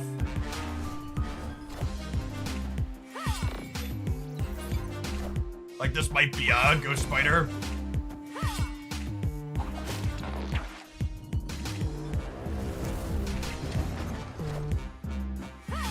Ah, rip. And we wouldn't have won playing Magneto on the left because he would have pulled. He would have pulled Kyeria and Beast, the Human Torch would still come in. We needed the 1 in 5 to hit the hammer.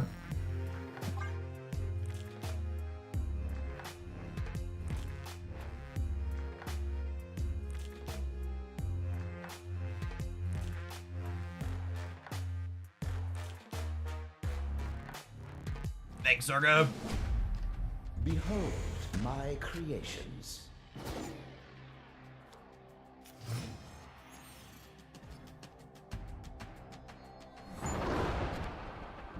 Unlucky. Had our only one in our hand already.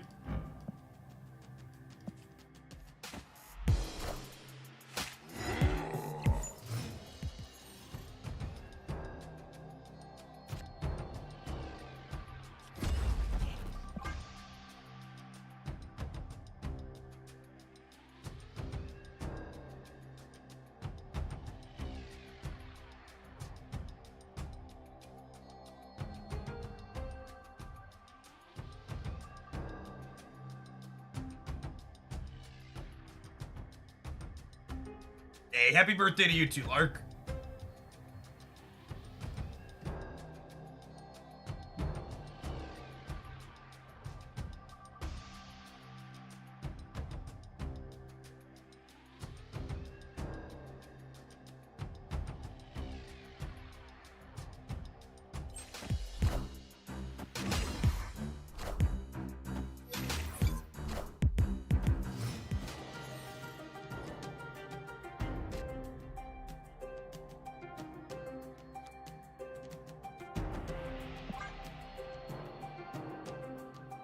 Don't have priority here.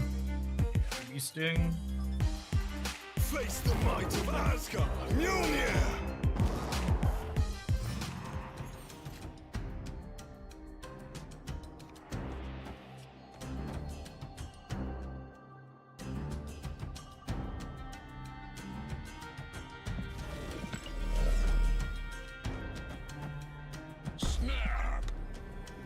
Snap on the lockjaw draw.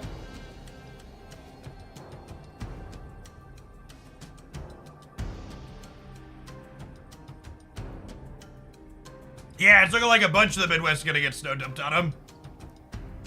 We're supposed to get a bit here as well.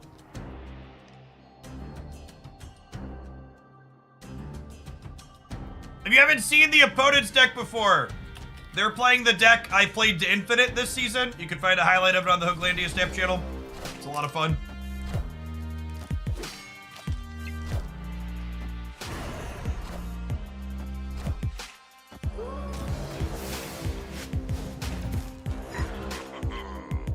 Clear for takeoff.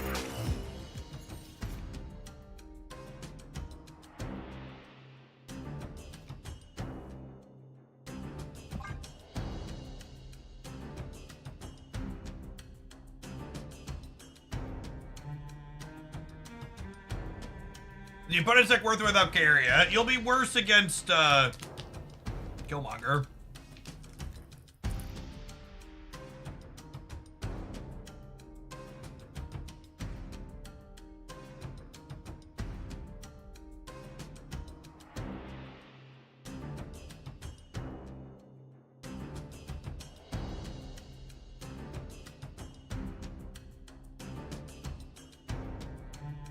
I am closed on the day for deck submissions. As a heads up, if you're a regular who wants to get in a guaranteed deck submissions on days when I do them, I usually post on Discord the night before, letting folks know that I'm planning to take deck submissions that day. You want to claim them in advance.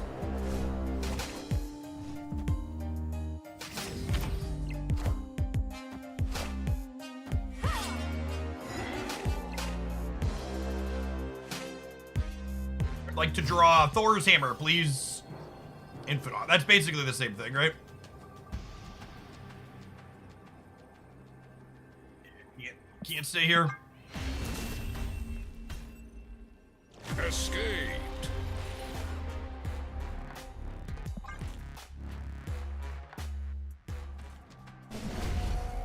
Behold my creations. Lockjaw? Lockjaw? Oh, snap. Pre-recorded, etc., etc.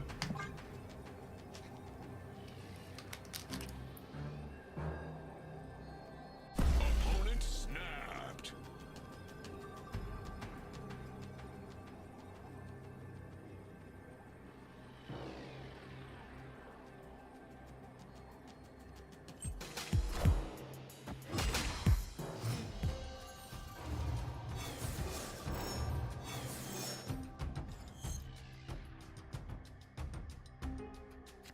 Oh, rip.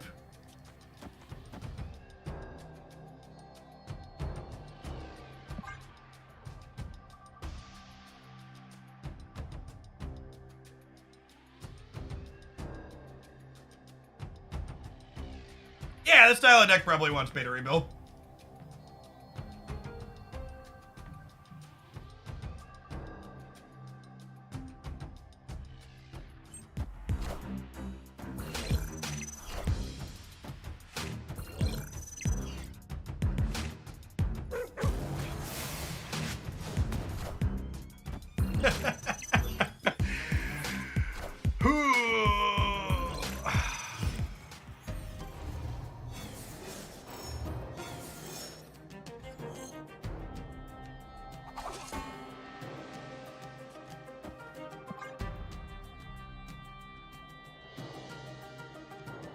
King of Chimp, thank you for the half a year. Welcome back.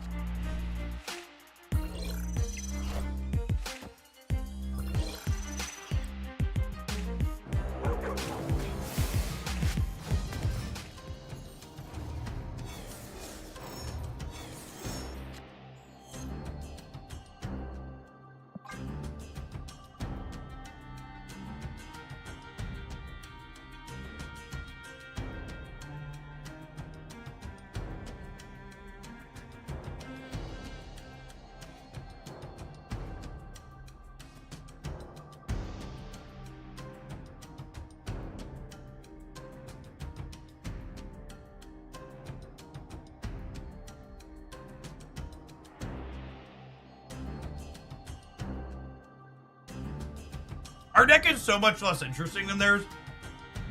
They have so many choices to make every turn, and we're just like, play one card. Or in the case of this turn, play no cards.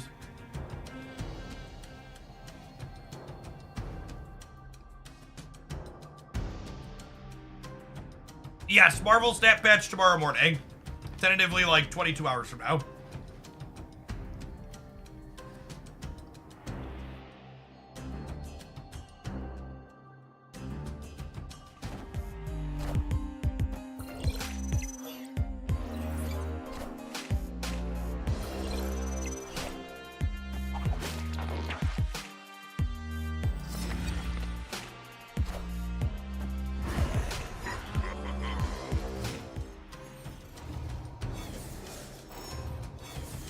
Hello!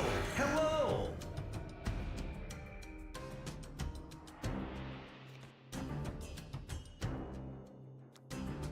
Hello! Hello! Hello! Hello!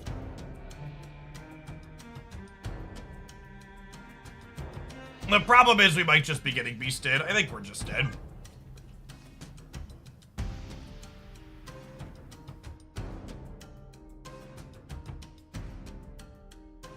Move Lockjaw right and Infinite Funnel. Maybe.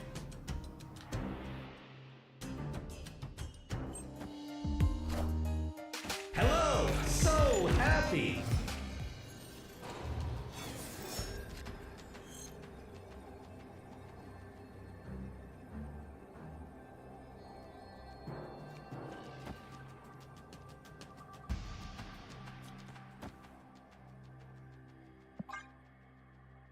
Yeah, maybe that was better. I don't know.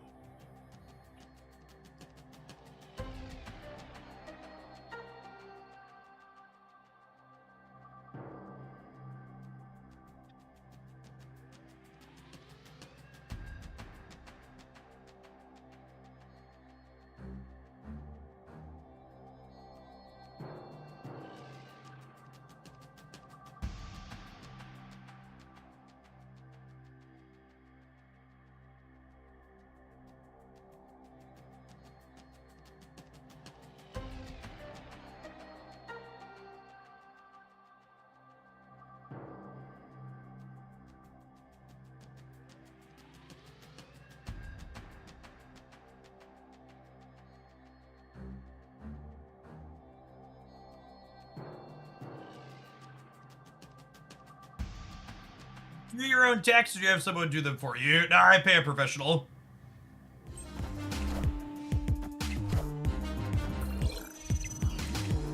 But LLC incorporated as an S corp.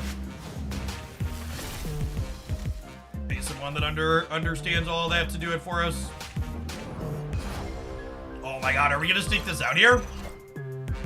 Nope, not even a little bit. Did you put it?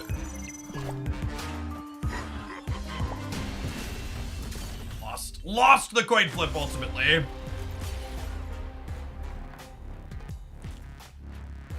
They played for Lab and we played for Lab. Perhaps I win with the Lockjaw right Infinite middle line, but then they sequence to have their stuff end up in different places. But Shadow King might still just win here anyways, but they ended at 10, right?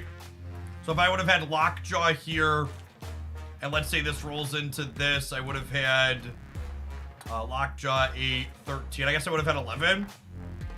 That was incredibly sus. I don't know, maybe. I could have also just, like, lost a coin flip.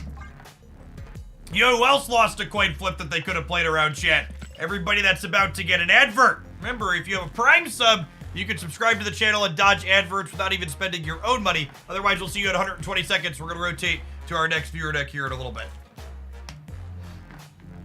Must be a Molt viewer. The opponent's deck is actually the one I used to play to Infinite this season. You can find a highlight with it on the Hoaglandia Snap side. Bounce move is a ton of fun.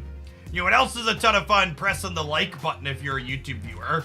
350 people there, only 210 button pressers. Let's pump those rookie numbers up, huh? All right, we get to play a good deck for the next little bit.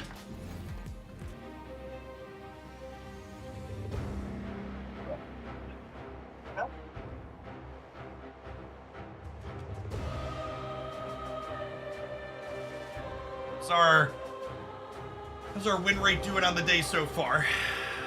All right, we're finally dropped below 30% with our viewer decks today, 8 and 19. It's the best deck that doesn't have Miss Marvel in it. Thanos Blob. Thanos Blob is arguably the best deck in the format, and it doesn't play Miss Marvel. Most of the non-Thanos Blob decks want Marvel though. Or the previous decks, varying piles of trash. Big thoughts! Thank you for the 5 months. Appreciate the prime.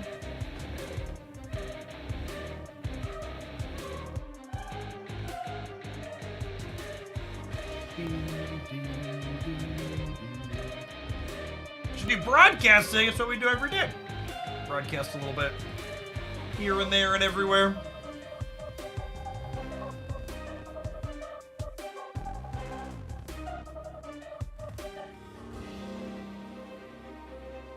Do you pay taxes on the NFTs you mint for your decks, though? Asking the real questions.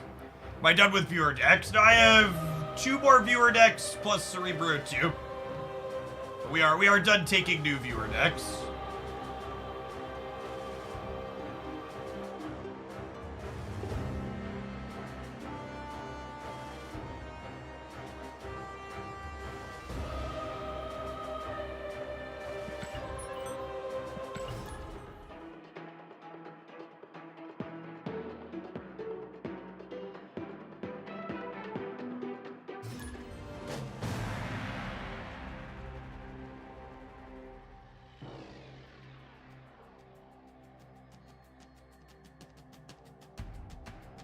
Hey, Parazivault, thanks for the brand new primer. Appreciate that support.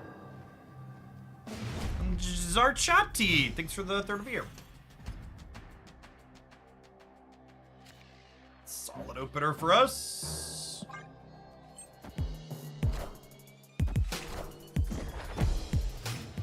Average Sunspot deck is high evolutionary stuff, which the thing about the high evolutionary stuff matchup with this deck is we tentatively want to wait to play Storm until after they Limbo.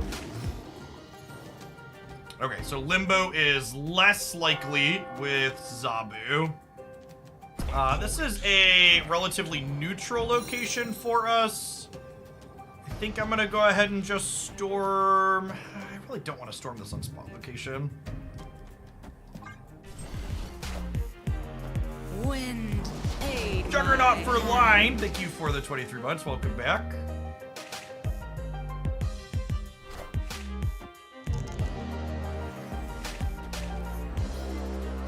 There's a Reddit post talking about how Morph was good with all the blob decks out there. That sounds like some nonsense.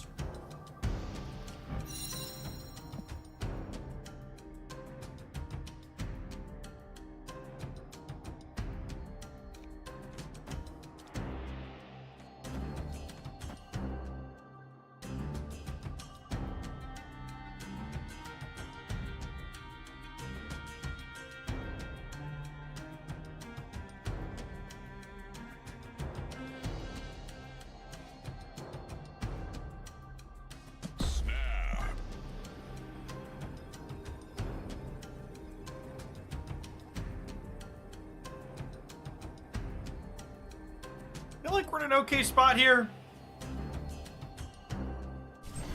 Echo middle for Miss Marvel. Yeah, maybe that's a good take.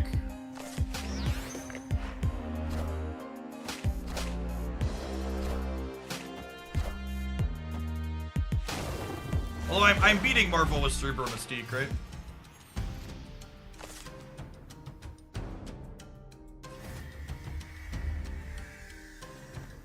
Ooh.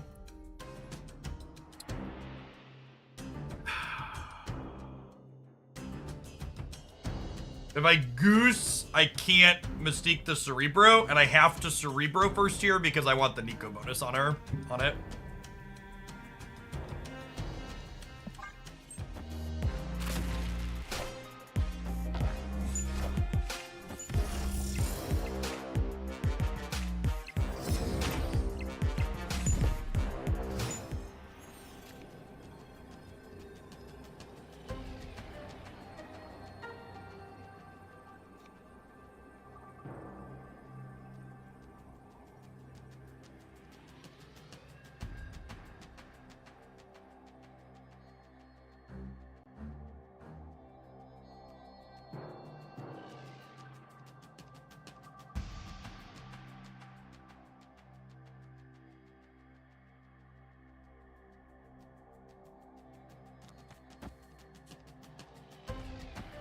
it's just this.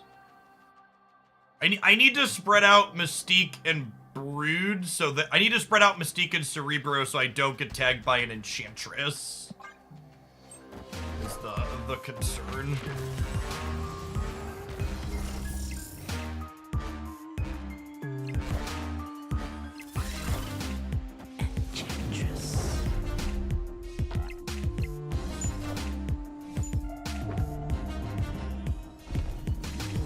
Oh, I lose the breaker by 1. Oh, you know what? I should have put the Brood middle because then I'm beating just the Enchantress there. That's what I should have done. I would have been tying on the left. Yeah, we lost it by 1 singular cube. And we would, or 1 singular point. I would have won if I would have played the Brood middle. Man. That's the tough part about the blob defining the metagame is that if you're not playing against blob, you're generally speaking playing against the Biotech cards.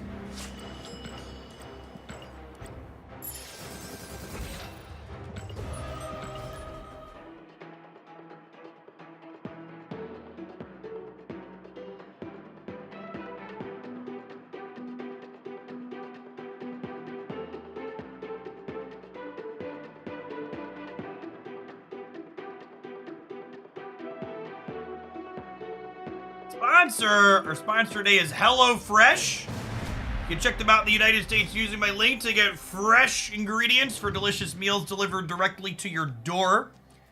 And at the end of the stream today, later this afternoon, we're going to be doing a cooking segment in my kitchen, preparing one of my HelloFresh meals. All right, so they have a copy of Blue Marble.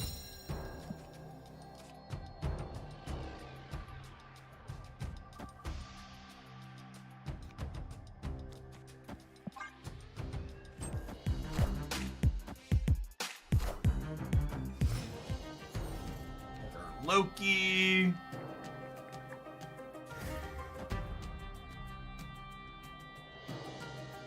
Oh, snap.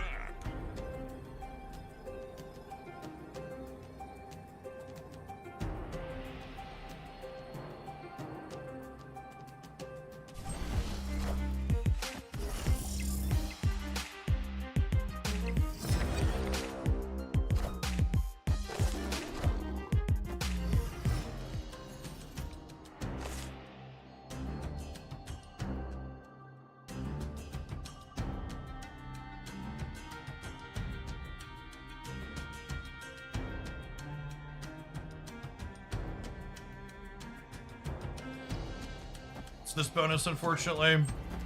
Oh my gosh, we didn't. Sick. How greedy. What did they play left? They just think we weren't gonna fill?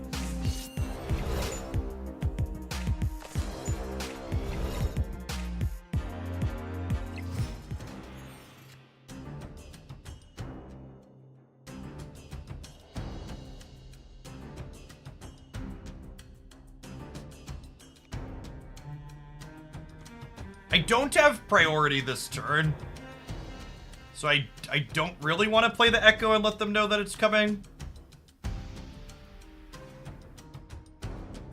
I think I can grab priority here and then catch them off guard with Echo next turn potentially, or they just play it and then it doesn't matter. And then we don't have to worry about the Echo.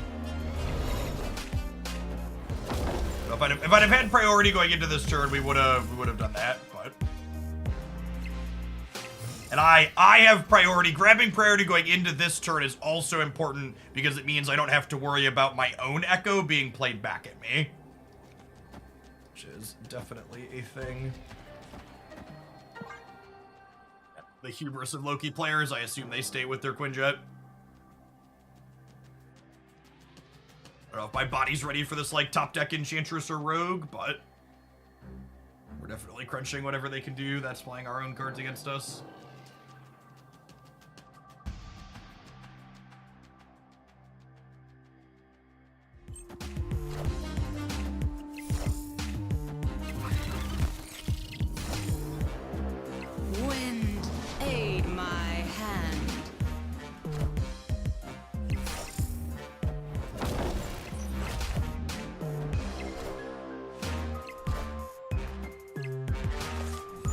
Dylan, thank you for the 5 months. Appreciate that. Welcome back. Yeah, this is definitely a matchup where the Loki player is supposed to just play Loki on turn 6 as a way to boost their collector.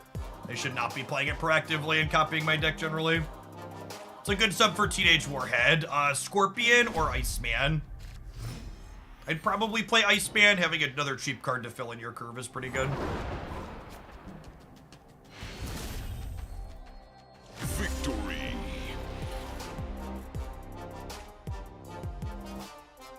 Oh, that's true too. Yeah, Teenage Warhead's going to Series 3 with tomorrow's patch, so everybody should incidentally have her if you're in the end game.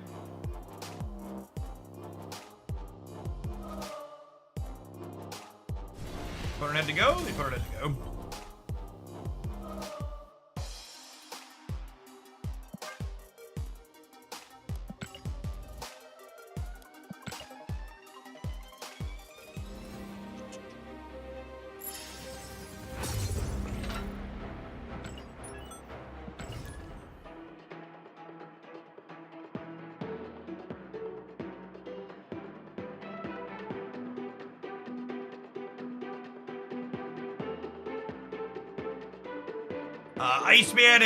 Iceman and Scorpion are the #1 and #2 replacement Freddy cards you're missing in this deck.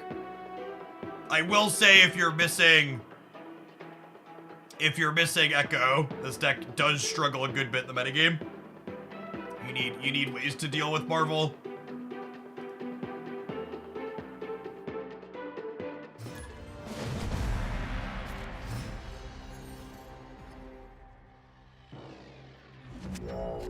Echo will be Series 4 tomorrow, so not incidentally free for endgame players, but still cheaper. Marvel gets nerfed tomorrow. I don't expect the nerf that's been posited for Marvel tomorrow to really have a meaningful change on her play rate in the metagame. Requiring 2 cards on each side is kind of whatever. I do unfortunately have to brood here because the broodlings on DC will break my Cerebro bonus, but it's probably fine.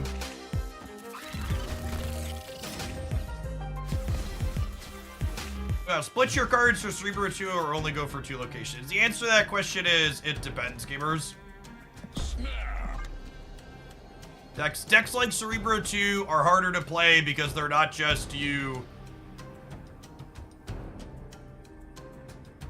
They're not just you like have super linear, straightforward play patterns. Wind, aid my hand. Yeah, the change to Miss Marvel basically just makes her marginally worse with Professor X.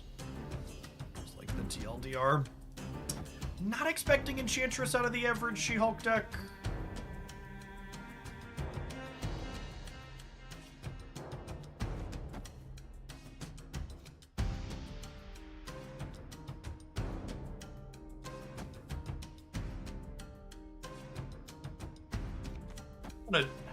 This is so much worse if they limbo me. Like, I have to play left in case they limbo me. Of course, if they limbo, they're probably just limboing left anyways.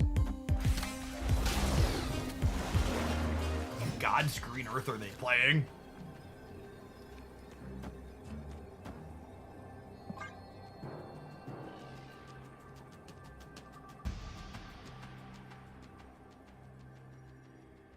Are they a Black Knight pile? Iron Lad's kind of atypical in Black Knight piles. Okay, we're gonna add 1 metric fuck ton worth of points to the board here.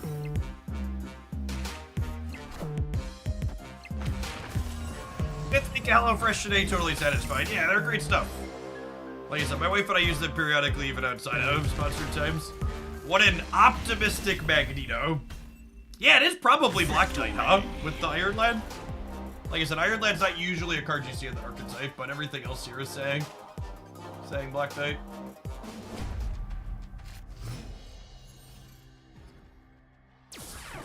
Opponent snapped.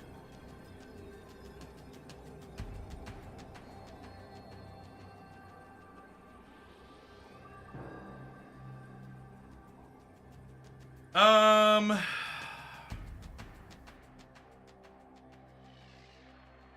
think I'll stay. I have Cerebro in the opener, and I can Storm Brood the Gamma Lab.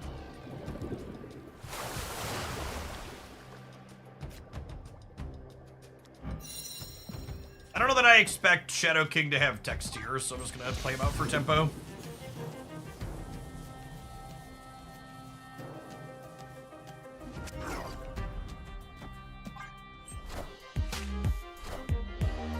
Wind, aid my hand.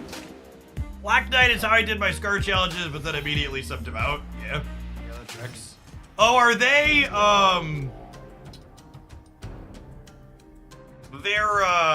they're hella tribunal.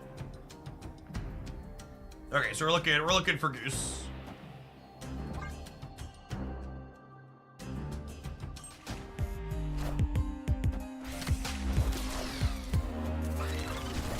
That makes sense with Iron Light and big things.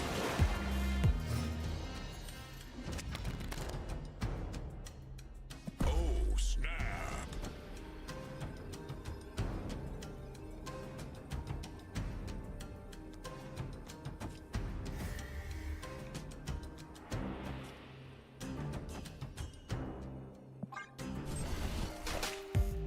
Oh, I should double Goose. Yeah, that's a good thought. Sorry, I got distracted by drawing cards, forgive me.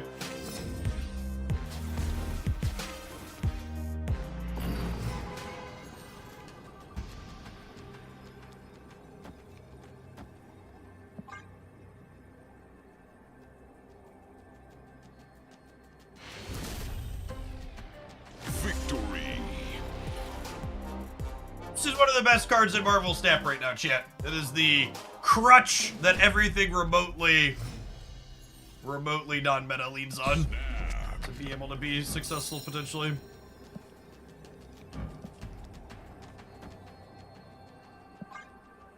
As a former Magic player, what are your thoughts on Wizard of the Coast using AI art? I think the most amusing part about Wizard of the Coast using AI art was they didn't realize it was AI art, which is pretty fucking on brand for them.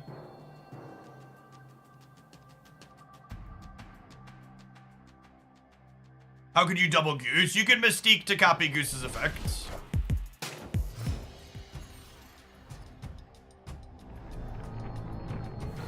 Didn't realize. Chat, I'm a big proponent of don't attribute to malice that which is adequately explained by incompetence. And I would bet significant amounts of money that Wizards of the Coast did not realize they had been given AI art.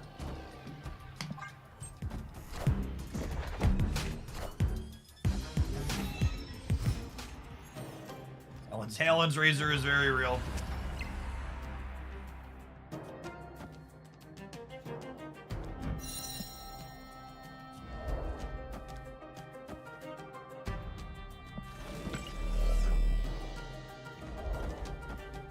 Do I need to make Cerebro +2, or do I want to Storm? I think I'd rather just Storm here, right? Just Storm, and then Goose here, and call it a day. Although I guess, actually, I have to Storm here, right? Because otherwise they could go MODOK into Hela, and this works for them. Yeah, I actually have to Storm Death's Domain. I have to Storm and Goose Death's Domain. Wind, aid my hand. Is there a patch tomorrow? There is a patch tomorrow.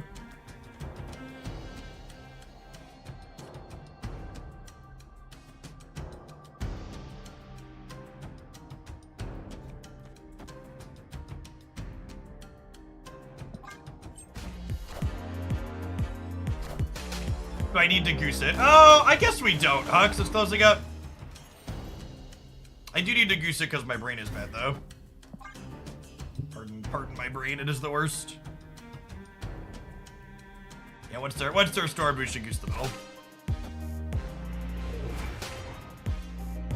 Is this that's on me? I am Iron Man.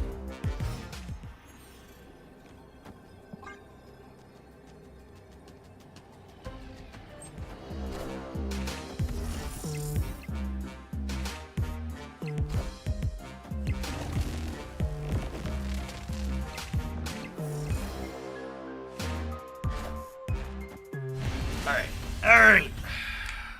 Victory.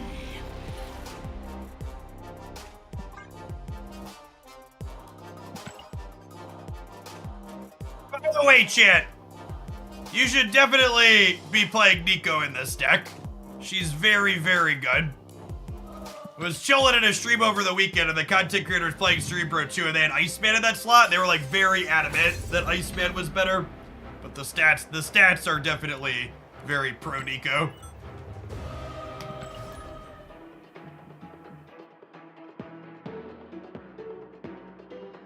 I'm allowed to pay you to play Agatha. I'm not taking more viewer deck submissions today. Am I? Maybe. Maybe. I'm looking at the clock. I might have room for one more.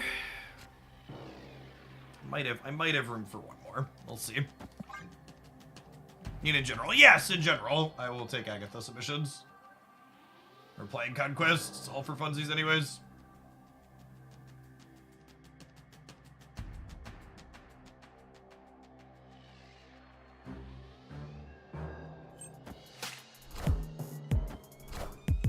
How long am I planning to stream for? We're gonna do Marvel Snap until 3-ish o'clock, so they're 2 hours or so.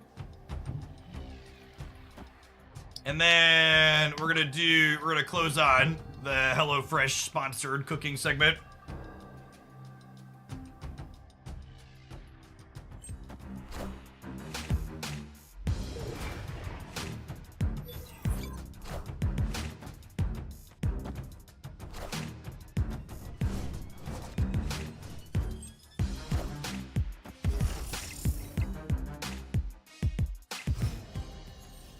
Hopefully he doesn't burn his house down. I actually do a majority of the cooking in my home.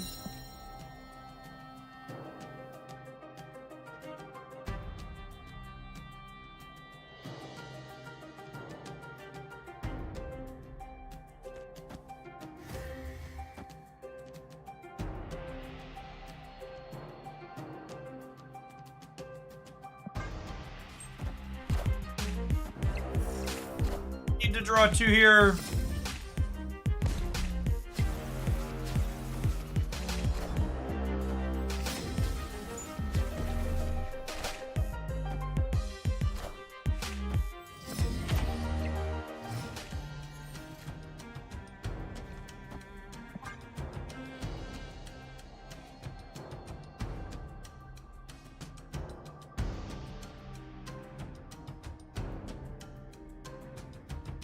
Some question of can 10 to 12 win the left?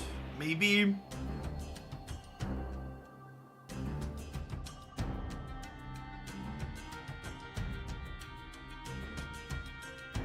put chat in emote only mode so you don't get spammed with let him cook? No.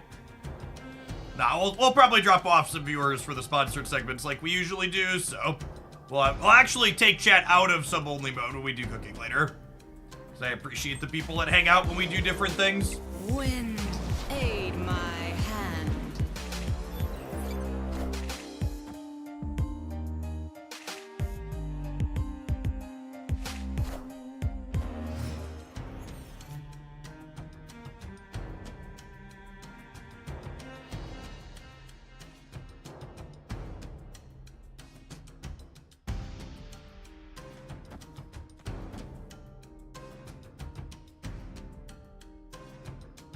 That's actually good though, is the problem. I feel like I just want to do this. Because this probably kills something like Forge over here, right?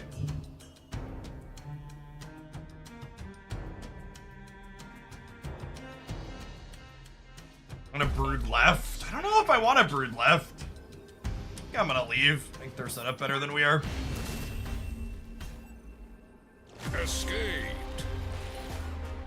This deck's bounce matchup is kind of shit. I haven't played the bounce matchup a ton since we got Shadow King. That probably helps it a little bit, but their deck basically doesn't care about any of our location disruption other than Storm. And they make consistently larger linear numbers than we do. Avengers Compound is bad for them.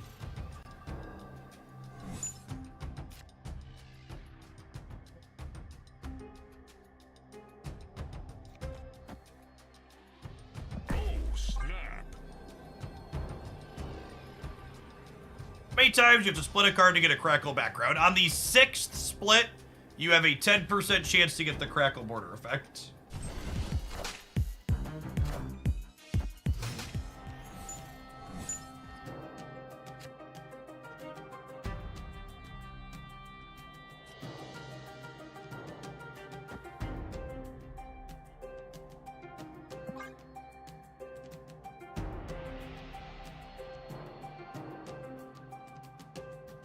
I can keep propping up the center here. I think we have to give it up for a turn.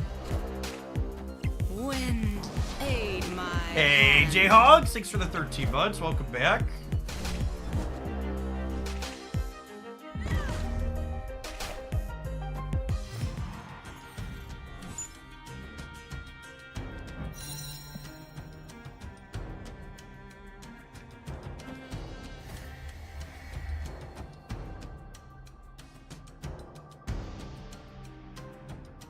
It's probably enough to win here, and I might be able to win Castle Blackstone back. Hey, Runtime, thanks for the 48 months. Appreciate that.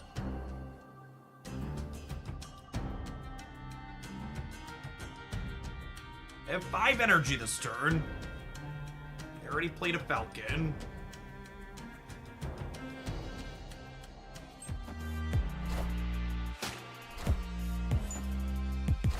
What? They not only punted the flooding, but they gave us Castle Blackstone?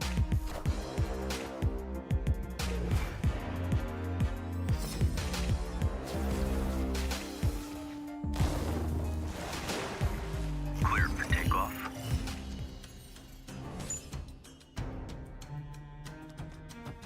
Yes, was a lovely draw.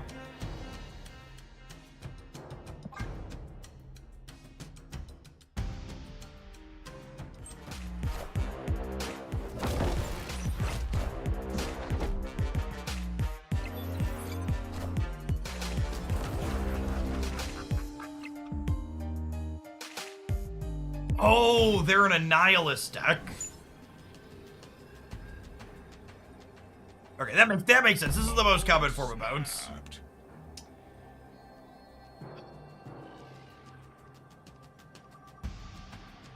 Am I getting Enchantress?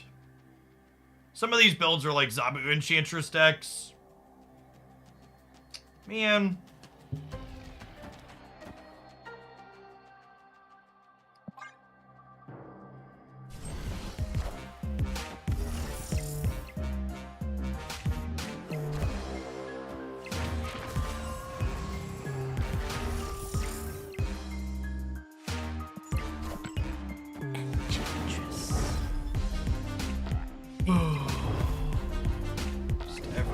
Every single matchup is Blob or just a pile of tech cards.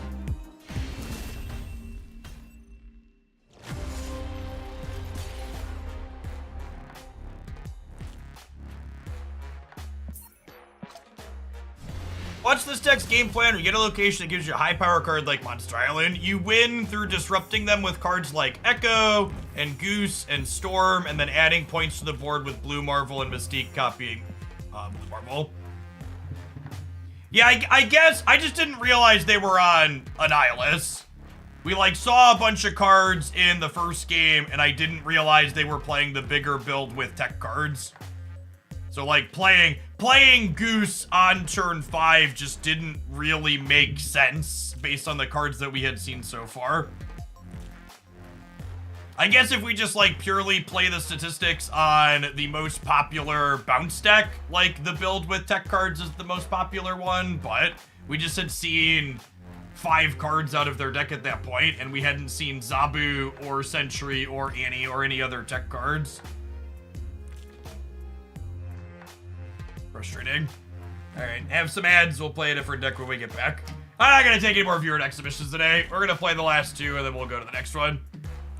It's been a tough day for Marvel Stat. Evergreen statement in this metagame. I really feel like Second Dinner needs to figure out their holiday plans. Like, we had a very similar kind of problem.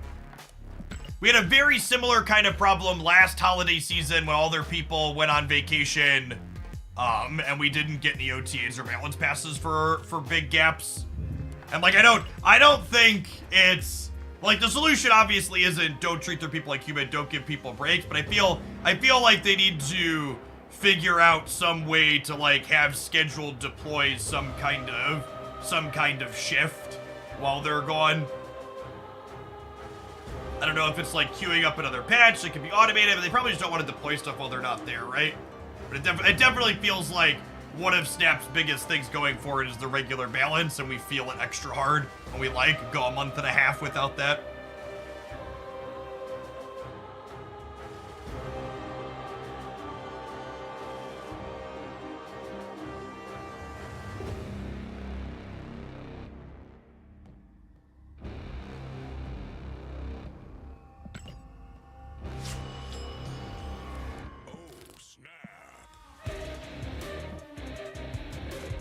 And thank you for the 7 months. Welcome back.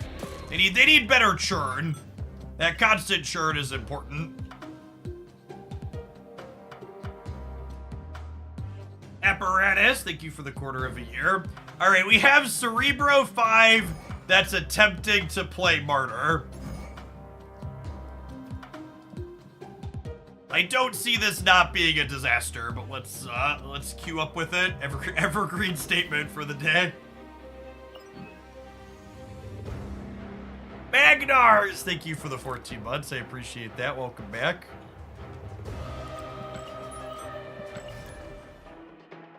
I really hope that they sneak some OTA style changes into the leaked patch notes that we saw. Because remember, the patch notes that we saw yesterday leaked last week were almost assuredly prepared and set to post before people went on holidays back when they initially prepped the patch. And I'd assume they have a window to do OTA style changes when they got back to the office. Opponent snapped.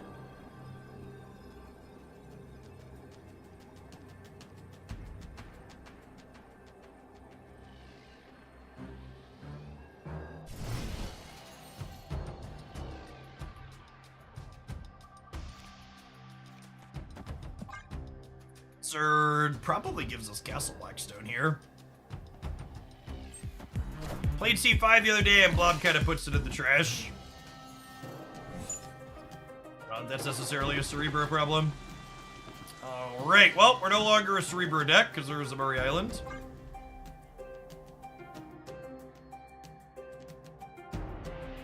Or 4/5 Captain Marvel was really when this deck punched above its weight class. Really solid,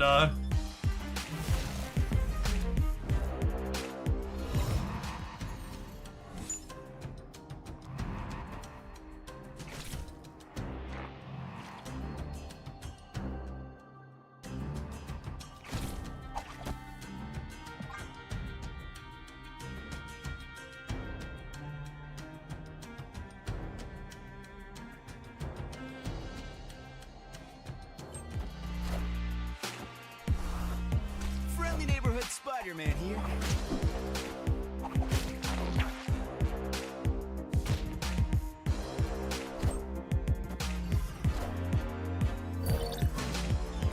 Alright, I'm going to wager that much like the United States, we've probably lost the right.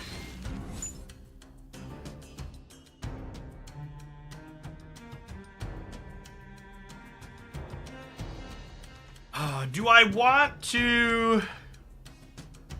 I want to play Mobius into the right side and kick the Silk out? I'm not sure that I do. I guess I could kick it and kick it back if we're lucky.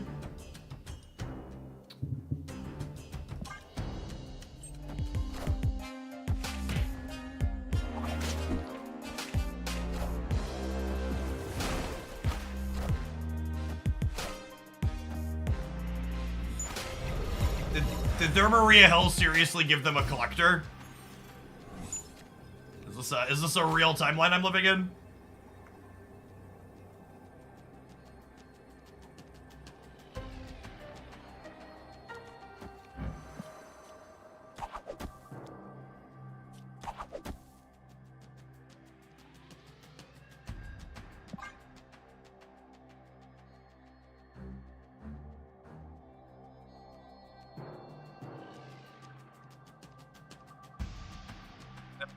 Chance. No, it's way more likely than that.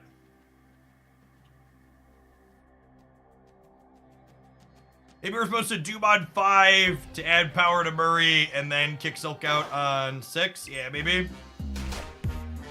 Doom rules all. We lose to Loki, right? don't lose to that one. Victory.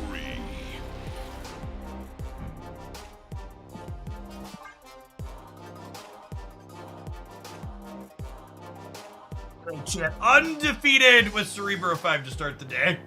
This is our comeback arc. Are you ready?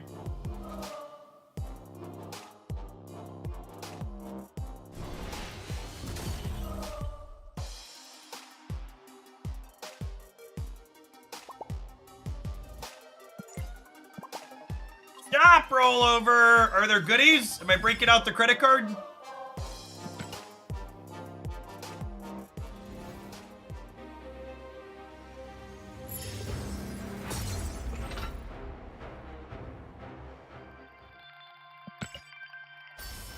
Preparing my wallet! Desmond! Thank you for the third of a year. Welcome back.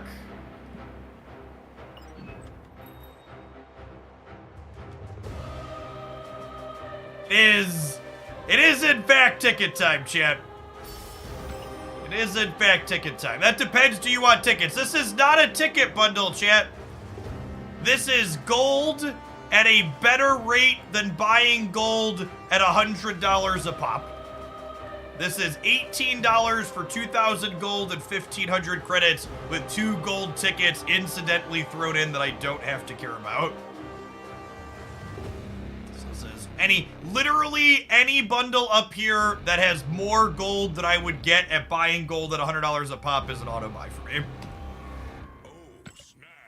Yeah, people just see the gold tickets and go red. That's exactly correct.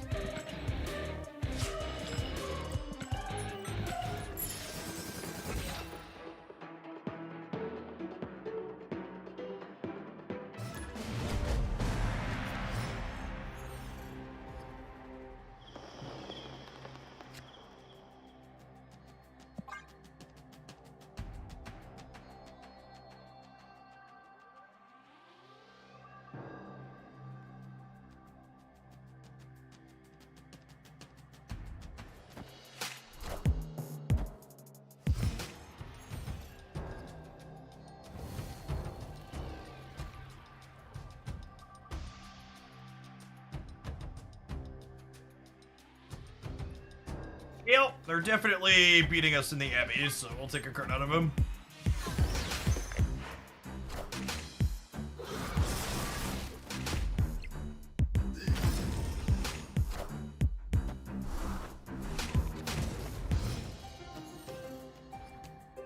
You think Kingpin keeps the same animation tomorrow? I hope so. It would quite possibly be the largest mistake Second Dinner has ever made if they get rid of Kingpin's animation tomorrow. Would like to go on record for that.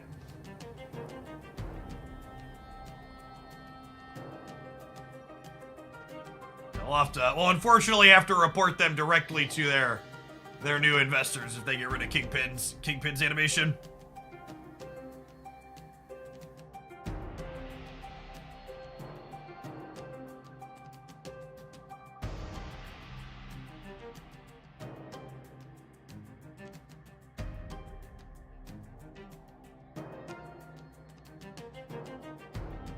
Our opponents are Medusa. They're just like debating all the terrible lockdown things we could potentially do to them, not realizing we're playing a terrible deck.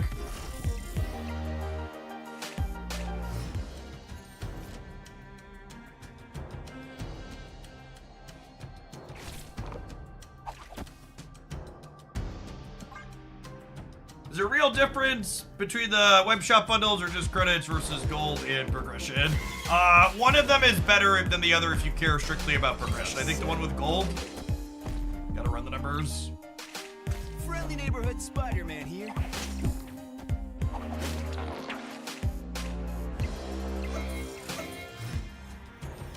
Opponent snapped.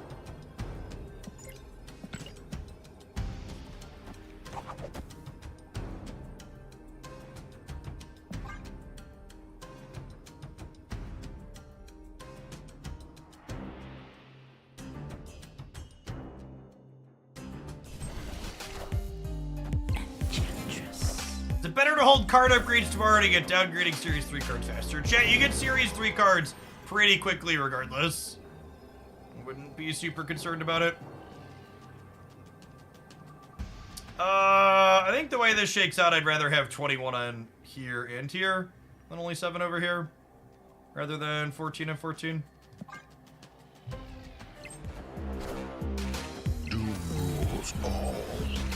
Haven't Venomed yet, so we could die. Want Wolverine to go left here. Enough said, bub. Right, I think that kills us. No, we're good. Sometimes lucky rubber ducky. Victory.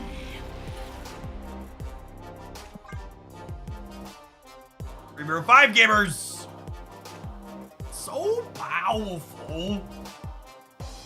21 power Doctor Doom. Just the fairest turn 6 you've ever seen.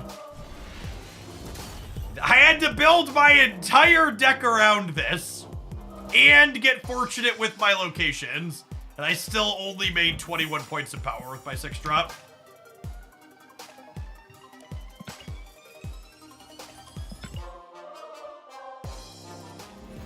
Is Polaris better than Wave? Well, we can make Wave one-sided with Mobius.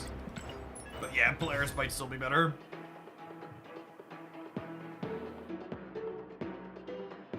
That's half a blob, not bad, yep.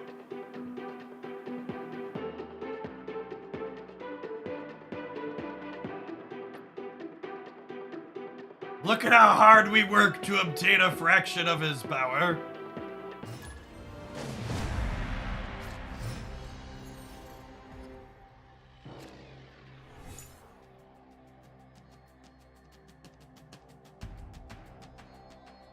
Oh, snap.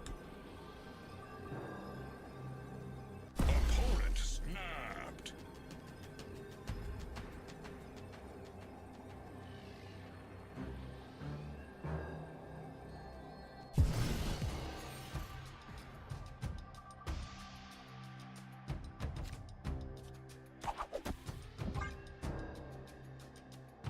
Thunk means that Miles is essentially free to bump around.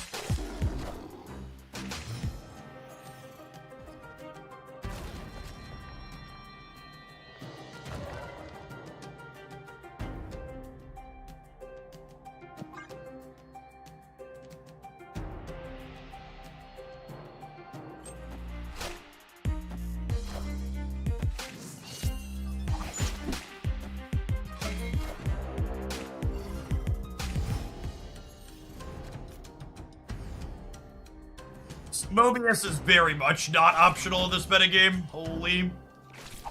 I want to start him here in case we draw Miss Marvel. I don't want 2 3s to end up on the left. Think about that sequencing here in advance.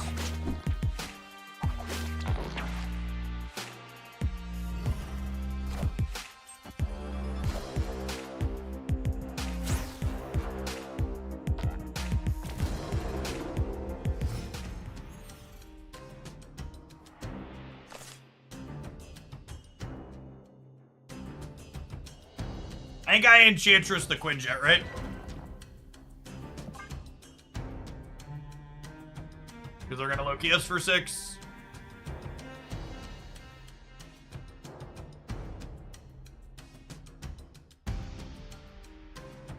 Hey, Dine, thanks for the 27 months. I appreciate that. Welcome back.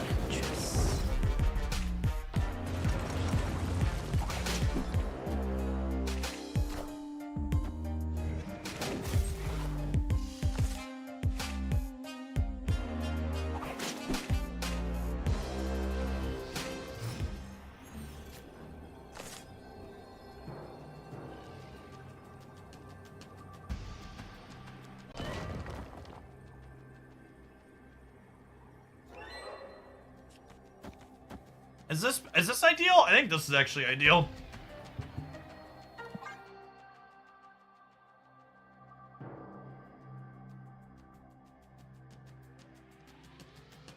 I'm supposed to play the Cerebra on the left.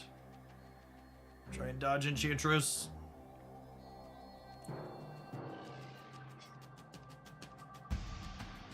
I do get to play with my whale cards, though. Miles Morales and Enchantress.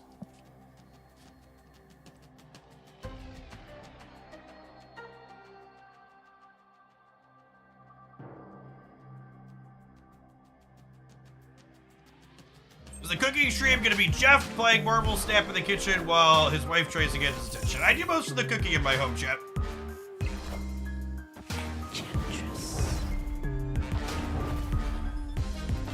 Spooky.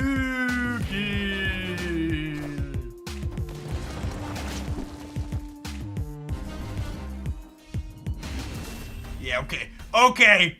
Victory. We played Enchantress in the middle instead of Medusa. I mean, got him, because we're skilled. But, like, they ran the clock all the way down, and they played Enchantress here instead of here when it's the exact same amount of stats.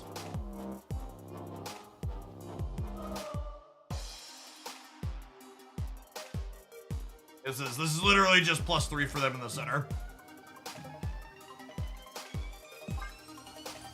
Oh, are they sweating too? Oh, they're totally here. Oh, snap. So we're winning me my silk 50-50, bud. Oh, yeah. What a sweaty gamer. They need this gold ticket real bad, chat.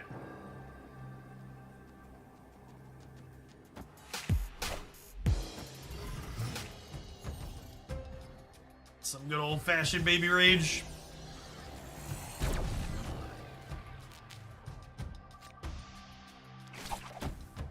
Well, that's perfect. Get to go Silk Miles next turn now. Friendly neighborhood Spider-Man here. Ugh.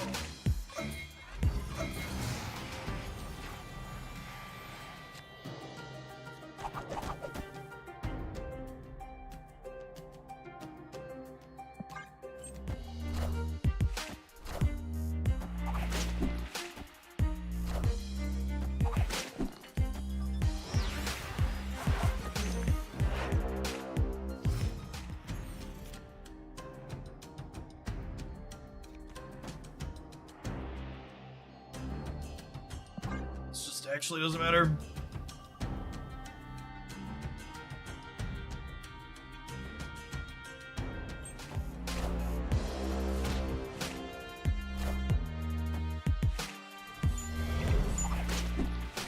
Does Martyr have a good replacement? I would wager this deck is better with almost any other card in place of Martyr. I do not think it is likely that Martyr is good in this deck.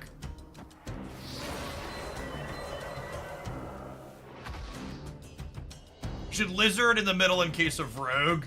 Yeah, that's a good thought. I think I need to get rid of the Quinjet this turn, though. Just hope they don't Rogue us yet. Oh, fuck. I'm giving them Enchantress, though. Awkward. I'm thinking about Machine World gamers.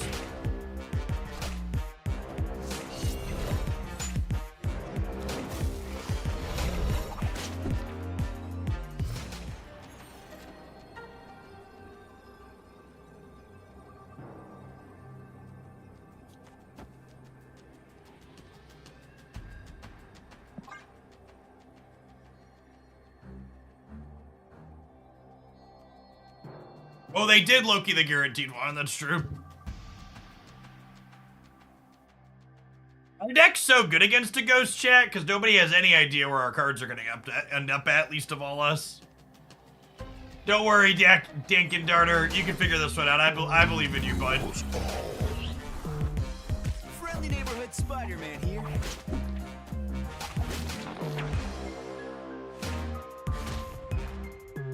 That's a pretty good one.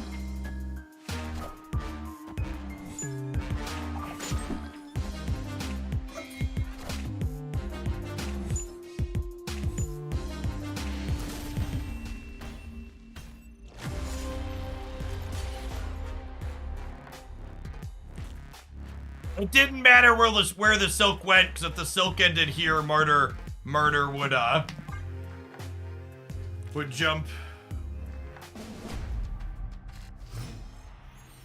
I feel like having Martyr in my Miss Marvel deck is a bit of a liability.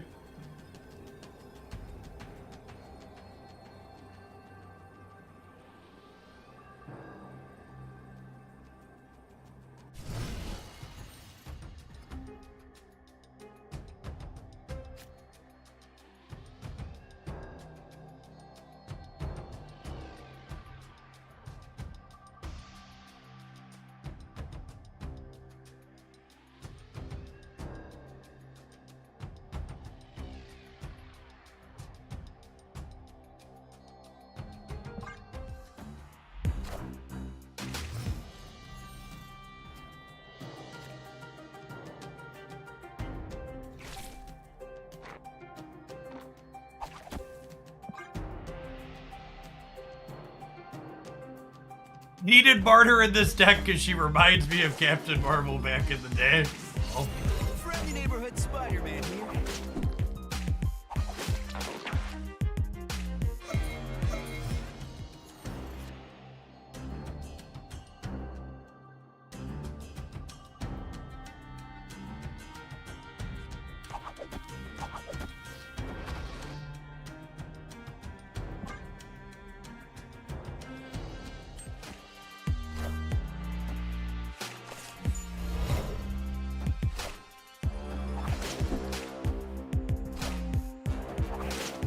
And then they snow guard the Mindscape here every time, right?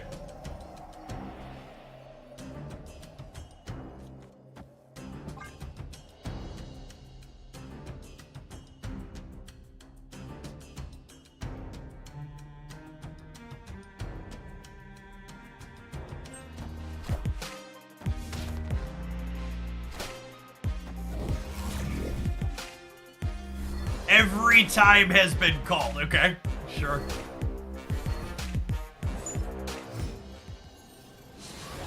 Oh, we forgot their ghosting, chat. I forgot their ghosting. It's fine, we drew Doctor Doom. They can't win anyways. Chantress me, bud. Doom rules all. I need Silk to go mid, right? Otherwise Martyr loses us the game. Victory.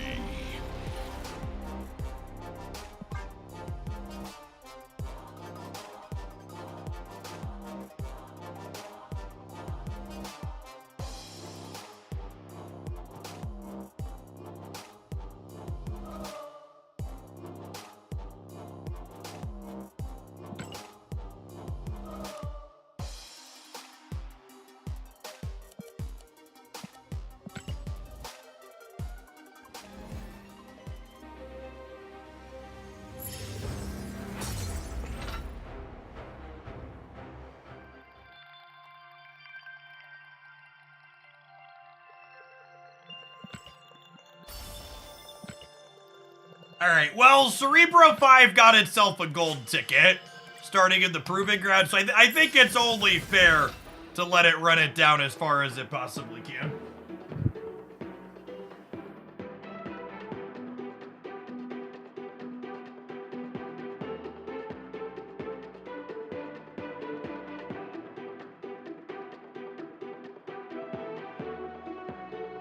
To set an incredibly low bar, Cerebro 5 has exceeded expectations.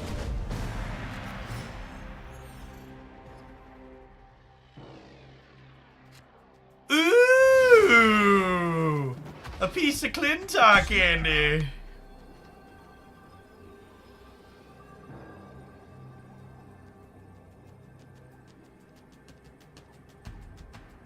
Ooh.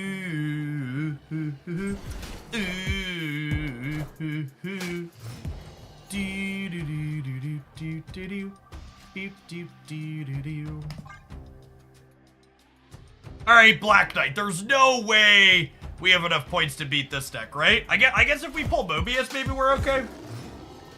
Mobius! Mobius! Wow, the deck is stacked against us. Holy. Holy.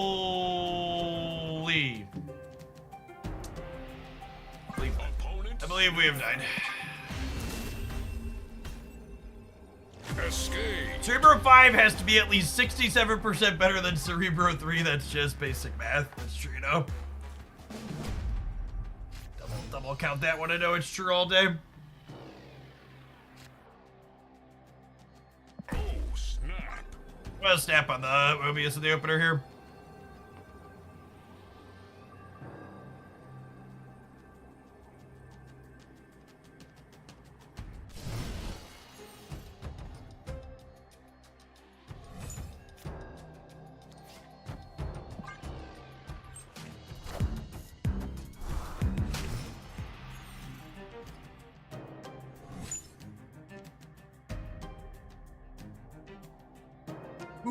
that's potentially a very good draw as well.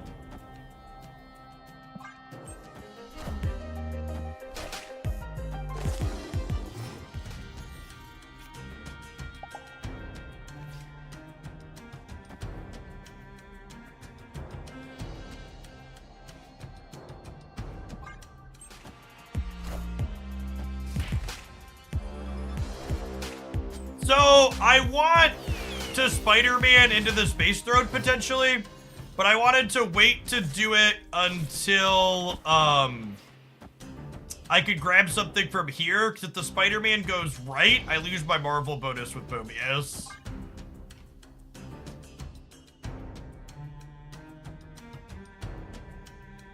They could have our Enchantress from White Palace. Yeah, potentially. Spider-Man here. Damn it, Peter. We've talked about this.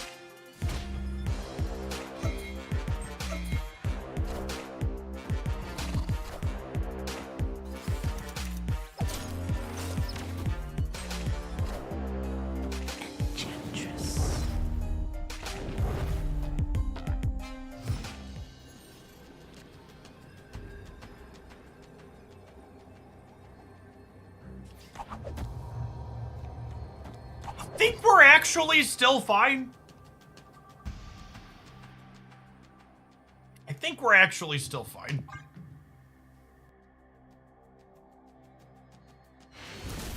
Yeah, buddy. Yeah, buddy. What's going on, Minkdosa? Thank you for the 2/3 of a year. Welcome back. Okay, so they're not playing, doesn't look like they're playing the Sarah build of Black Knight. I think Jubilee, Doc Ock likely beats Docera.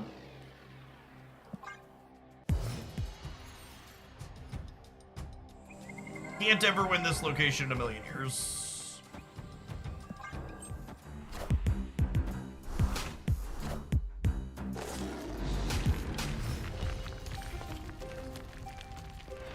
I think they're a hella deck. Potentially.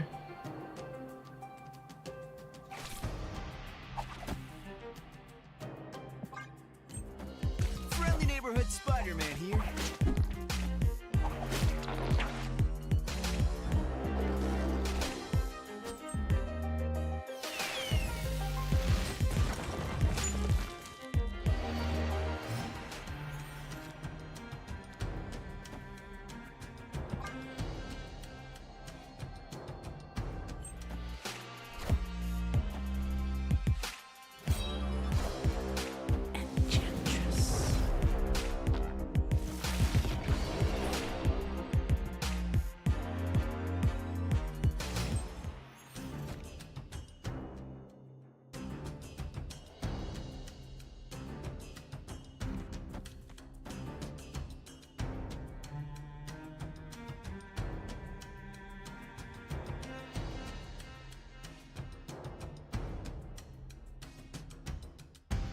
I think it's this, so I can Doom plus Martyr or Doom plus Silk on the last turn, right?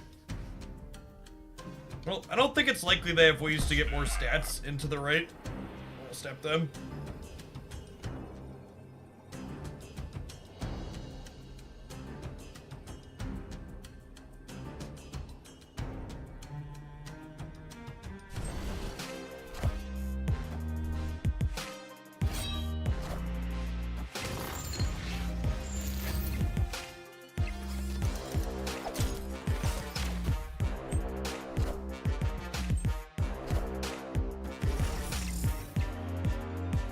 Yeah, thanks, I think. Doom rules all. And I am waving them, I guess.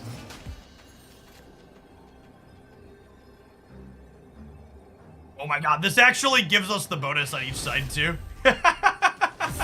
This is a 2, 3, 4, 6, and 1, 3, 6 over here.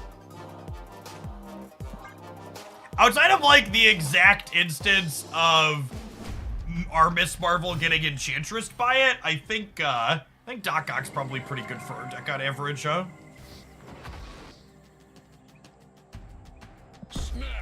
Snap on Mobius in the opener here, along with Martyr to pressure the Eternity range.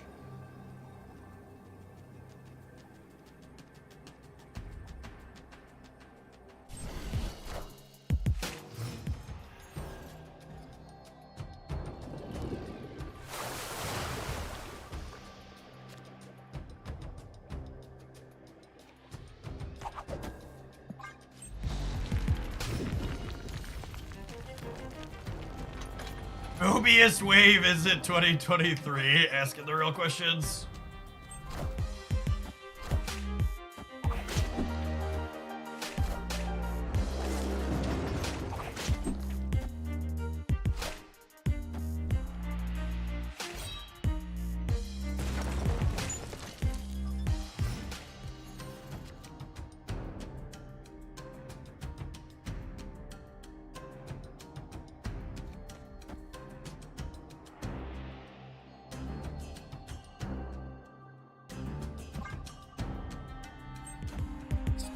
They moved Silk for us.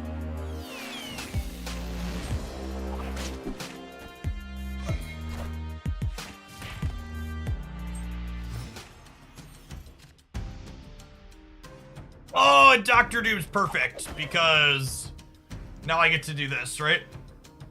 And not feel bad about making Vibranium because I'm gonna Dr. Doom on the last turn anyways.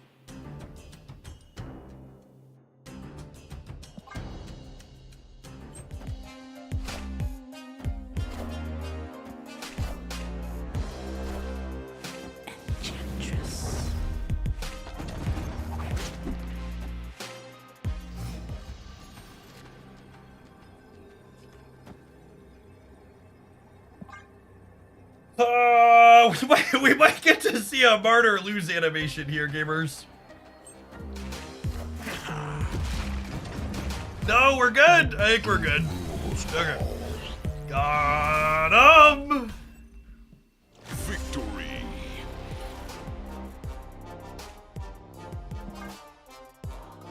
I didn't think we were gonna have a highlight for the Jeff Hoagland channel today, but even if we scrub out from here, I feel like Cerebro 5 has earned its slot this evening.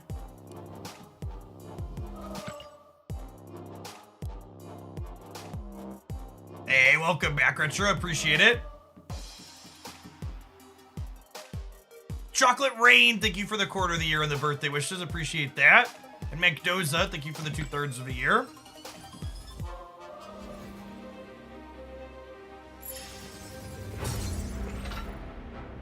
Hi, Michael. We're doing all right. We had a bit of a rough morning. I think Cerebro 5 has pulled us up above the 30% win rate margin, though, so. If this keeps going, we'll need to play Cerebro for the Infinite Porter, maybe. Maybe. I end up, like, giving away infinite wins every season, so probably fine.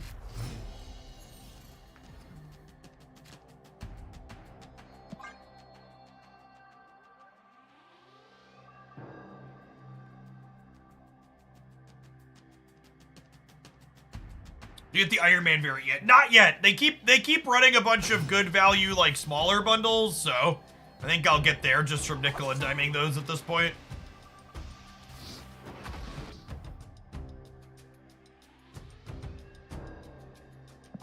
Opponent snapped. This wasn't a viewer deck. Would Martyr or Titania be the better choice? You definitely don't want Titania. You don't have room to play Titania on curve typically, and you often have priority going into the last turn.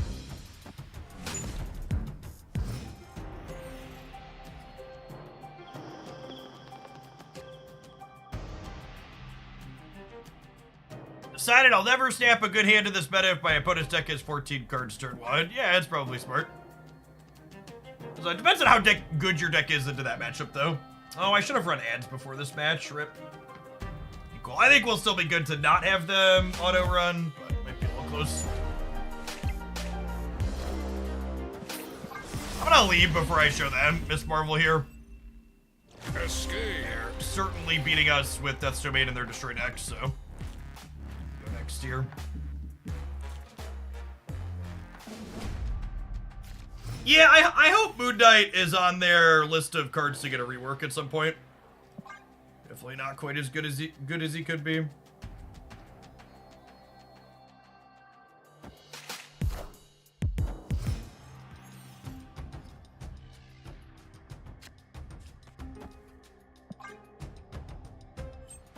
Yeah, I enjoyed Moon Knight on Disney Plus.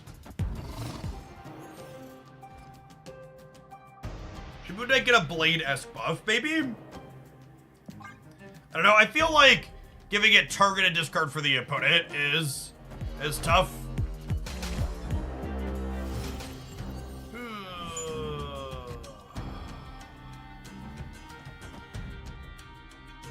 Big Carnage. The Carnage is... God, they're just absolutely massive.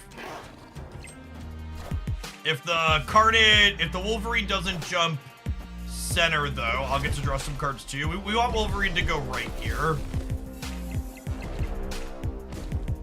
Enough said, Bob.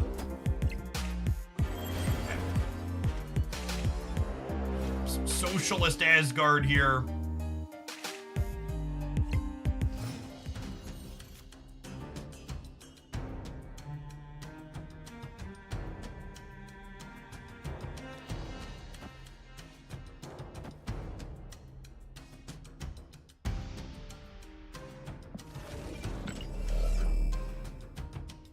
Do I do this so I can Miles in this with Martyr next turn? Probably.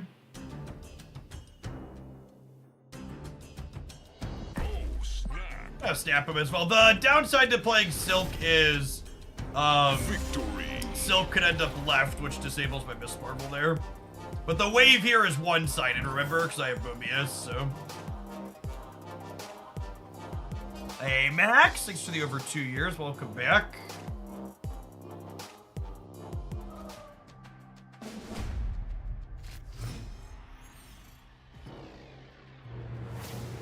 Unfortunately, I just couldn't snap earlier in that game because we didn't know where the Wolverine was gonna go.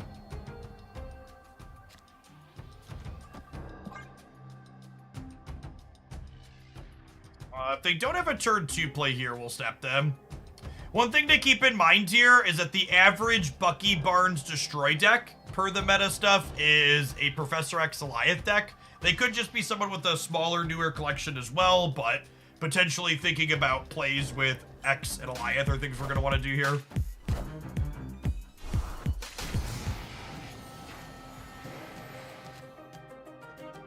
Oh, that's sad. I wanted to Spider-Man this to another location. Just Mobius, I guess. I think Cerebro 2 is a very good deck. I like the dude. It's very good stats on Untapped.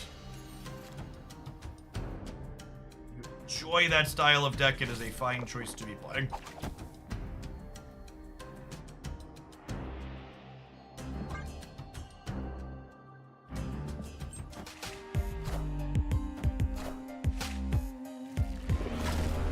Weird that they didn't do this. I guess they just didn't want to, I guess they wanted to eat the Hulkbuster. Oh, other Spider-Man here makes her not work. Sad. Could be setting up a Zola is a good thought.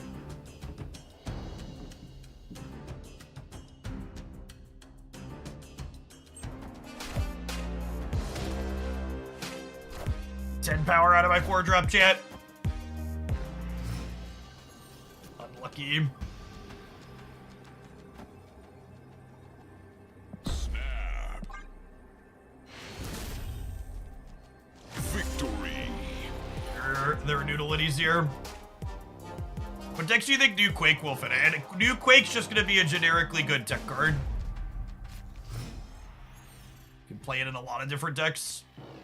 You won't build a Quake deck. Quake is like Shang-Chi. You'll just put her into a bunch of different stuff. Broad Mason, thank you for the Prime. Appreciate that. New Quake is close to 2-mana Legion. It's not like Legion. Legion creates complete and total lockouts for the remainder of the game in a lot of key spots, is why he sees play. Quake will create singular one-turn gotcha moments. Which those aren't the same thing.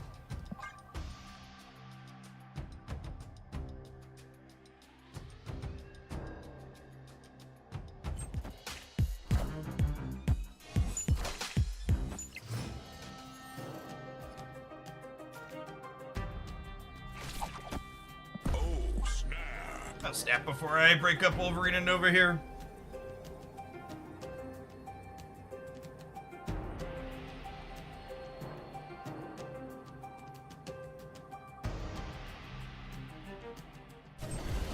Friendly neighborhood Spider-Man here.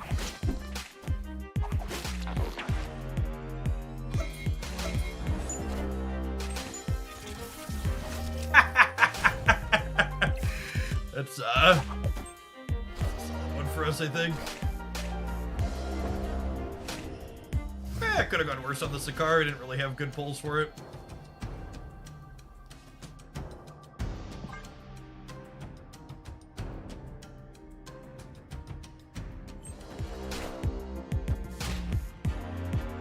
Venom over here. Much worse than Venom for them. Probably still the play, but much worse than Venom.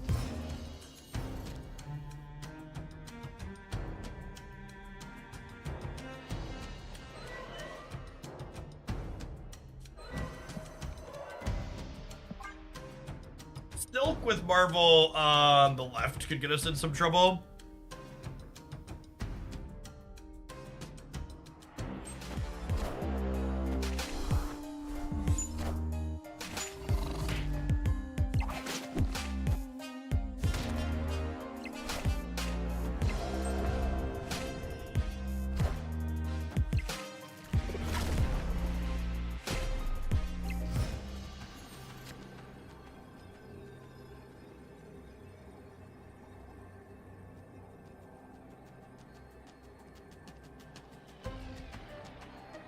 Coming Zola. I mean, is Zola even that good?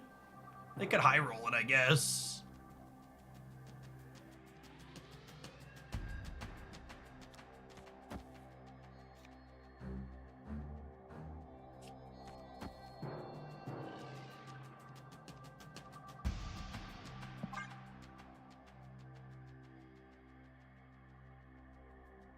Yeah, if they were gonna Zola, they would have Venom somewhere else, right? I think.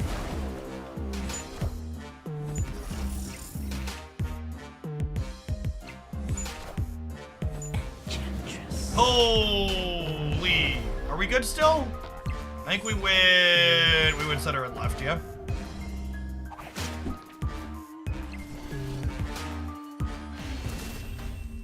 It definitely feels like it speaks to the state of the current format that, like, we're getting Enchantress out of Bounce and Destroy.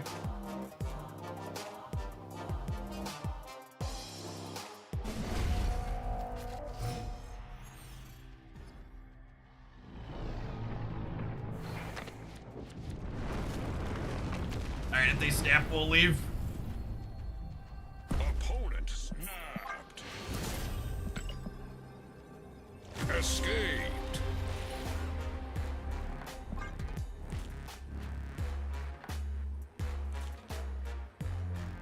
Answer for armor. You're kidding yourself if you think Enchantress is in their deck because of armor. Not even a little bit.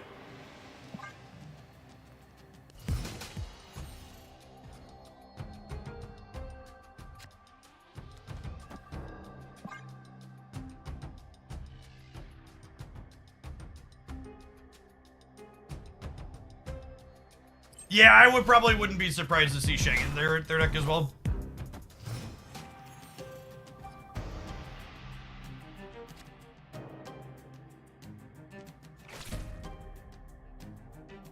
This one could bite me.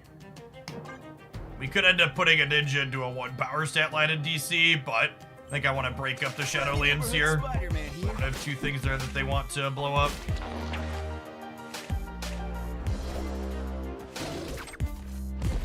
Yeah, jokes on me.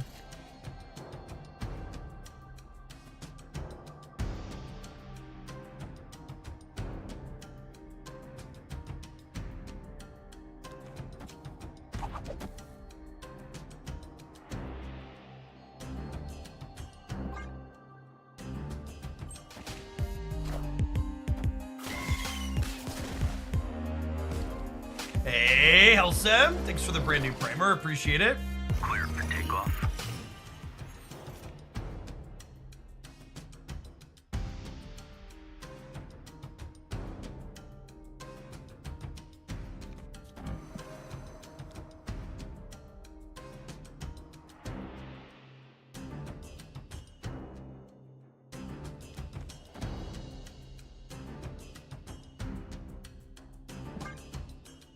A Cerebro, I think. Although I guess if I Cerebro, I can't Dr. Doom a Doombot into DC. That's probably fine.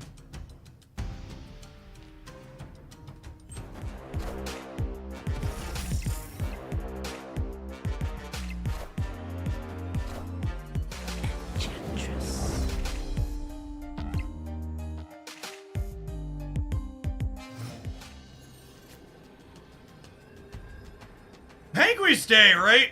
I think it's just Doom here.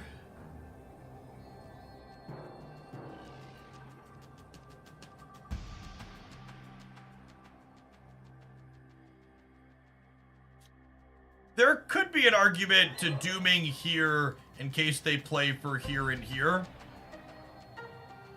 But the upside to Dooming here is that the Doombot's bigger over here.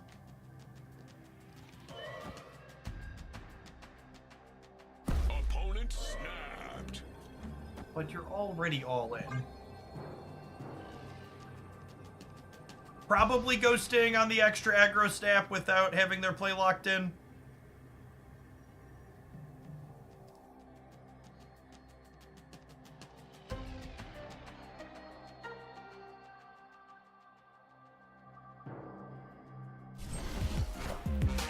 Doom rules all.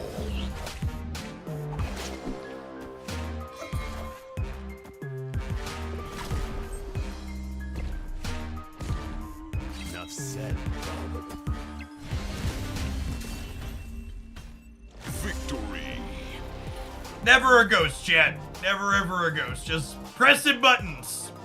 Speaking of pressing buttons, I found this neat one that gives me money when I press it. We'll see you in 120 seconds. We're going to see if Cerebro 5 can close out its infinite ticket today. Don't go anywhere. Thanks for hanging out. YouTube gamers, we're creeping up towards 300 likes on today's live stream. There's over 300 of you watching on that platform. Can you tap it for me if you haven't already? Please and thank you. Just tap it in. Tap it in.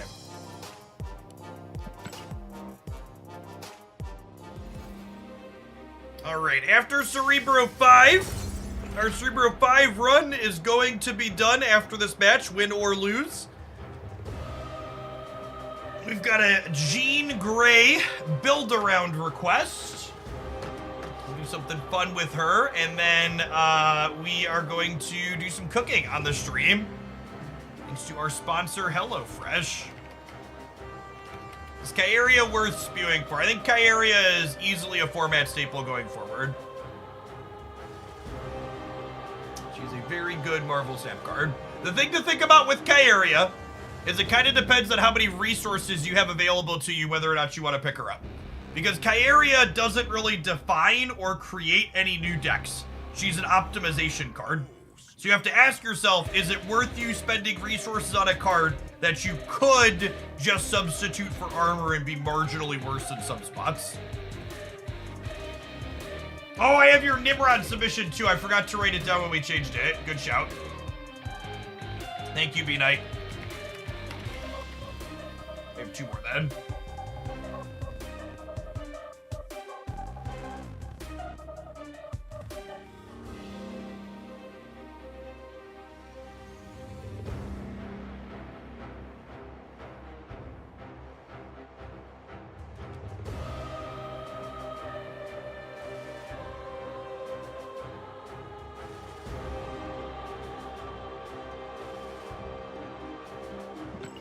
Hey, what's going on, Drix? Thanks for the 3/4 of a year. Welcome back.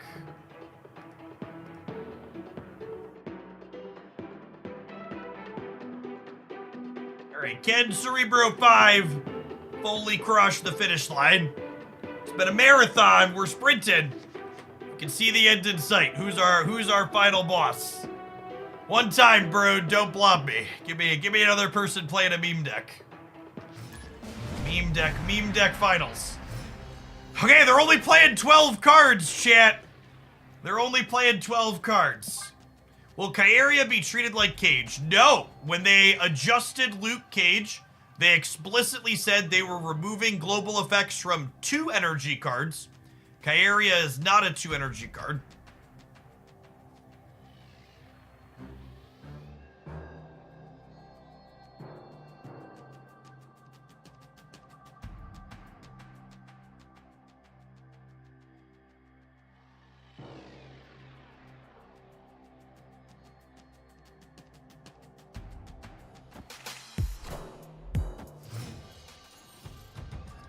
I actually think that is literally my favorite suggested change for Blob.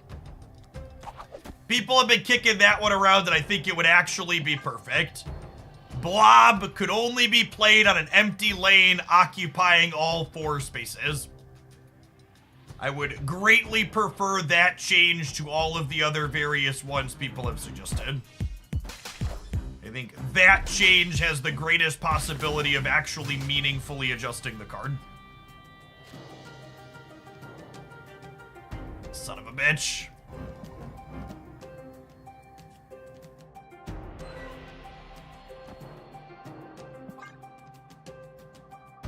Yeah, it's a giant text box disaster, so I don't know that they could ever actually implement it.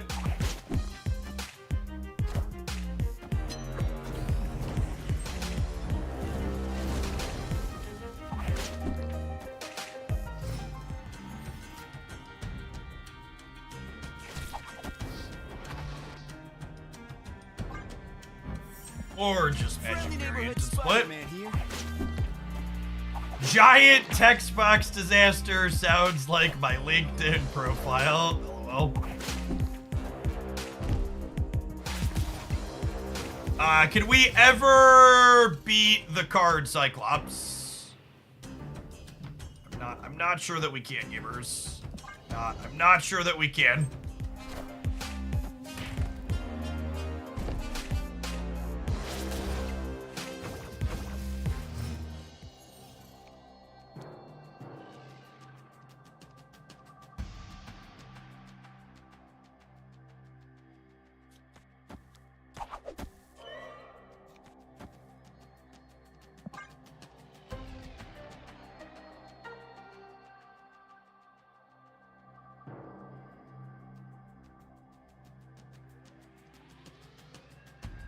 I think regardless of the outcome of this match, I'm gonna feel annoyed. I'm gonna go ahead and just call it a day on Cerebro 5. Escape. We're gonna let Cerebro 5 go out on top and feel happy having played it, rather than spending a half hour here with my opponent roping most of the turns. We'll just move along with our lives.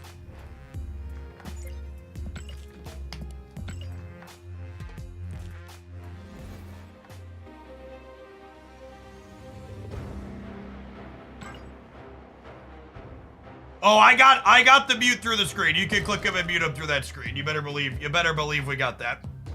All right, I think the best Jean Grey deck last I checked was one of the little Havoc decks, or was it something else? Agatha doesn't count.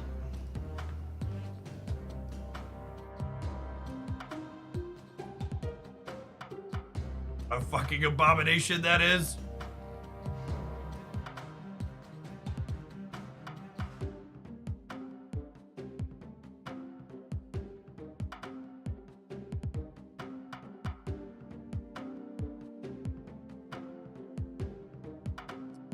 This is one of the Havoc shells we worked on.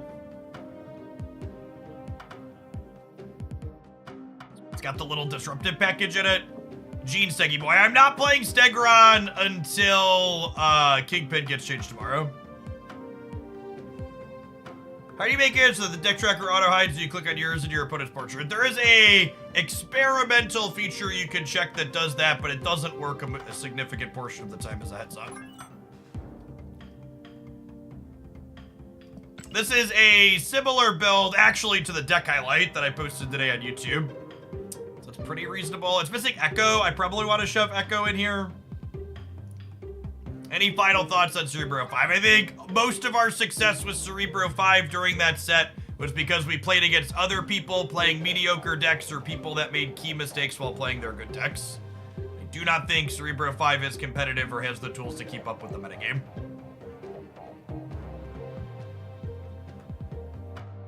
Apologies for people the people that that's not the truth they want to hear.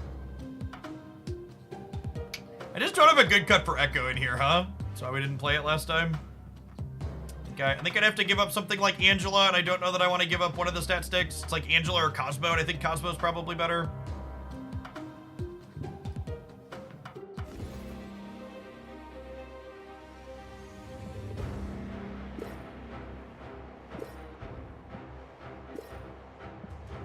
Yes, I have a Nimrod deck in the queue for after this one is the last thing today. I promise we will finish Marvel Snap losing with Nimrod.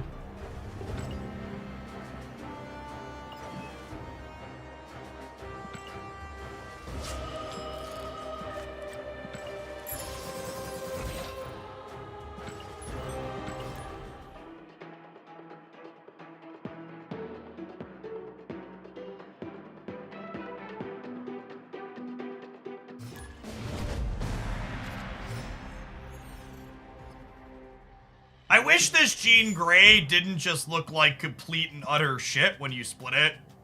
The background just looks atrocious when she split the card.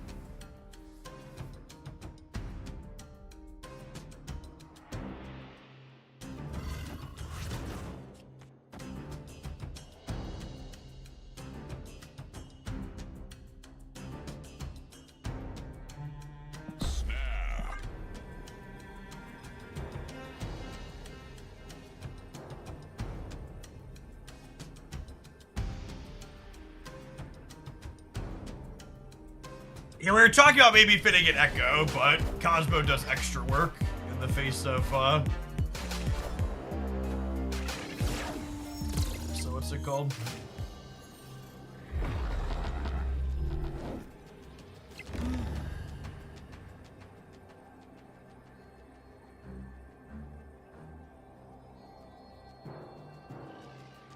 They are a Thanos deck is noteworthy here.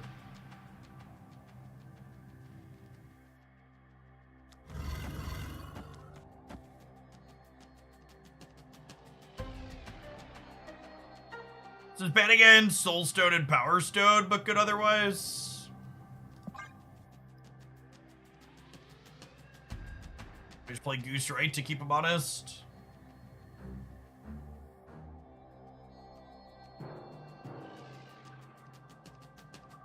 I could be right to just like Kitty Pride here and then put 6 points over here.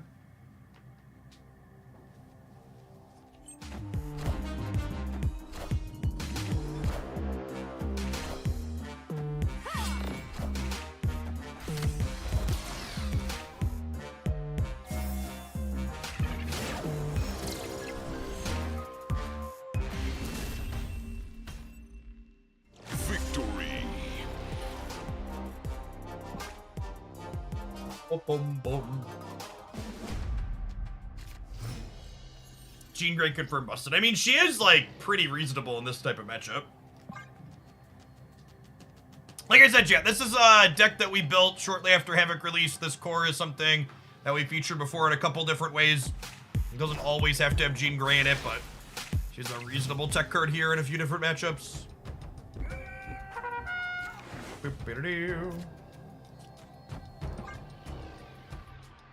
Yes, series drops happen tomorrow with the patch. Yes, Leech Blob Thanos here. Opponent's playing one of the stock meta decks. I think I would make the argument that the opponent's deck is the best deck in our current format. Holy gamers. Holy gamers. That's a random Marvel Snap card if I ever saw one. Hey, hey, oh, hey, oh. Hey, hey, oh, hey, oh.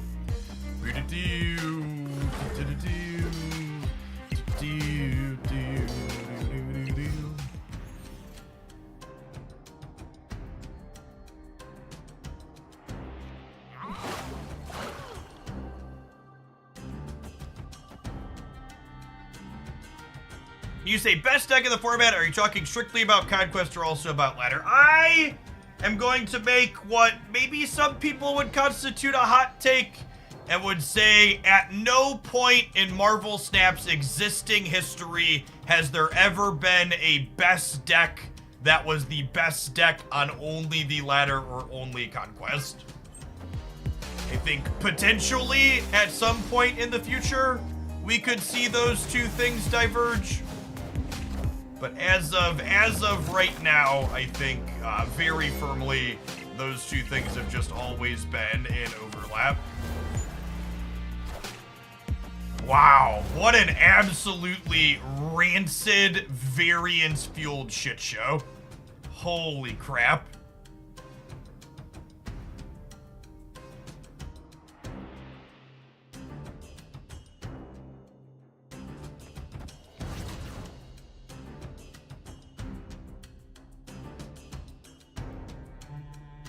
I don't think I'm actually playing the Jins. I'm filling the board as is, right?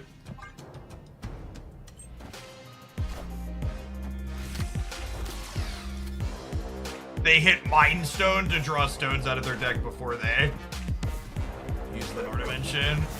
Rip.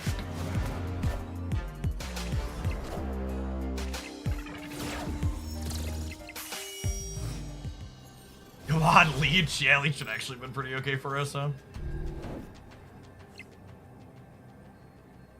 Okay, so this is 8. And then this Mysterio here is another 5. And then I can put Kitty here. They're snapping me. I think I'm staying. We could lose to them rolling well on the Nord dimension, but I think we go for it. It's just Blob left plus Nord plus their wheel here, it looks like. Yeah, it's Blob plus a Lockjaw roll. We'll see what they roll on their Lockjaw.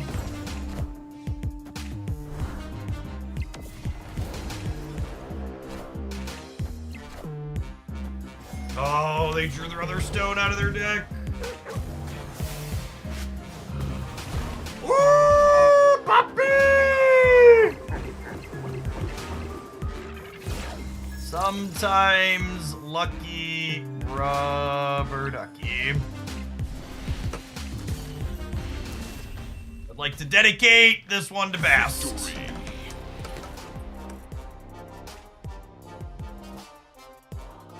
When do you plan to do your next Best Decks video? Best Decks video will be on Friday after we get some data post-patch.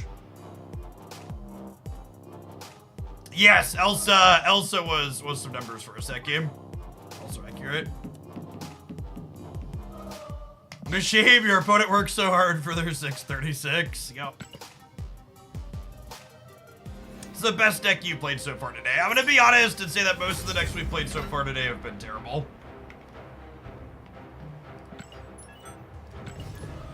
Your viewer-submitted deck days are not the day to tune in to find good decks, typically speaking. I say this from a place of caring and wanting people to get better at building decks, but a majority of the things that people send in tend to just be like worse versions of established good decks. Folks just like take a established deck and fuck it up by like 2 to 3 cards so it can be their deck instead of the best deck.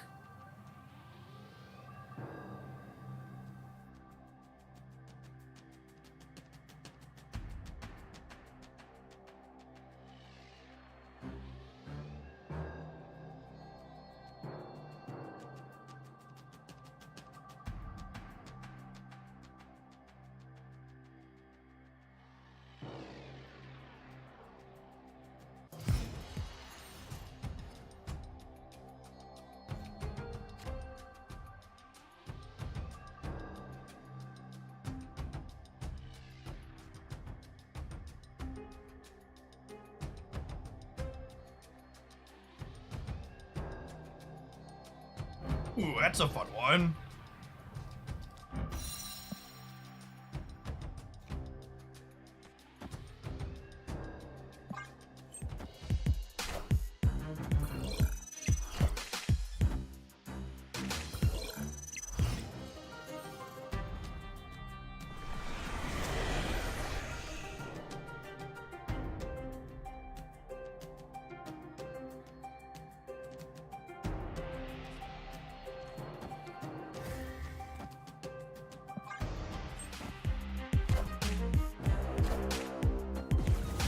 Oh, I missed that it was another 15 card deck. I mean, I don't think this deck is terrible against Thanos. Thanos is probably the better Elysium deck than we are, though. Can't blob here. They probably blob Quantum Realm if they have it, right?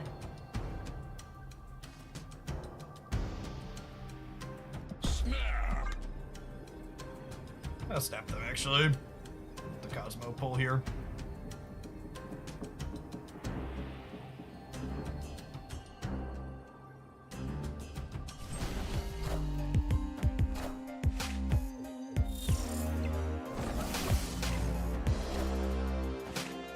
Oh yeah, worth noting that, what's it called? That, Bast beats Quantum Realm here is the interaction you're seeing on the right. Unfortunately, I have Cosmo'd the Quantum Realm, so I can't,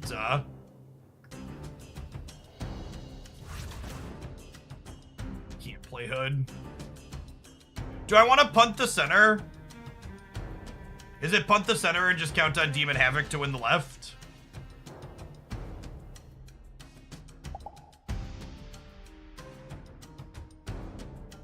I think so. I could Hood as a 0-2. The question is, do I think I need to generate a demon?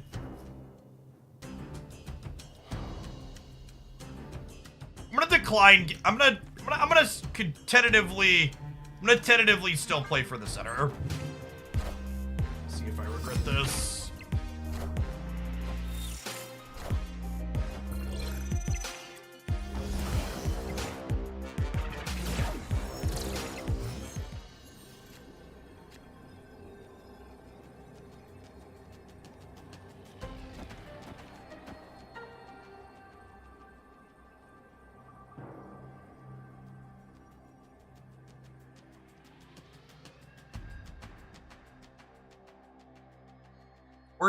We're dead to Blob. But there's 9 cards in their deck. They've only drawn 1 extra card. Probably just supposed to leave here. Wait, what?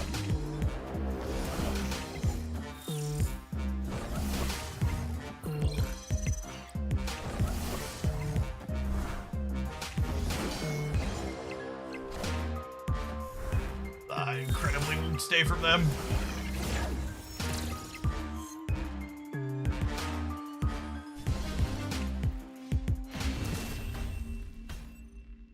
Victory.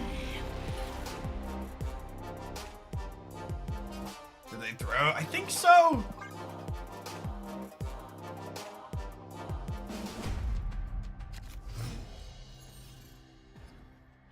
You play retreating. Yep.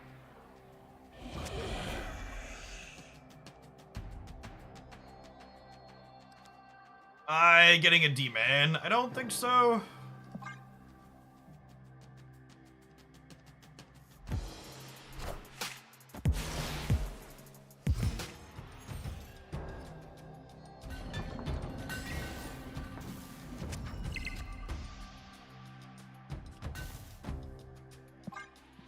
Interested in turning my Hood into a random 1-drop.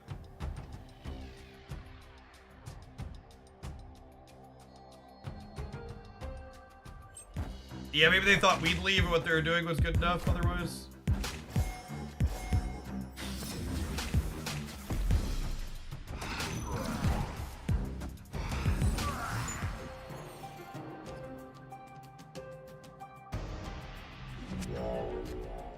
There's so many cards.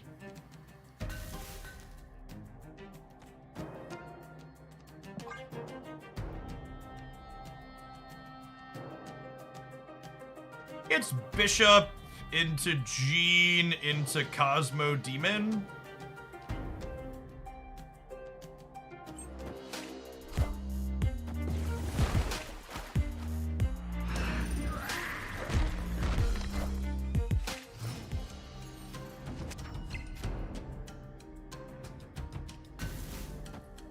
At least I have something to do with these over here, huh?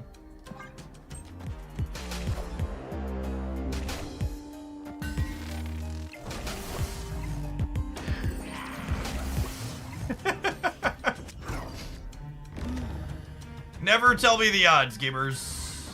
Never tell me the odds. Why don't I just do this?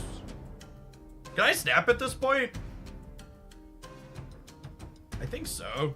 Oh, snap.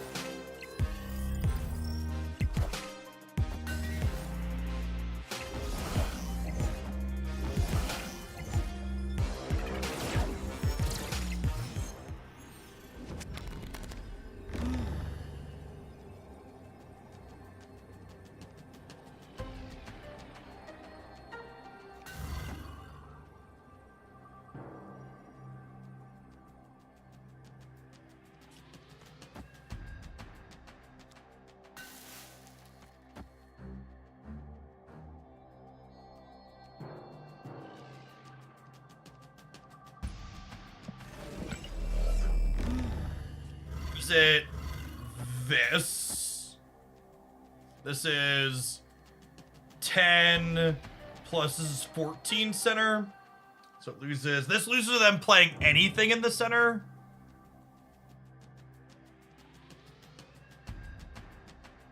They have to play something center.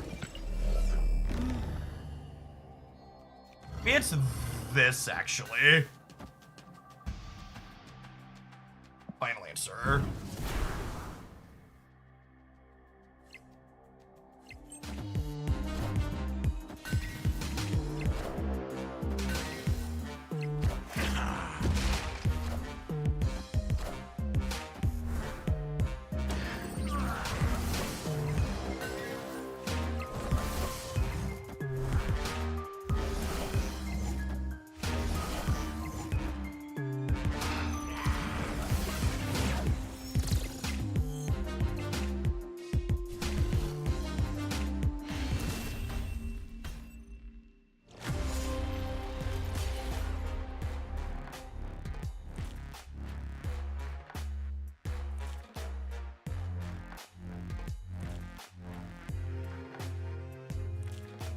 Fucking Scar, man. I don't think any other card won them the game there. Yeah, I don't think we had any permutations that let us win this, right? No, we did. Fuck. No. You identified you were punting man and then you put the real Mysterio there. Yeah, chat, there's a fucking Jean Grey in the center.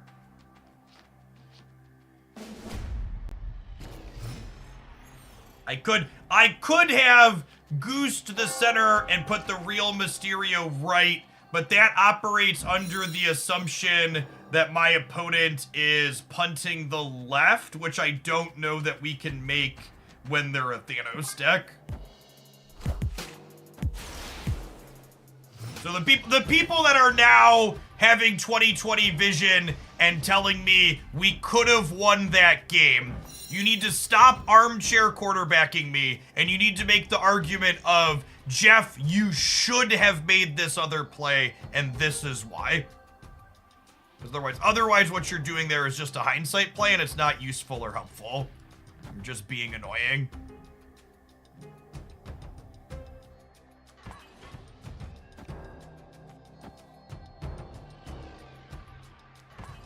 I'm gonna hold this, actually.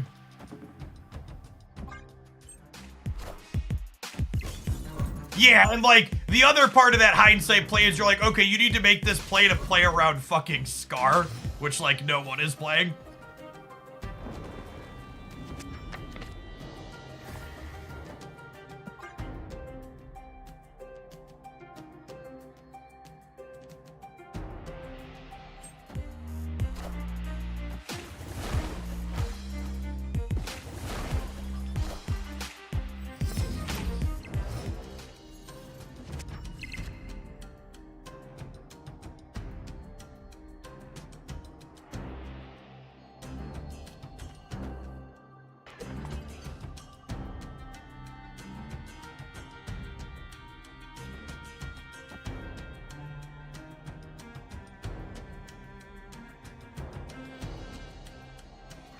Hood and Jean middle. Oh, that's a fucking spicy play.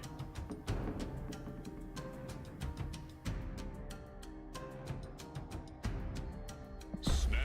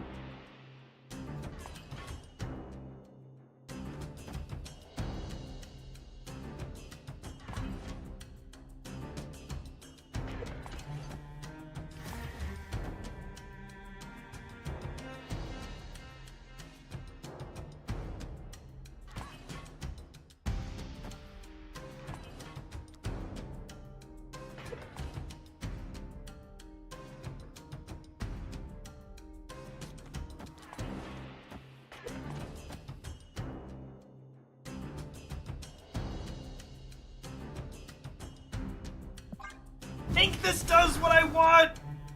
My brain's a little mush thinking about it though.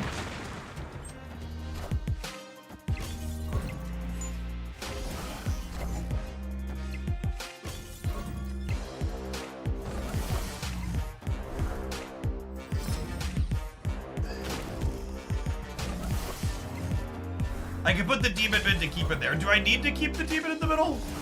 Why? Can you explain? Why do I need to keep the demon in the middle?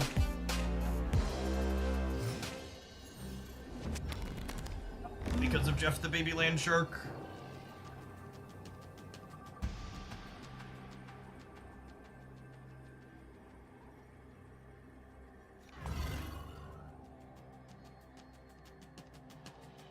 Opponent snapped.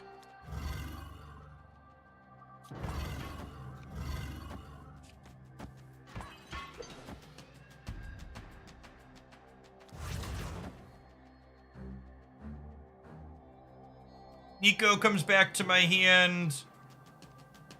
I draw 2 cards. Hood doesn't come back to my hand.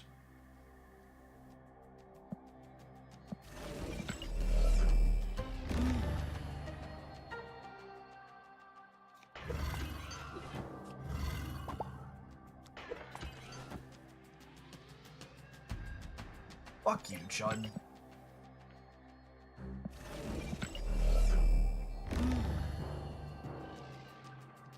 The problem with Hood left is I have to play for all 3 here.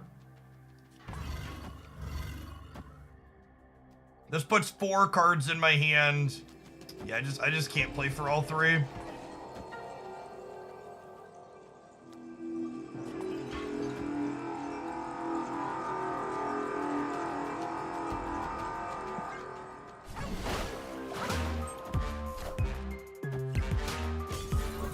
Wait, what?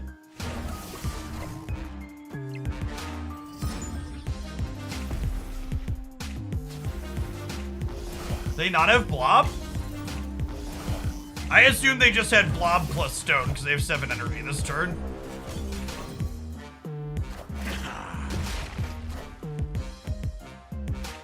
Alright, Scar's not gonna do it this time around. Victory.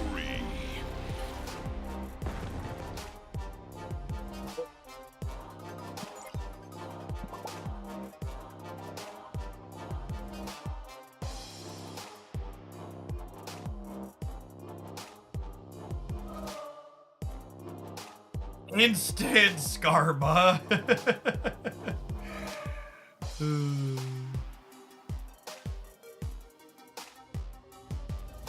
You're just dead to Blob is the thing.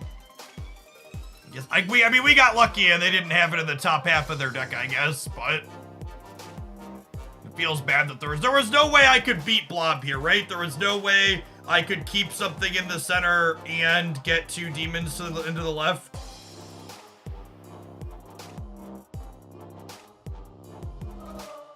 So, chat, they had 7 energy because they Psylocked the previous turn. So if they had a stone and a blob, they could have played the stone center, moved the Jeff there, and then played blob right.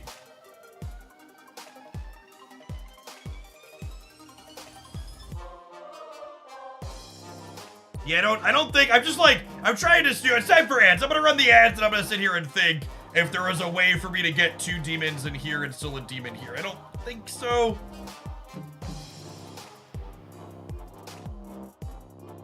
YouTube gamers, 30 likes from 300. We can do it. Does Blob get kicked out of Luke's bar? He does, yes. Can't be moved is different than can't be returned to him.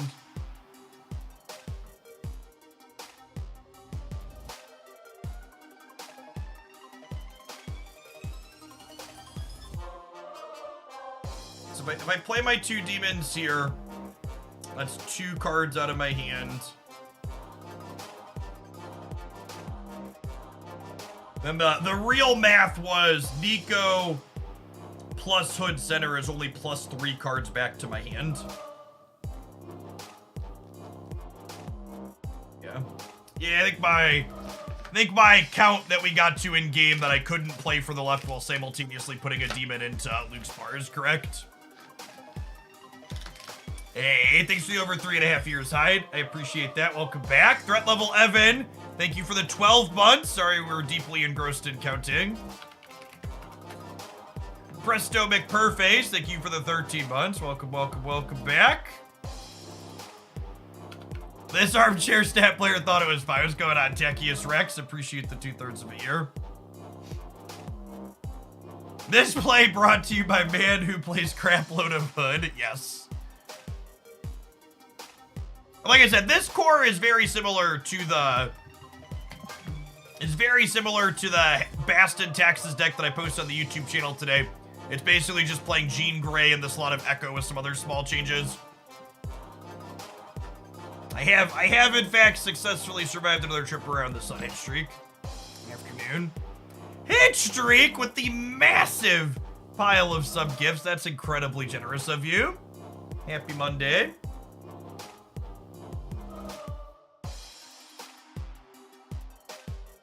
If Havoc had been Bast or Kitty, you might have been able to get there. Yeah, that sounds right, Wesselbos.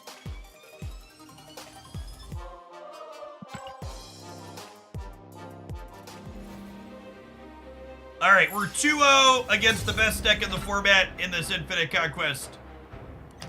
Can we close it out? Can we cross over into infinity and beyond?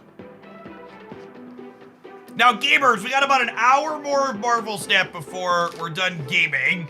And when the cooking stream happens, the stream is going to turn off momentarily.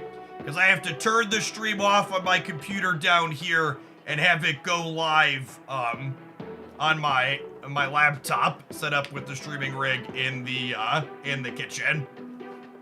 So if you wanna hang out to watch me prep my wonderful HelloFresh meal, our sponsor for the month. I believe we have some kind of ravioli that we're going to be making with a homemade sauce. My wife will be guest starring, chat.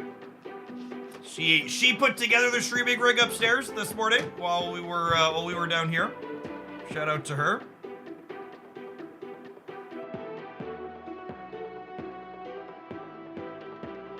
On a scale of New Kids on the Block to One Direction, how old are you? I am 33. Are we allowed to armchair game your cooking decisions? You definitely should.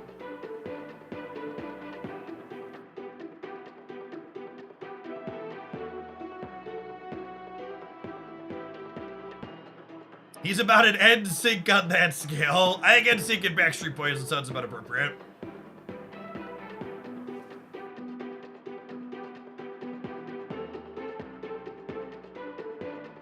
If you're watching on the YouTube channel, I don't think my laptop is capable of dual streaming, so if you want to catch the cooking portion, you'll have to hop over to the Twitch side for that.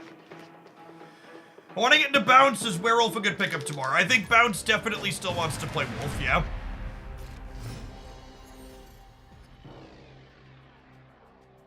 Shocker, chat. Our opponent has 15 cards in their Marvel Snap deck. It's actually, I feel like we haven't actually played against that much Thanos in our session today, and then this last run was actually just 100%.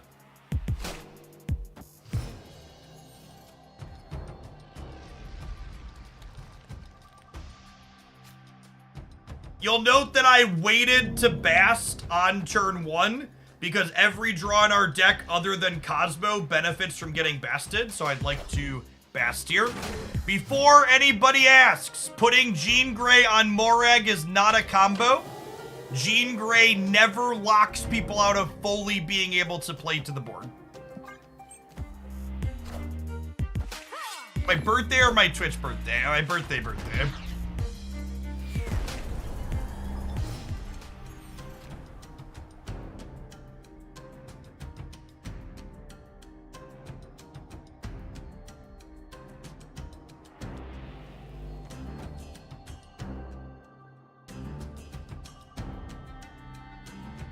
I might just be punting the center here.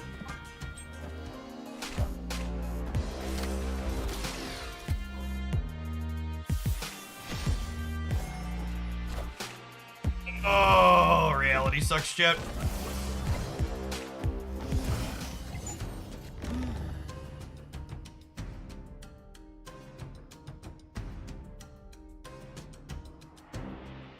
I think that's gonna kill us.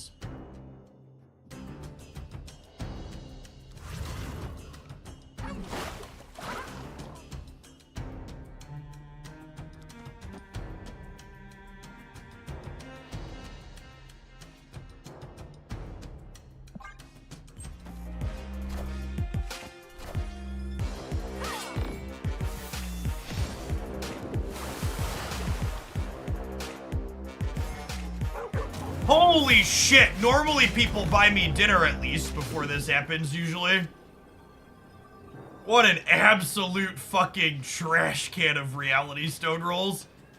And then, if this hadn't been Lamaria, we would have even fucking beaten the Professor X with Havoc, but the Havoc didn't get to flip up.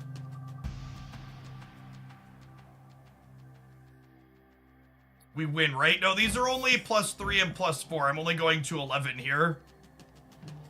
That's so frustrating. Escaped.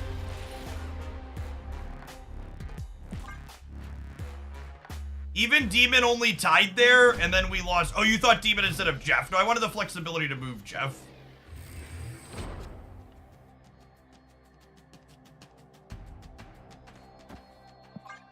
I don't think you could basically ever snap this matchup on 1. However, when they don't play a stone here, we will snap them on 2 if this location doesn't fuck us. Yeah. Oh, snap. Very happy to snap on 2.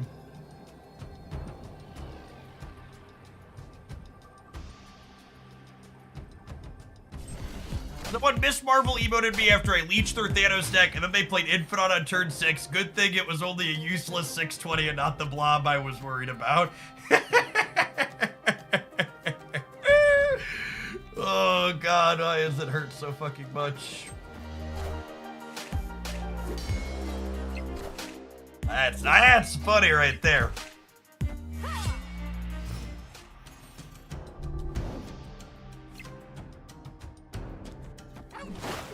I think I'm punting the Vault Gamers.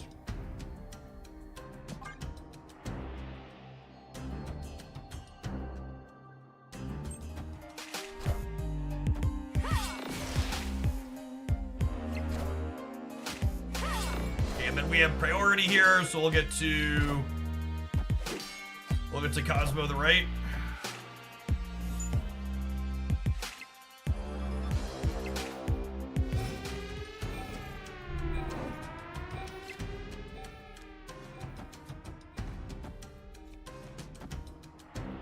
They Professor X here, they go to 4, they go to 9, we're beating that.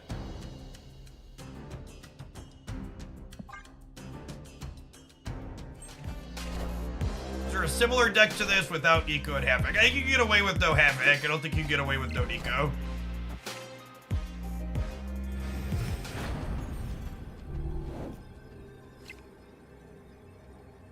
Eco is a very good Marvel Snap card, gamers.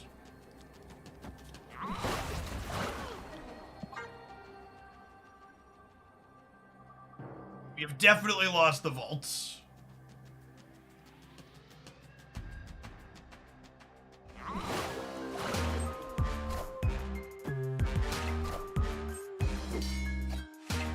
They know we have an 8-power kitty. Did they beat us on the raid, or are they bad at math? Firm bad at math. Okay. Victory. That was one of those, how big is the kitty pride moments again? I think it was,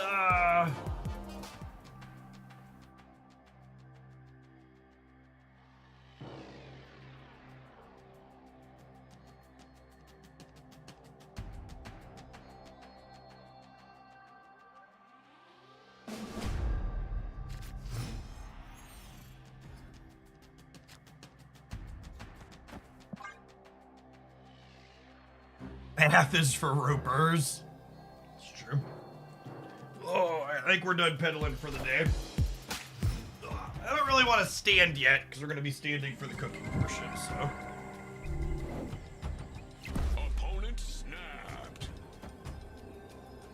I think with Goose and Kitty, I'm staying. It's close, though. Or Goose and Jean, I mean.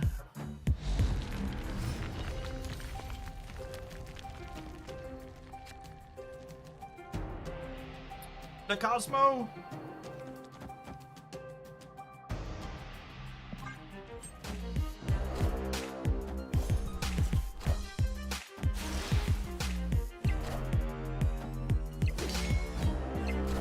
We tie here, right?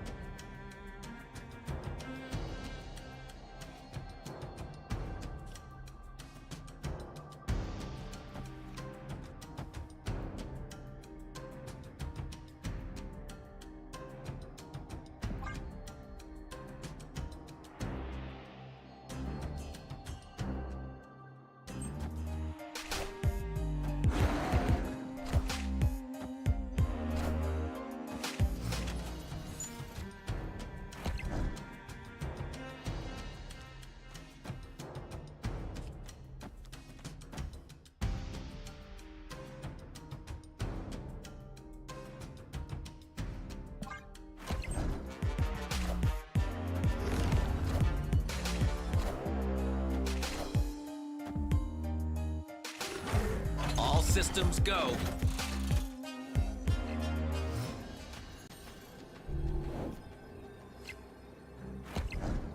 Not the Jeff the Baby Land Shark I wanted for Christmas.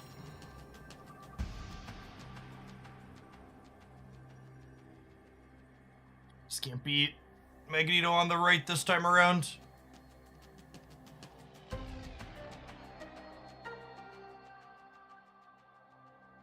It's the best deck I can play if I'm missing Zabu and Nico. I mean, Blob Thanos is literally the best deck in the format. It doesn't play either of those cards. Go +9 here, which gets me to 22. And they're going higher than that. A lot of these Thanos decks have cut Professor X to play a little bit different, knowing that that card is there. We keep drawing Hood without Bast and without, probably still will be tomorrow too, yes, accurate.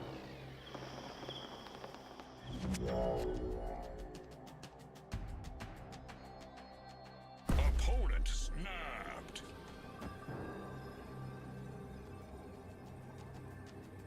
Snap. Let's make this the game. That's pretty good. I think they're snapping because they have stones into Abby, but a pretty decent hand into Abby too. Like stone, I assume.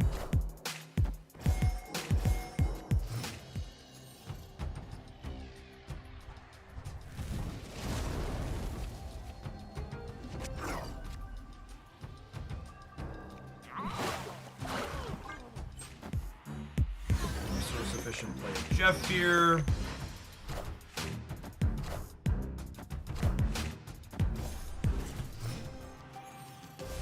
This time stone going into 3 as opposed to going into 4, so Professor X is not on the table here. Play your next card and a copy to your hand. Just vibing for now. I want to get Bishop down.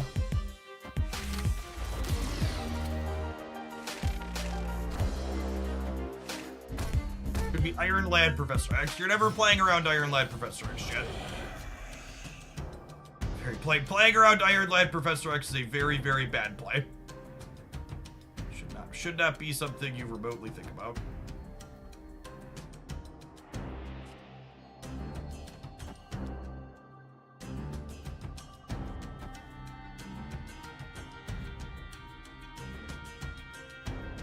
I'm gonna do this, and we'll end on Demon Nico left, and then I will start on Mysterio next turn, turning the leftmost Mysterio into a demon.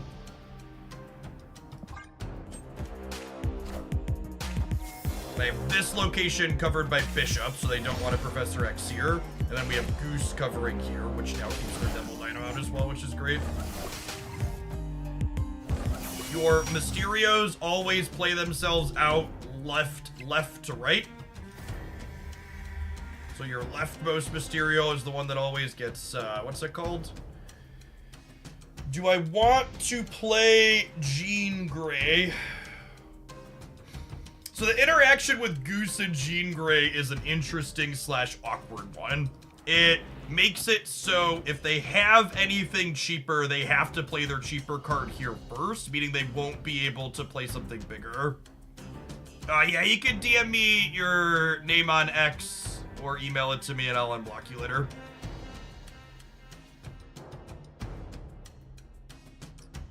Gets this. Do I think I need the real Mysterio here? Probably not, right?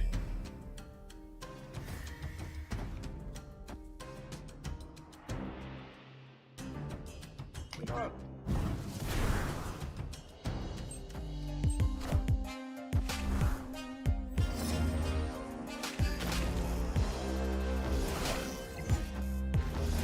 Would love to draw Cosmo next turn.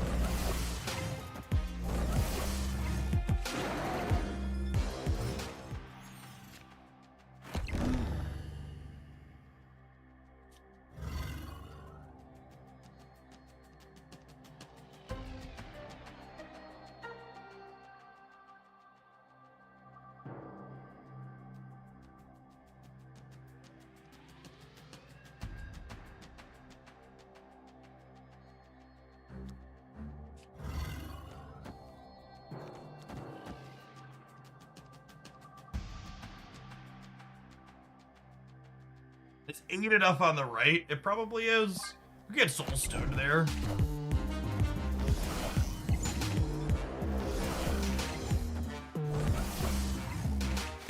I am inevitable.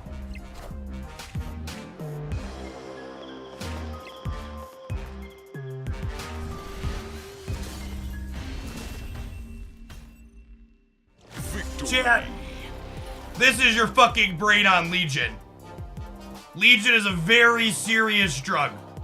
Don't get scammed into having Legion brain. Reach out. There are gamers suffering from Legion brain near you.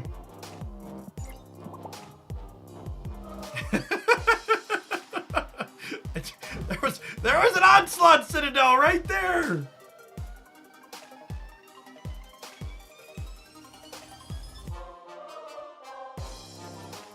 Whatever. Don't like a gift horse in the mouth, chat. We beat 3 Thanos decks. Our scrappy little pile of cards managed to eke it out. Yeah, they couldn't Goose Onslaughts. I'm saying they shouldn't have Legion, chat. I'm aware they couldn't Legion the Onslaught Citadel. I am telling you they shouldn't have Legioned in general. They should have played a different Marvel Snap card rather than giving up their 1/9 on the right. Do we beat 3 Thanos decks or they beat themselves? That last player threw a little bit, but I think the other two, they played all right. I don't know. Semantics. Thanks for the submission, Mao. Jean Grey's a fun card. Alright, chat. Who's ready to get trash canned playing Nimrod? Alright, I would like Nimrod decks that are not playing Galactus. Oh my god, the Phoenix Force deck is just playing Enchantress and Shang-Chi. Just like, I don't know how you look at this and be like, yeah, this format's fine. It's not a big deal. No big deal.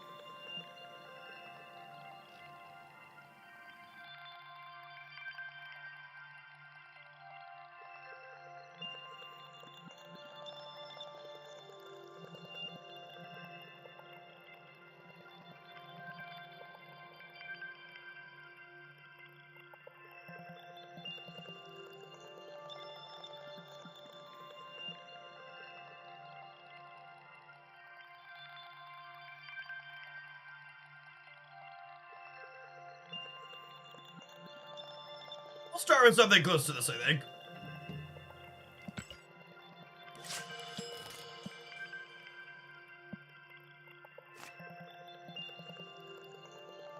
Bought the Ultimate Nimrod variant months ago. Where is Destroy now? To be fair, Nimrod was never a part of Destroy. Not the good Destroy, at least.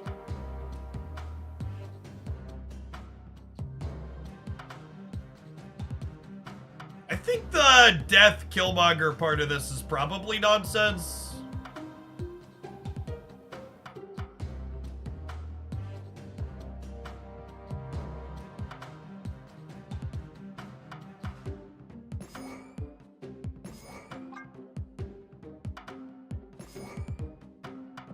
Nice, 6 Shuri variant and split.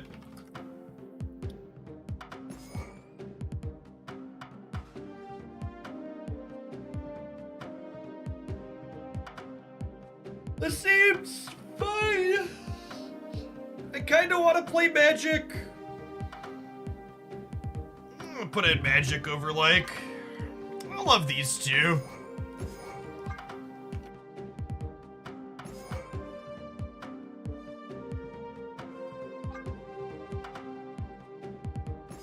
Do Lady Deathstrike for funsies. She's good with Electro. So her replacement for not having a 6 Shuri split. Tears. Lots of tears.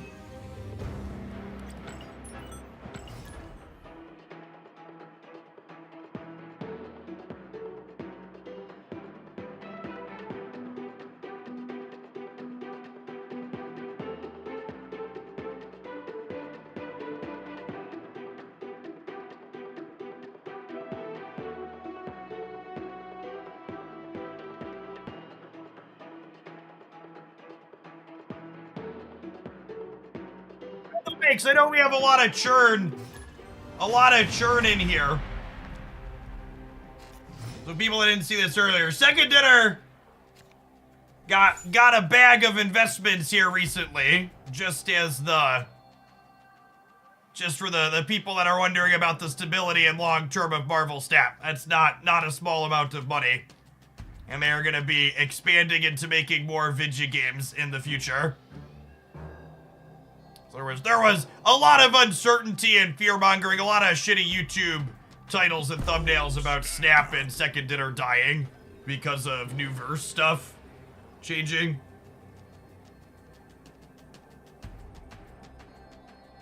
But hopefully Snap and Second Dinner are going to be around for a hot second. How many Ultimate variants could you buy with 100 million? It's like 3 of them, that's true.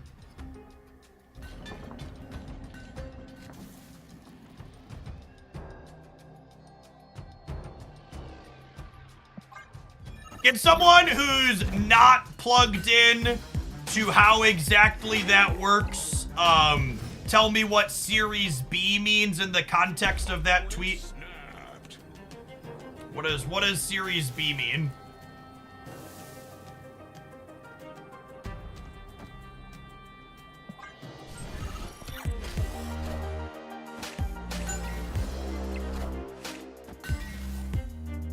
It's only their second round of funding. Okay.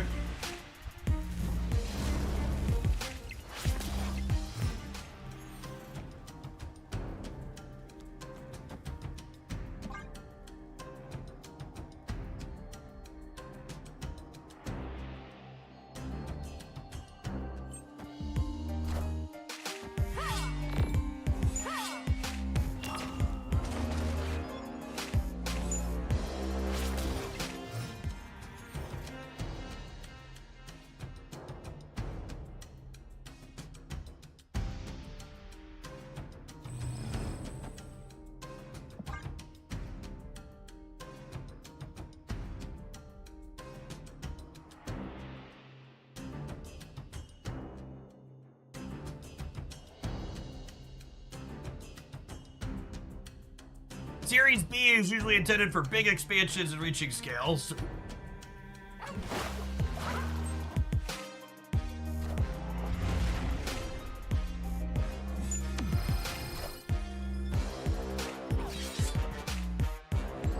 Go big! Rip.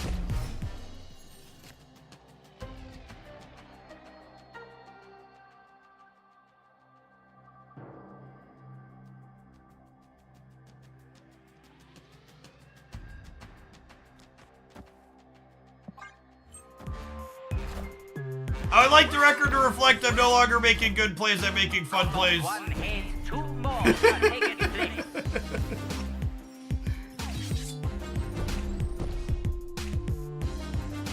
Cut off one head, two more shall take its place.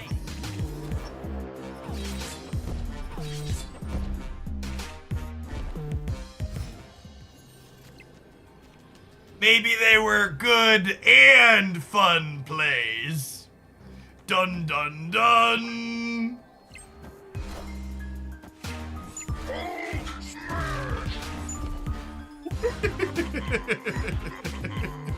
Alright, super happy I was looking at the deck list. I was like, yeah, Lady Deathstrike sounds fun. Victory. Narrator. Lady Deathstrike was, in fact, very fun. Things you love to see. It.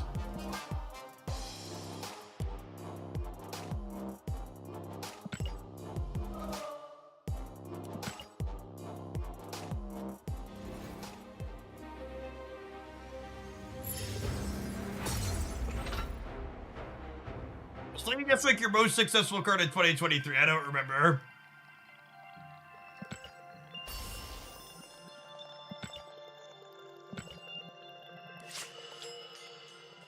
How to beat Kyria 101.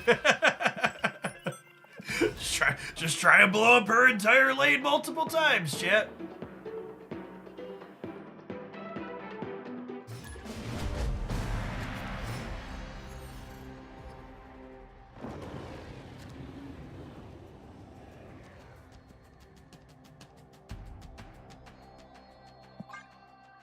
Snap.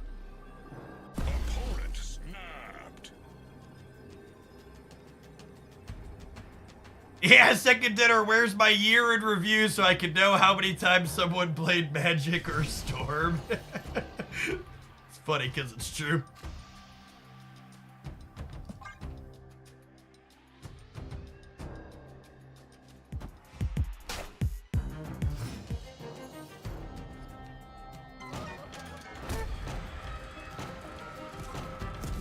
Ooh, chat! Our opponent's playing has 18 cards in their deck. Kind of neat Thanos brew.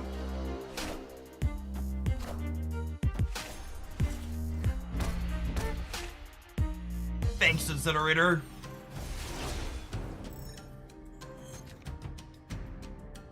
Ooh, piece of candy.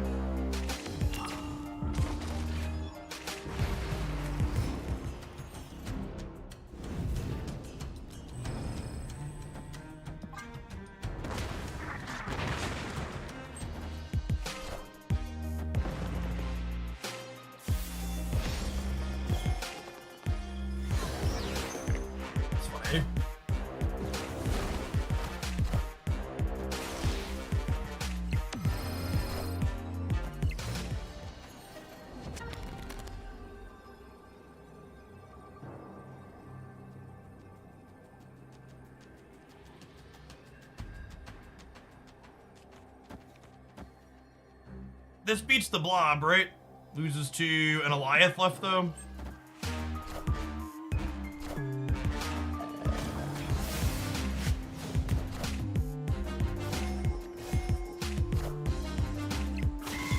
Let's get linear.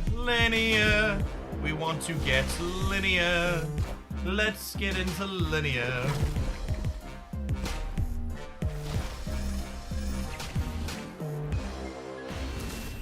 I know we're not making casserole for dinner tonight, but we can at least serve a little bit up here while we finish up our Marvel snapping, huh?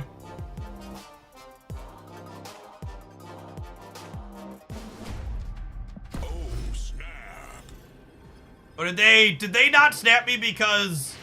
No, they did, okay. Victory. Hit the wrong button at the end. This is the deck we've been waiting for. Cause you're gonna run it all the way down to an infinite ticket? Could've used 3 or 4 more Lady Death Strikes, but okay otherwise. Noted.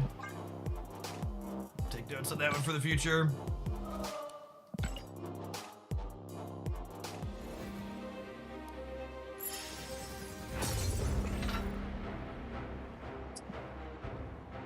So, one of the things that the card balance and format discussion often gets reduced to is that, like, Blob's fine because there's cards or ways you can beat it. And I definitely think as someone who's built a lot of decks that are, like, good into Thanos, like, that's super true. But the big problem with those types of comments and statements is that you're not just building your deck to beat Blob Thanos, right? If that's all you had to do, it wouldn't be problematic. The tough part is building your deck to beat Blob Thanos, but then also not just being an incredible underdog against a significant other portion of the field.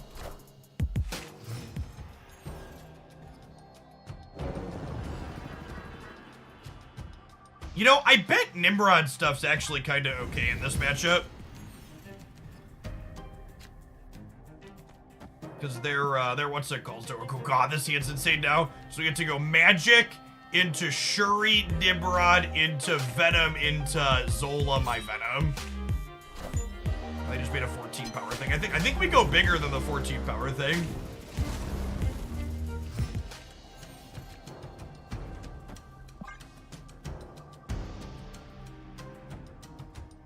Definitely about time for some numbers go burr status.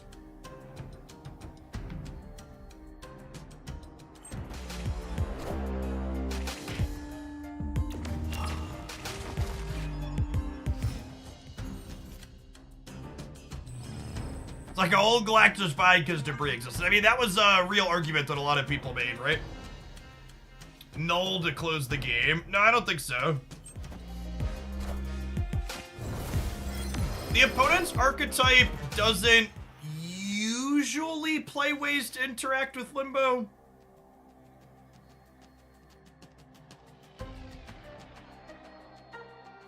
It's still just this. This is better against Shen-Chi, though. Whatever. How worse is Miss Marvel after tomorrow's patch? If she only has the leaked change, I don't think she's that much worse.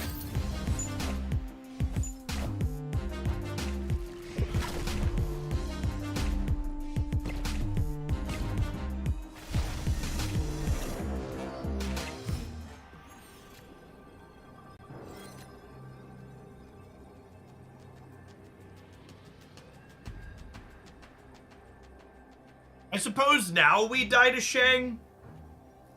Maybe I should have just destroyed.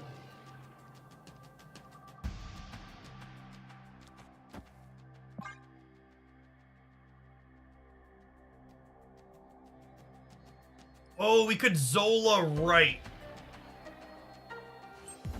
I like that play. Yeah, good shout. Good shout, chat. That was the play. We'd have crunched it, right? Would have been 27 on the left. Sweat it out. 0% to sweat it out, gamers. 0%.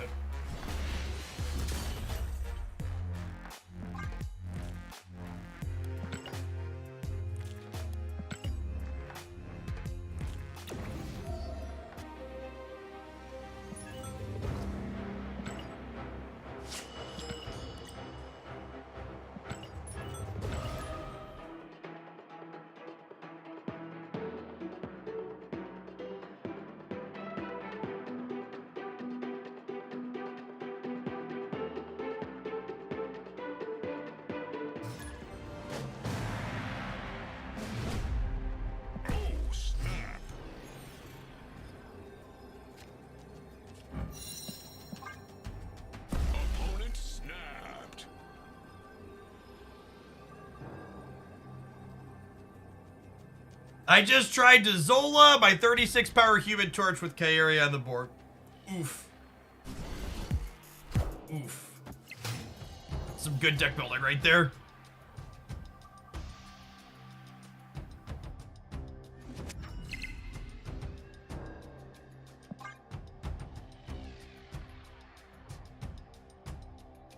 I don't understand people using stock meta decks the proving grounds of all places. There are a significant number of people that the thing that they enjoy playing games is just playing the stock best decks. If you look at many of the most successful content creators and streamers for Marvel Snap, they are people who are putting out stock best deck content. It's not surprising in the slightest. There are a lot of people that is what they want to do. Their joy is in executing their strategies optimally. It's not in finding things that are coloring outside the lines. Well, that's fine. There's nothing wrong with that. Different people enjoy different things.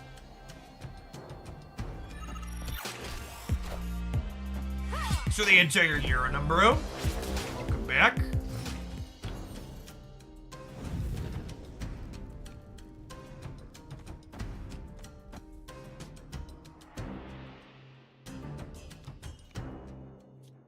Let's do this over here.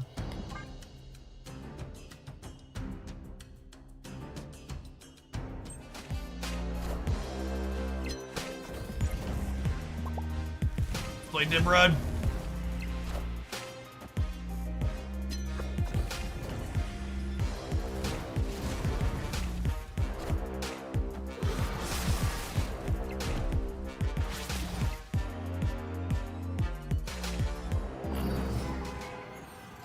My out to win this game was them. Was that magic in me? I should have gone Nimrod into something else to set that up. I could have gone like Deathlock here. I could have gone Nimrod here into Deathlock here, Venom here, and then had like a 9 power Venom back in my hand.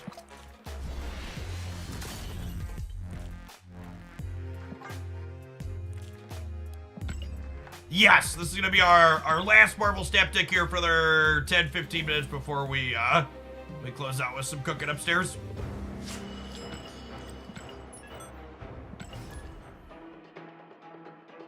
Oh no, chat, I just realized with the camera angles in the kitchen, you're gonna see my pants. Christy gave me a bunch of shit. Someone commented that I look good today because I'm wearing a polo shirt, but I'm definitely wearing Christmas flannel sweatpants, sleep pants, whatever you want to call them, underneath my polo. Victory. We are gonna stream the cooking. Yeah, we've done sponsorships for HelloFresh in the past, and they offered me a bonus if we would cook on stream this time. Which I think is a fun bonus and really hammers home the fact that even gamers can cook. Honestly, the most difficult part for everybody at home when it comes to getting into cooking is the very first step, which is reading the directions of the recipe start to finish. No, we've got a big gamer literacy problem.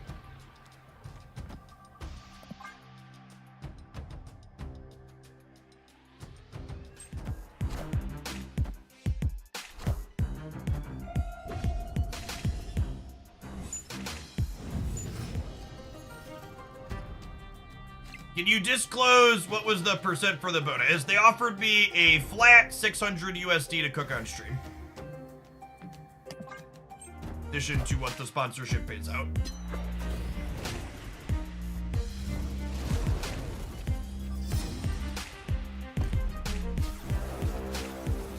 Truth, I try not to read the instructions when possible. To be fair, that's one of the other great things about HelloFresh. You don't have to like read someone's life story to find out how the recipe is.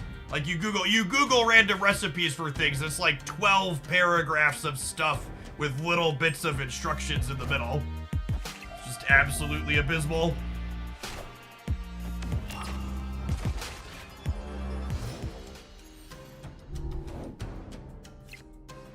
Alright, we missed on Nimrod. Thankfully, Lady Deathstrike is here.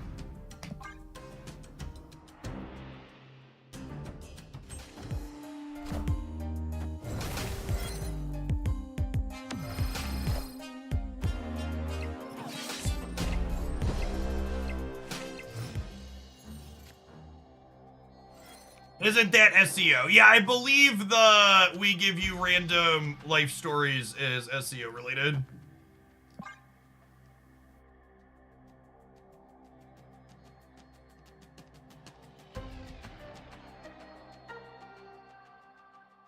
I will say Zolag Lady Deathstrike has been a treat in this deck list. Yeah, it's a damn shame that we have priority here. Although they might have cheat us if we didn't have priority, so.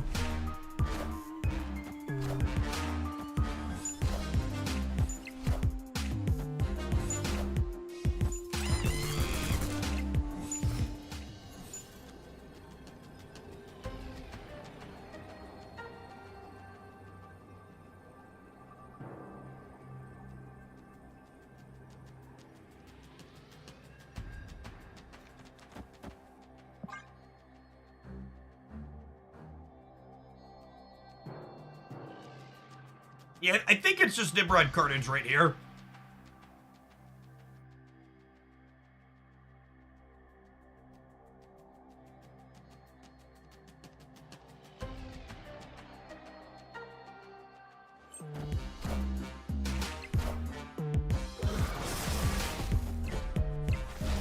Odin fit here. I think Odin's probably too cute. Will the real Mysterio please stand up?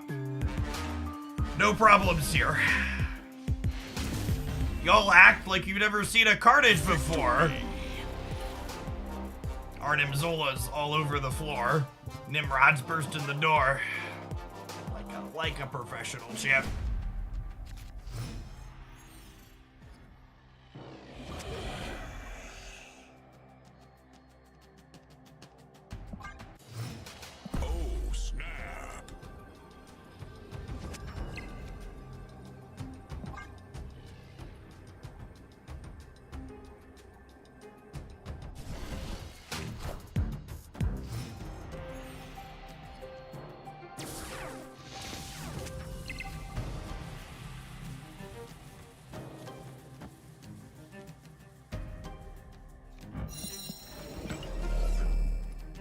I'll put one Hulk here for good measure, but they're a Shang-Chi deck, so I'm not going to spew Carnage on it, I don't think.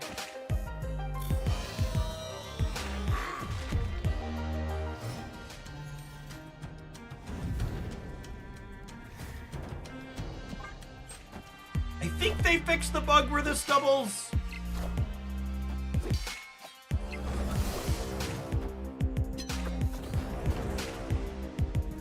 Hey, Zippy, thanks for the gifted sub. That's super generous of you. Well, I like how the animation keeps happening. It's like, please let me out.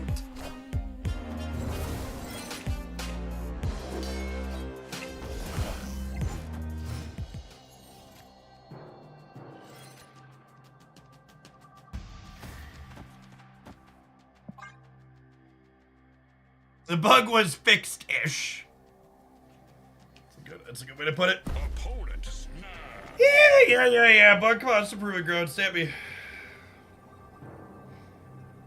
Hopefully they shake me this turn so I can Zola the Venom in peace next turn.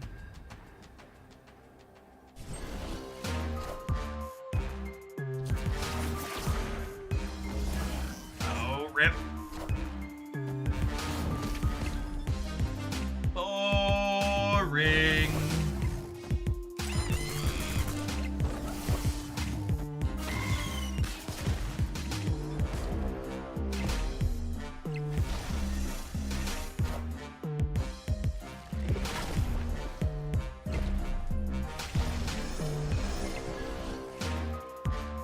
All right, we're 5-5 here, so I'm gonna play one more against Sweaty McGee.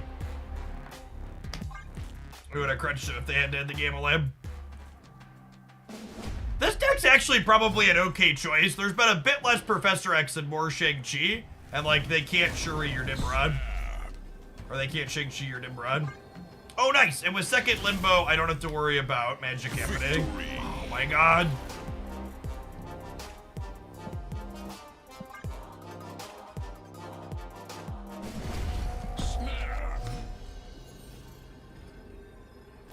I need this one real bad. Smashwood is gonna put their kids through college.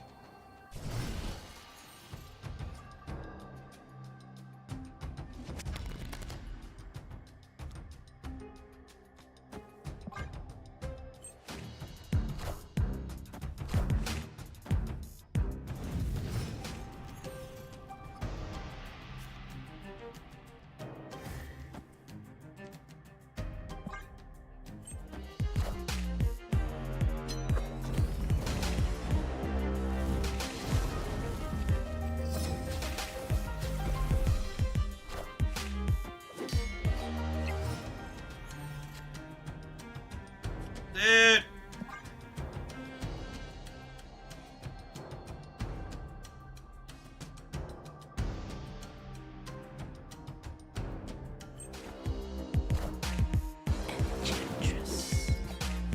All right, chat. All right, Mr. Brood. You've been preparing for this in the danger room. One could argue you were born for this moment, Benjamin.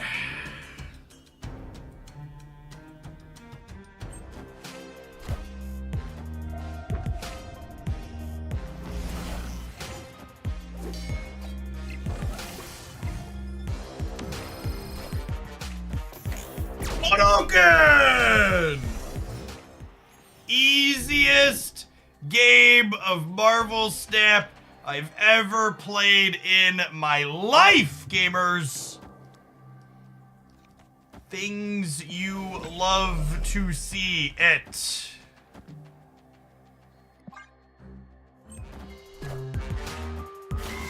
Oh, wait, does this fills the left though, right? This was not quite as efficient as it otherwise could have been. Probably fine, probably doesn't matter.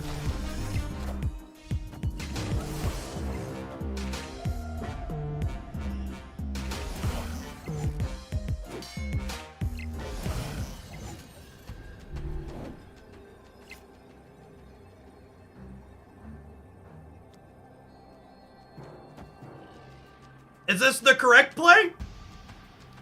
Probably not. But we didn't register Lady Deathstrike to make correct plays.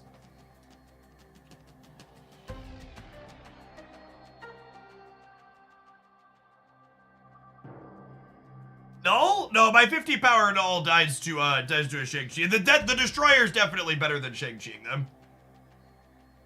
Honestly, it might actually be the correct play because I messed up and filled the danger room.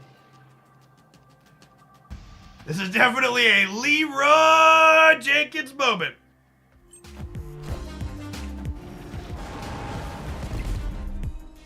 Now the real hope here is that they shanged the center so that way my 12 power Nimrods get to go on an adventure all around the board. Oh yeah! Shang me, daddy, you dirty, dirty boy. All of that sweat, chat, only to be crushed asunder. Pinker than a Barbie.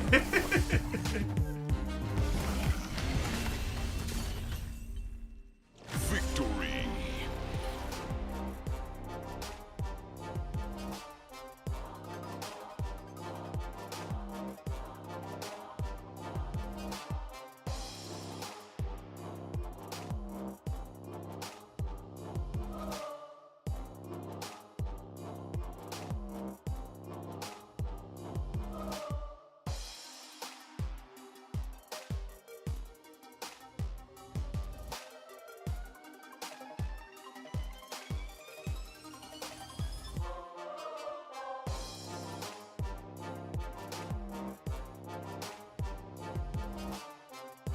All right, gamers, I am signing off for a split second. If it doesn't come back up, refresh your channel, but it should come back up. Where Christy's gonna hit go live upstairs in the kitchen, and we're gonna do some cooking here on stream thanks to our sponsor, HelloFresh. I'll see you in a minute once I run upstairs. BRB.